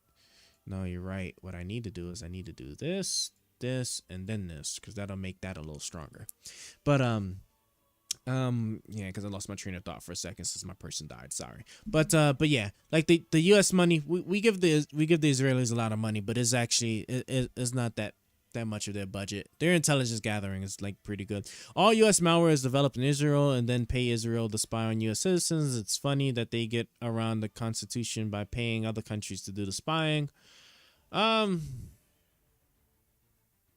I don't know if they need a foreign country to sit there and spy on their people. They can just get a warrant. I mean, we do it all the time. We just, I'm pretty sure we just get a warrant. If we suspect you of like having any criminal activity or whatnot, we just get a subpoena. We just get a warrant and stuff, and then we're able to wiretap you and whatnot. I mean, there's been plenty of cases of that. Regarding the U.S. malware thing, I do remember, what was it? I can't remember, like what is it, unicorn or something? But like that thing that we did with regarding like Iran's like nuclear centrifuges, where like we got like the malware in there, and like the malware then went crazy. And I think it was like through the help of the Israelis. So I am aware of that in that sense, that the Israelis do a lot of stuff in that regard. Where is okay? Okay, we're at level 2. There's usually, I think, like maybe 5 levels to the labyrinth, I think. So I am going to need to revive, or should I try to hold out for just swapping the... I want to come over here anyway, so I do have to go this way. All right, let's just go and revive. Market is so interesting today, and you know everyone's going to mess up at some point, that you have to be also very careful with who you align yourself up with. You can have people that you're on your show, you're having the conversations, person. all this other stuff. But actual business partnership with certain people, you have to be very, very meticulous, careful, detailed, all of that. Now, Tim Pool is a talent. Dave Rubin is a talent. Lauren Chent, very attractive, well-spoken, seems sharp. Maybe they needed the money. I don't know. And then you're putting this in email exchange. So you're incriminating yourself. You are a part of it based on some of the stuff that you've done.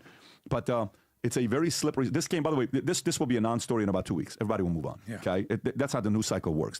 When you're in it and you're them, you think this is the end of your career, whatever. In 2 weeks, you move on. Now, Lauren, this will forever be tagged. For sure. This is staying with you. Okay, that you're gonna have to answer and explain yourself, and maybe even take on the position of, yeah, we made a mistake and and move on. And Mark may forgive you eventually, but the other big guys that are out there. The bigger you get, the more you're going to get targeted by interesting people. You have to be super, super careful. I've never heard about that. 14 Eyes? Let me see. 14 Eyes. 14 Eyes Surveillance Alliance explained. 14 Eyes is a surveillance agreement where the member countries agree to share intelligence with one another. Ah, this is cool. Let's figure out what this is. Jesus Christ. Let's see. A surveillance alliance is an agreement between multiple countries to share their intelligence with one another. This includes things like the browsing history of any user that is of interest to one of the member countries.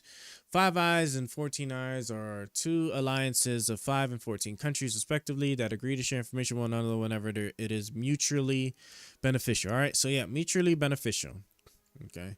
They were originally made during the Cold War as a means of working together to overcome a common enemy, which was the Soviet Union, but still exist today. These terms are commonly associated with internet privacy debates, and they are two of the largest and most well-known surveillance alliances in existence. What is the 14 Eye Alliance?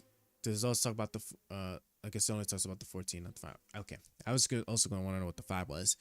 14 Eyes is an alliance of 14 different countries that have agreed to share their intelligence. Some say it's up to 22 eyes now. Interesting. With one another. Its origin goes back to 1943 when an agreement was reached between British and U.S. on a 10-page communication intelligence agreement. It originally started with only 5 countries and was known as the Brusa Agreement. Okay. After that, the program grew to 9 countries and now includes 14 total countries. In addition to these 14 countries, there are other supporting countries that are not official members but regularly contribute to its network. The 14 Eyes include, okay, so that's probably where the thing about the 22 probably comes from. Australia, Canada, New Zealand, United Kingdom, United States, Denmark, Netherlands, France, Norway, Germany, Belgium, Spain, Sweden, and Italy. In addition to these members, there are other countries that are considered partners or affiliates of the 14 Eyes Alliance. These countries include, I'm just look back. I don't see Finland on here. Interesting. Okay. Israel, Japan, South Korea, Singapore, British overseas territories. Oh yeah, the British do have this weird thing with like their territories. Interesting. So Israel is not an official member. Okay. I kind of figured that Japan and South Korea probably wouldn't be that. I didn't even know Singapore. Okay. They're not official members, but they would like aid and be helpful.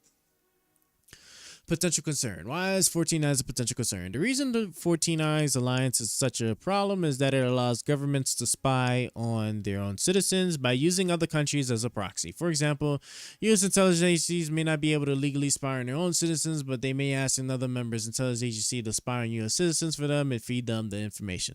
In return, the U.S. governments will do the same for that member country, and there's not a whole lot that can be done because it's a completely different country and doesn't fall in the U.S. jurisdiction. After the Soda incident, I don't think anyone can deny the fact that countries spy on their citizens, and alliances like this that make it harder. Yeah, I guess, sort of. But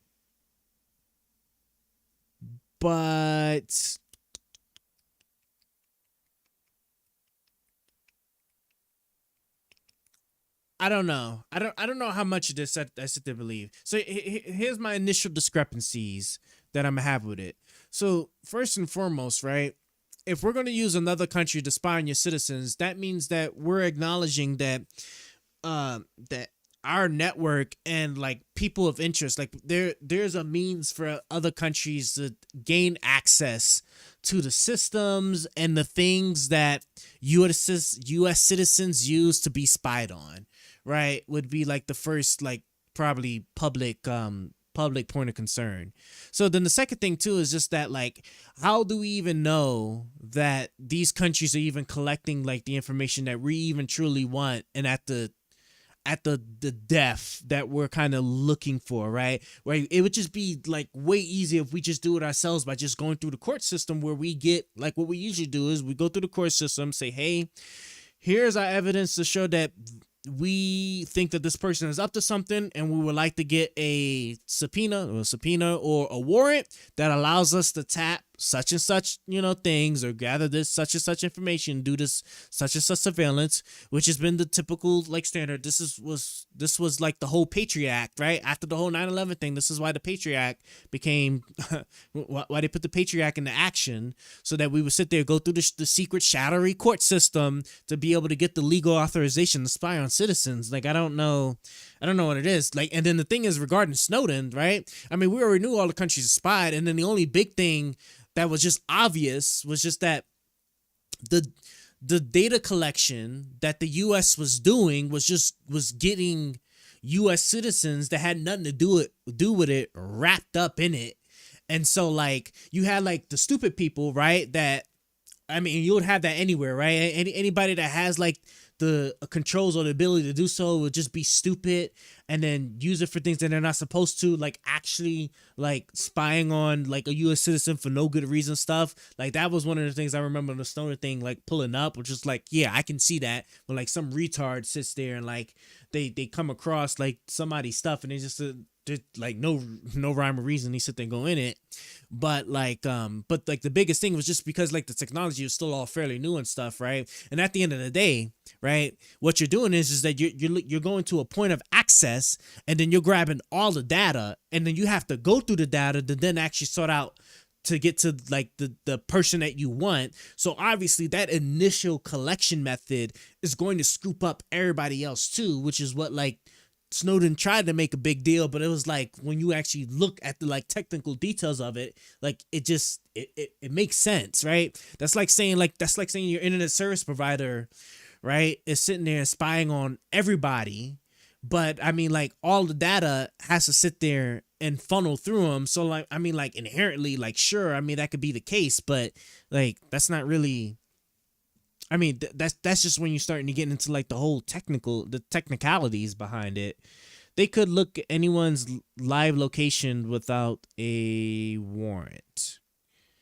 Oh wait, I missed one. I mean, your phone providers just had a scandal where they were willing to sell live locations of all users to companies that sold the live location to journalists, private investigators, police, and feds. Let's see. Let's look it up and see. I haven't heard of this one, so let's see. Scandal, phone companies live location. In a wake of scandal involving third-party companies leaking and selling precise real-time location data on virtually all Americans who own a mobile phone, AT&T, Sprint, Verizon announced that they are terminating location data sharing agreements with third parties. Okay, so they were doing it with third parties. Let's see what it is. This is back in 2018. Okay. What was I doing back in 2018? Oh, I was just like doing some big transition stuff. That's probably why I didn't even like really. I wasn't even big into politics like that. Nobody's actively watching you, but all your data is out there waiting for governments, including ours, to use against us when it becomes useful. This is true. Yes, right. Your data, your data footprint, bro, is everywhere and can be easily pulled up at any point in time. It's like all of the break-ins and stuff that where they, the hackers get into like all these companies and then grab the data and then put it on like the shadow web or whatever, man. It's just like, and that's just another thing too, right? That's why I'm like like really skeptical about using a foreign country to like do spying and stuff, right? And then the thing is that like how risky that is, that you have another like a foreign country, right, that you don't necessarily have like complete control over. So like if they have a leak, right, or if like they have like some justice warrior in their country that then sits there and like exposes that, right, it's just so much easier for you to just do it in your own country, right? You can lock it down a lot better. I mean, in Florida, the government website sells your data to marketing people, which is pretty fine. Yes, like we have this really bad thing. I think like what? I think this really came on its head when bro, what was it? Do I want to go through this or do I want to do? Yeah, I think I am gonna have to. I'm gonna go through this. Yeah, because I want to make sure I'm getting the experience as well as Awakens. But like, it was like really massive when Facebook. Remember the whole Facebook thing? Like when Facebook was sitting there and they was selling like all that data.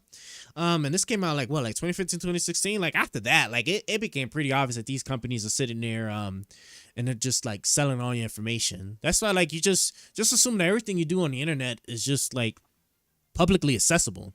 To this day, I don't understand why people sit there and like try to use these things like these onion Tor systems, or try to use like these encryption messages. Like that, none of that stuff like truly matters, because at the end of the day, like the moment it leaves your device, anything you do that leaves your device, you just need to assume it can be put in anybody's hand. And then once you do that, just don't do anything illegal. Just stop doing illegal stuff, and then you're good.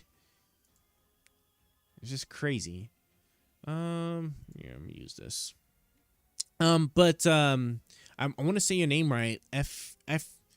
Efree Thirsty. That's with the 4, so I don't know how I want to pronounce that. But thank you for joining. We're just looking over some stuff before I wrap up.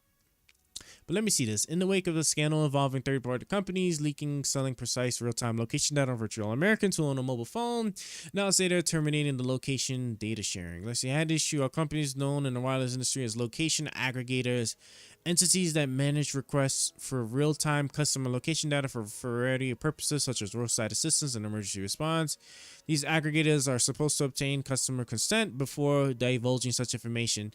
That's another thing that I usually see a lot of times too. Like when it comes down to it, it's usually some like a really odd agreement where like they were supposed to use it for one thing, but then they started using it for something else, and that's usually how they end up getting like caught. Because like if you think about it, if all they were doing was strictly for roadside assistance and emergency response and was actually adhering themselves to it, then it wouldn't. I think like the outrage wouldn't have been crazy. But then the moment you find out that the data is being used for something else, that's usually then like what ends up happening, right? And that's why like the whole Facebook thing became like so bad, right? Because they were just explicitly selling your data without no such agreement on like how the data was going to be used. So it was just like open season. Let's see. New York Times broke the story. Little-known data broker named Securus was selling local police forces around the country the ability to look up the precise location of any cell phone across all the major U.S. mobile networks. See? Right there, right? If they're supposed to use it for one thing, and then they're like, hey, we could start selling it, start doing this, that's where the problem comes.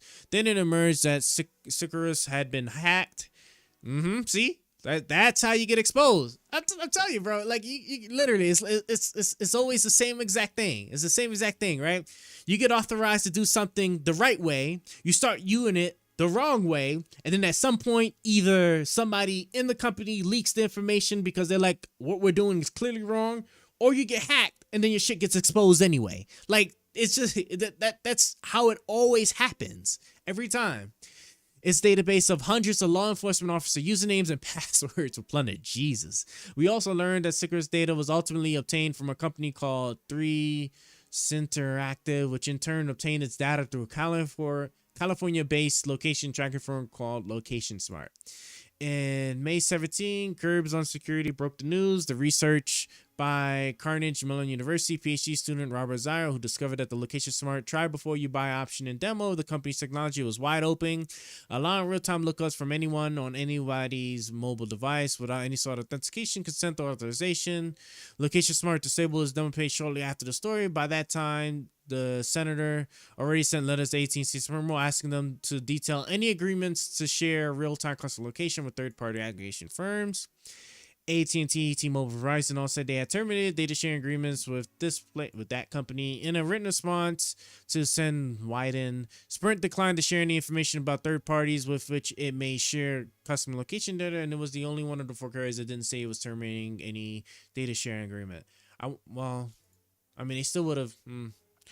I guess maybe because Sprint Wasn't Sprint like originally like outside of the U.S.? Maybe they were a U.S. like a U.S. born company. I don't remember. Oh no, I'm thinking of T-Mobile. T-Mobile was not, I think it was like a German or some other company. T-Mobile and Verizon said each said they both share real-time customer data with two companies, Location Smart and another firm called Zumigo. None of these companies in turn provide services to a total of approximately 75 of the customers. Verizon emphasizes Zumingo, unlike Location Smart, has never offered any kind of mobile location information download service via its site. Nonetheless, Verizon said it had decided to terminate its current location aggregation agreements with both of them.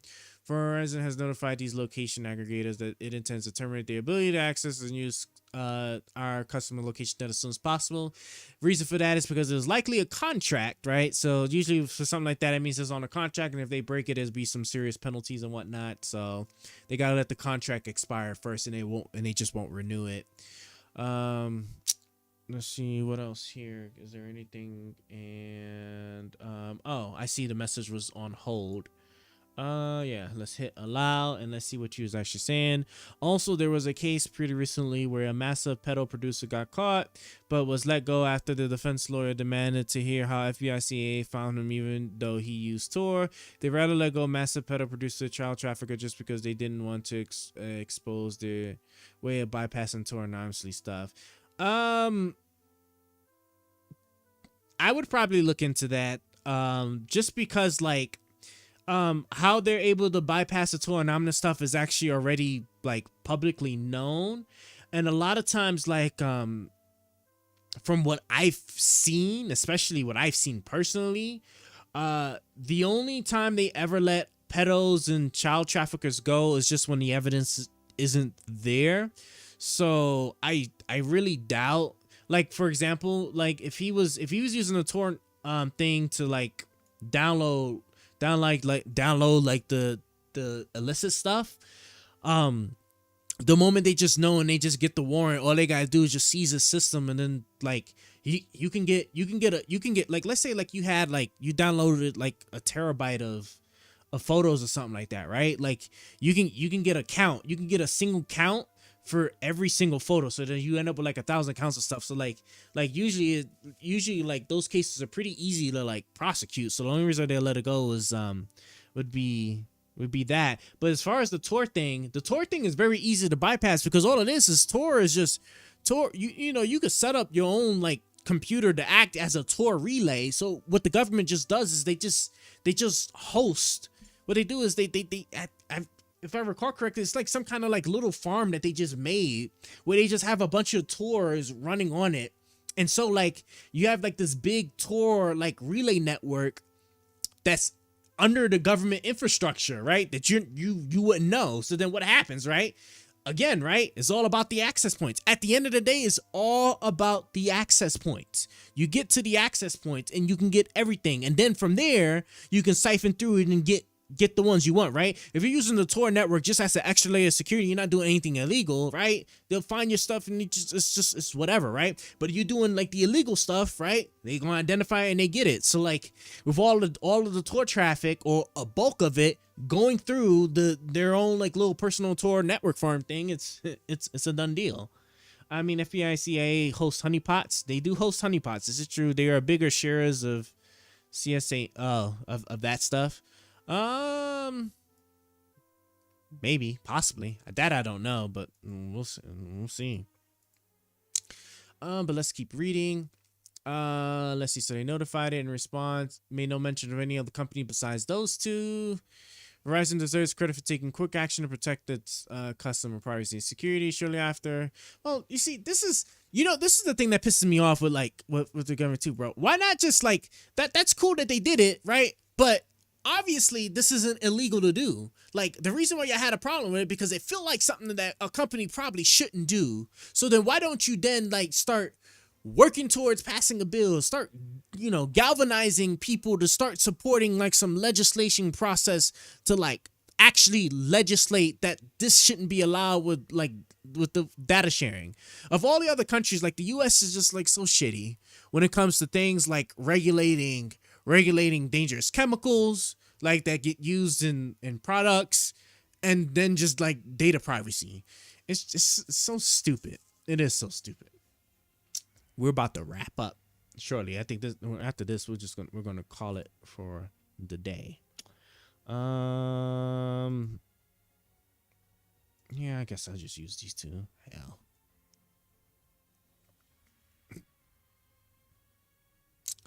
Let's see. T-Mobile, if the company planned to follow suit and refer to a tweet today from CEO owner, I personally evaluated this issue and pledged that T-Mobile will not sell customer location data to shady middlemen. And the follow statement shared by T-Mobile said, we ended all transmission of customer data service and we are terminating our tolerating our location aggregator agreements. Yeah, like at the end of the day, like the problem was that y'all was doing it in the first place. That's just that's the problem. That's the problem, man. Like, oh, it's so crazy. Oh, I got two of these. Let me use this, move you over, and then we can do that so that way I get your alt. Okay, cool. They just milk the lobbyists for more money. I mean, they get more money from the lobbyists. They just milk for more money.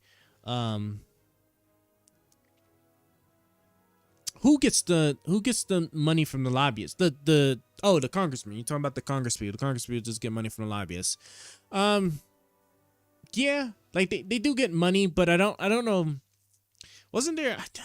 I'm trying to remember. There was some research actually. So we do have a lobbying problem, but like it's actually somebody went through the details of it or actually like pulled up the actual numbers.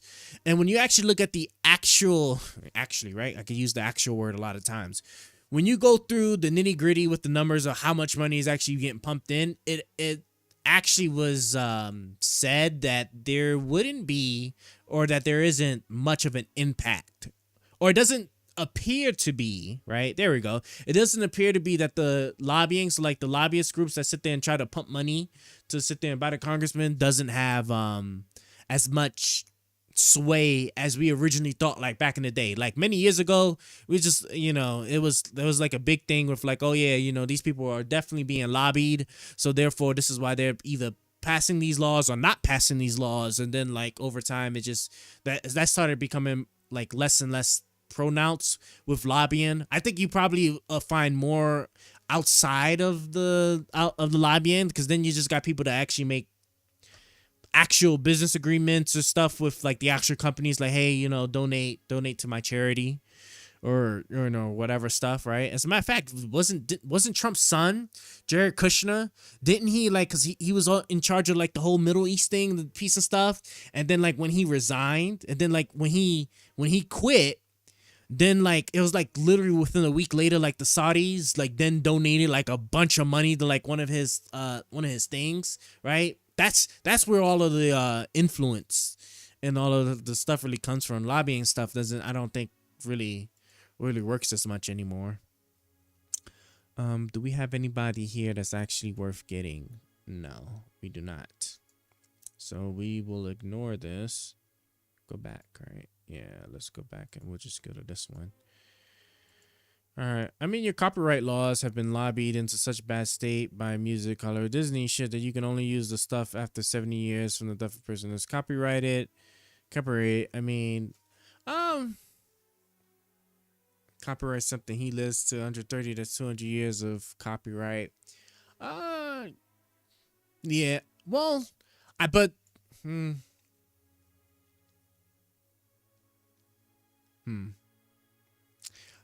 I'm trying to think. On one hand, copywriting is like, important, right? You don't want your stuff to essentially be ripped off. But then on the other hand, you're right, to have to wait that long before you can use like some creative art is a bit crazy for sure. But to that point though, right? That also attests to like the limitations of the whole lobbying thing. Because if I'm not mistaken, right? Disney, right? Whatchamacallit hit the public domain. Was it last year or the year before, right? The old school Mickey Mouse, right? That hit public domain. And the thing is that Disney was only able to successfully like lobby for like the law to be adjusted so they can hold the Mickey Mouse. But then after a while, it was just like this, like no. And so then like there's nothing they can do, and then Mickey Mouse that the old school version of Mickey Mouse hit the public domain. So like, and that's what I mean. Like, you know, lobbying directly is like becoming less and less of an actual like contributing factor here. Don't want to go this way. No, it would make sense to go this way. Want to increase my level. Yeah, let's finish this segment up. Who you take money from. They're right when they say, I don't know where the money came from, all this other stuff. But when someone's giving you $100K a week for an episode, you can't look the other way. You have to go a little bit deeper to say, hey, I didn't know. What's the reasoning behind this? That's the only thing I'm saying. You got to do a little bit more research when you're going through that. But we'll see what happens. Dan had a very, very good point on what he was talking about. All right, while we're on it, Candace Owens suspended from YouTube over Kanye West interview. This is which story are we reading from here, Rob? That's the Mediaite story. She blames Zionists, says Mediaite. Let's see what they're saying here. All right. So Candace Owens announced she was suspended from YouTube for a week after interview with Kanye West, which YouTube removed for violating hate speech policies by promoting anti-Semitic claims, specifically that Jewish people control the media. Owens blamed the suspension of Zionists, stating their tactics never change. Owens revealed that YouTube also demonetized her account, which has 2.4 million followers, and received 3 back-to-back content hits within minutes. She asserted, we all know who exactly is behind this and why, again, appear to blame the Zionists. Owens has a history of controversial statements, including defending Nick Fuentes, praising criticism of Jews in Biden's administration, claiming that allies caused more damage than the Nazis during World War II. Tom, thoughts on this story?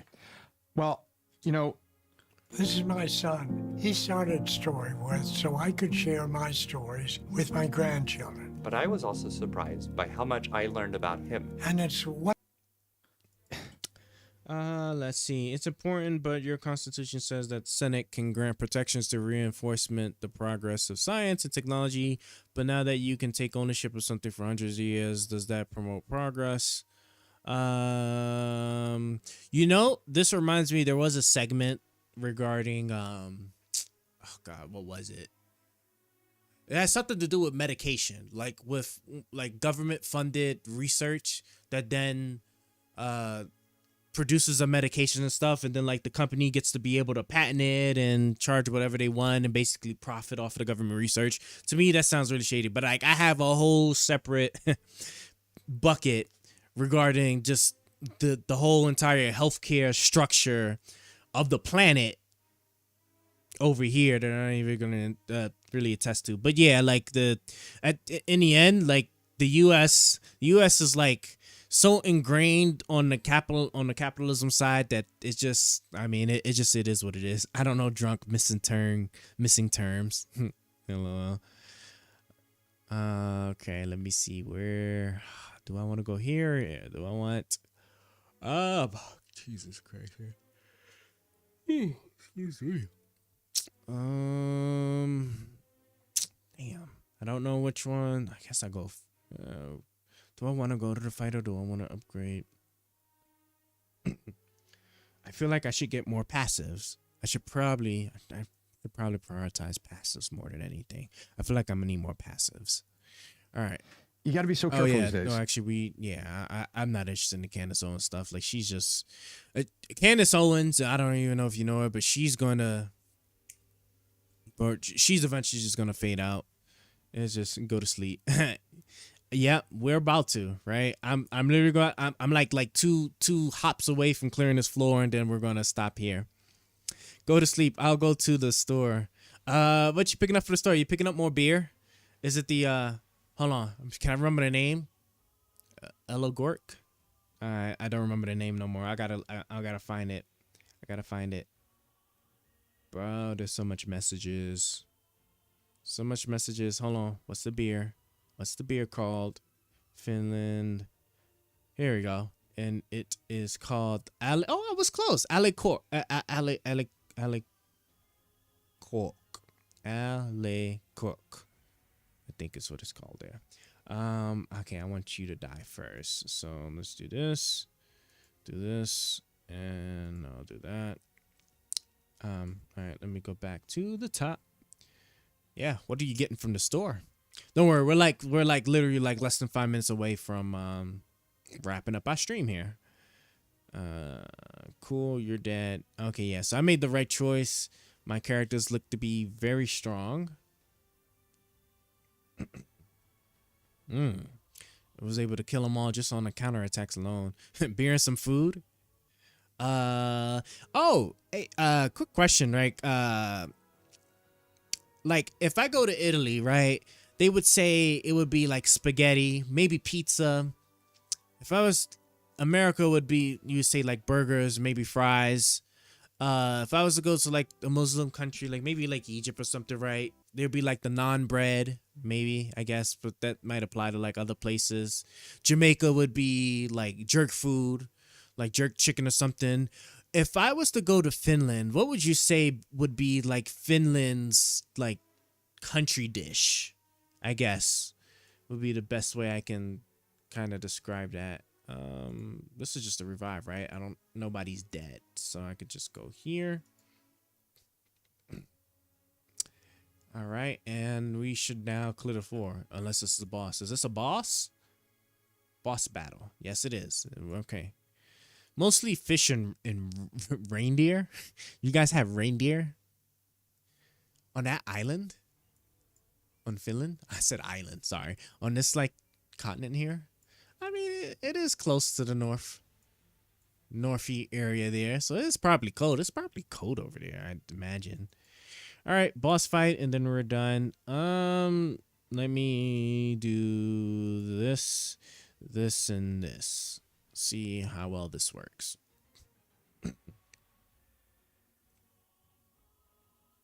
Oh yeah, so you don't even get the status effect. Oh, but she puts a shockwave on it, and it can be applied regardless. I'm so happy I got her on the second try, on the second draw. I was able to get her. Bro, this is amazing. Bro, the luck. Our pizza chain has 3 different reindeer toppings? Reindeer toppings on pizza? Jesus. Is there a particular name though for like your fish or reindeer? So like, I mean, those are like, I guess technically meats. Is there a particular dish name that comes to mind for the stuff? Oh no, this is definitely not good. Okay. Let me think about this. How I'm gonna do this, I'm gonna do this, I'm gonna do this, I'm gonna do this, I'm gonna do this, I'm gonna do this. I guess I will go like this.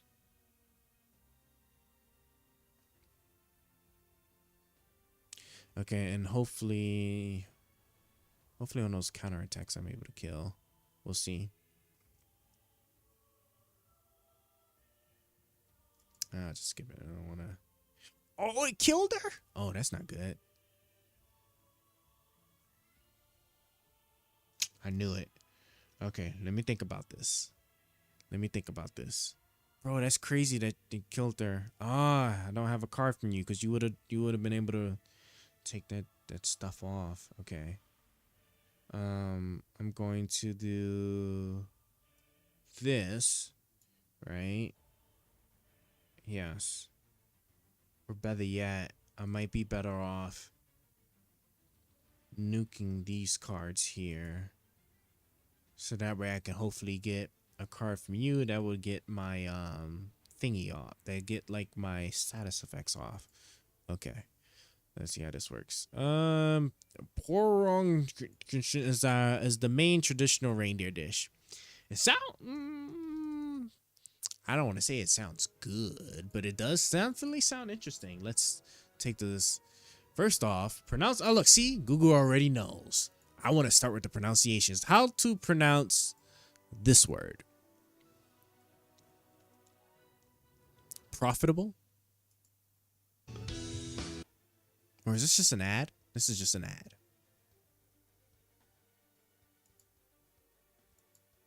Okay. It's pointless. Oh. Poronkaristus. Poronkaristus. Poronkaristus. Poronkaristus. Poronkaristus.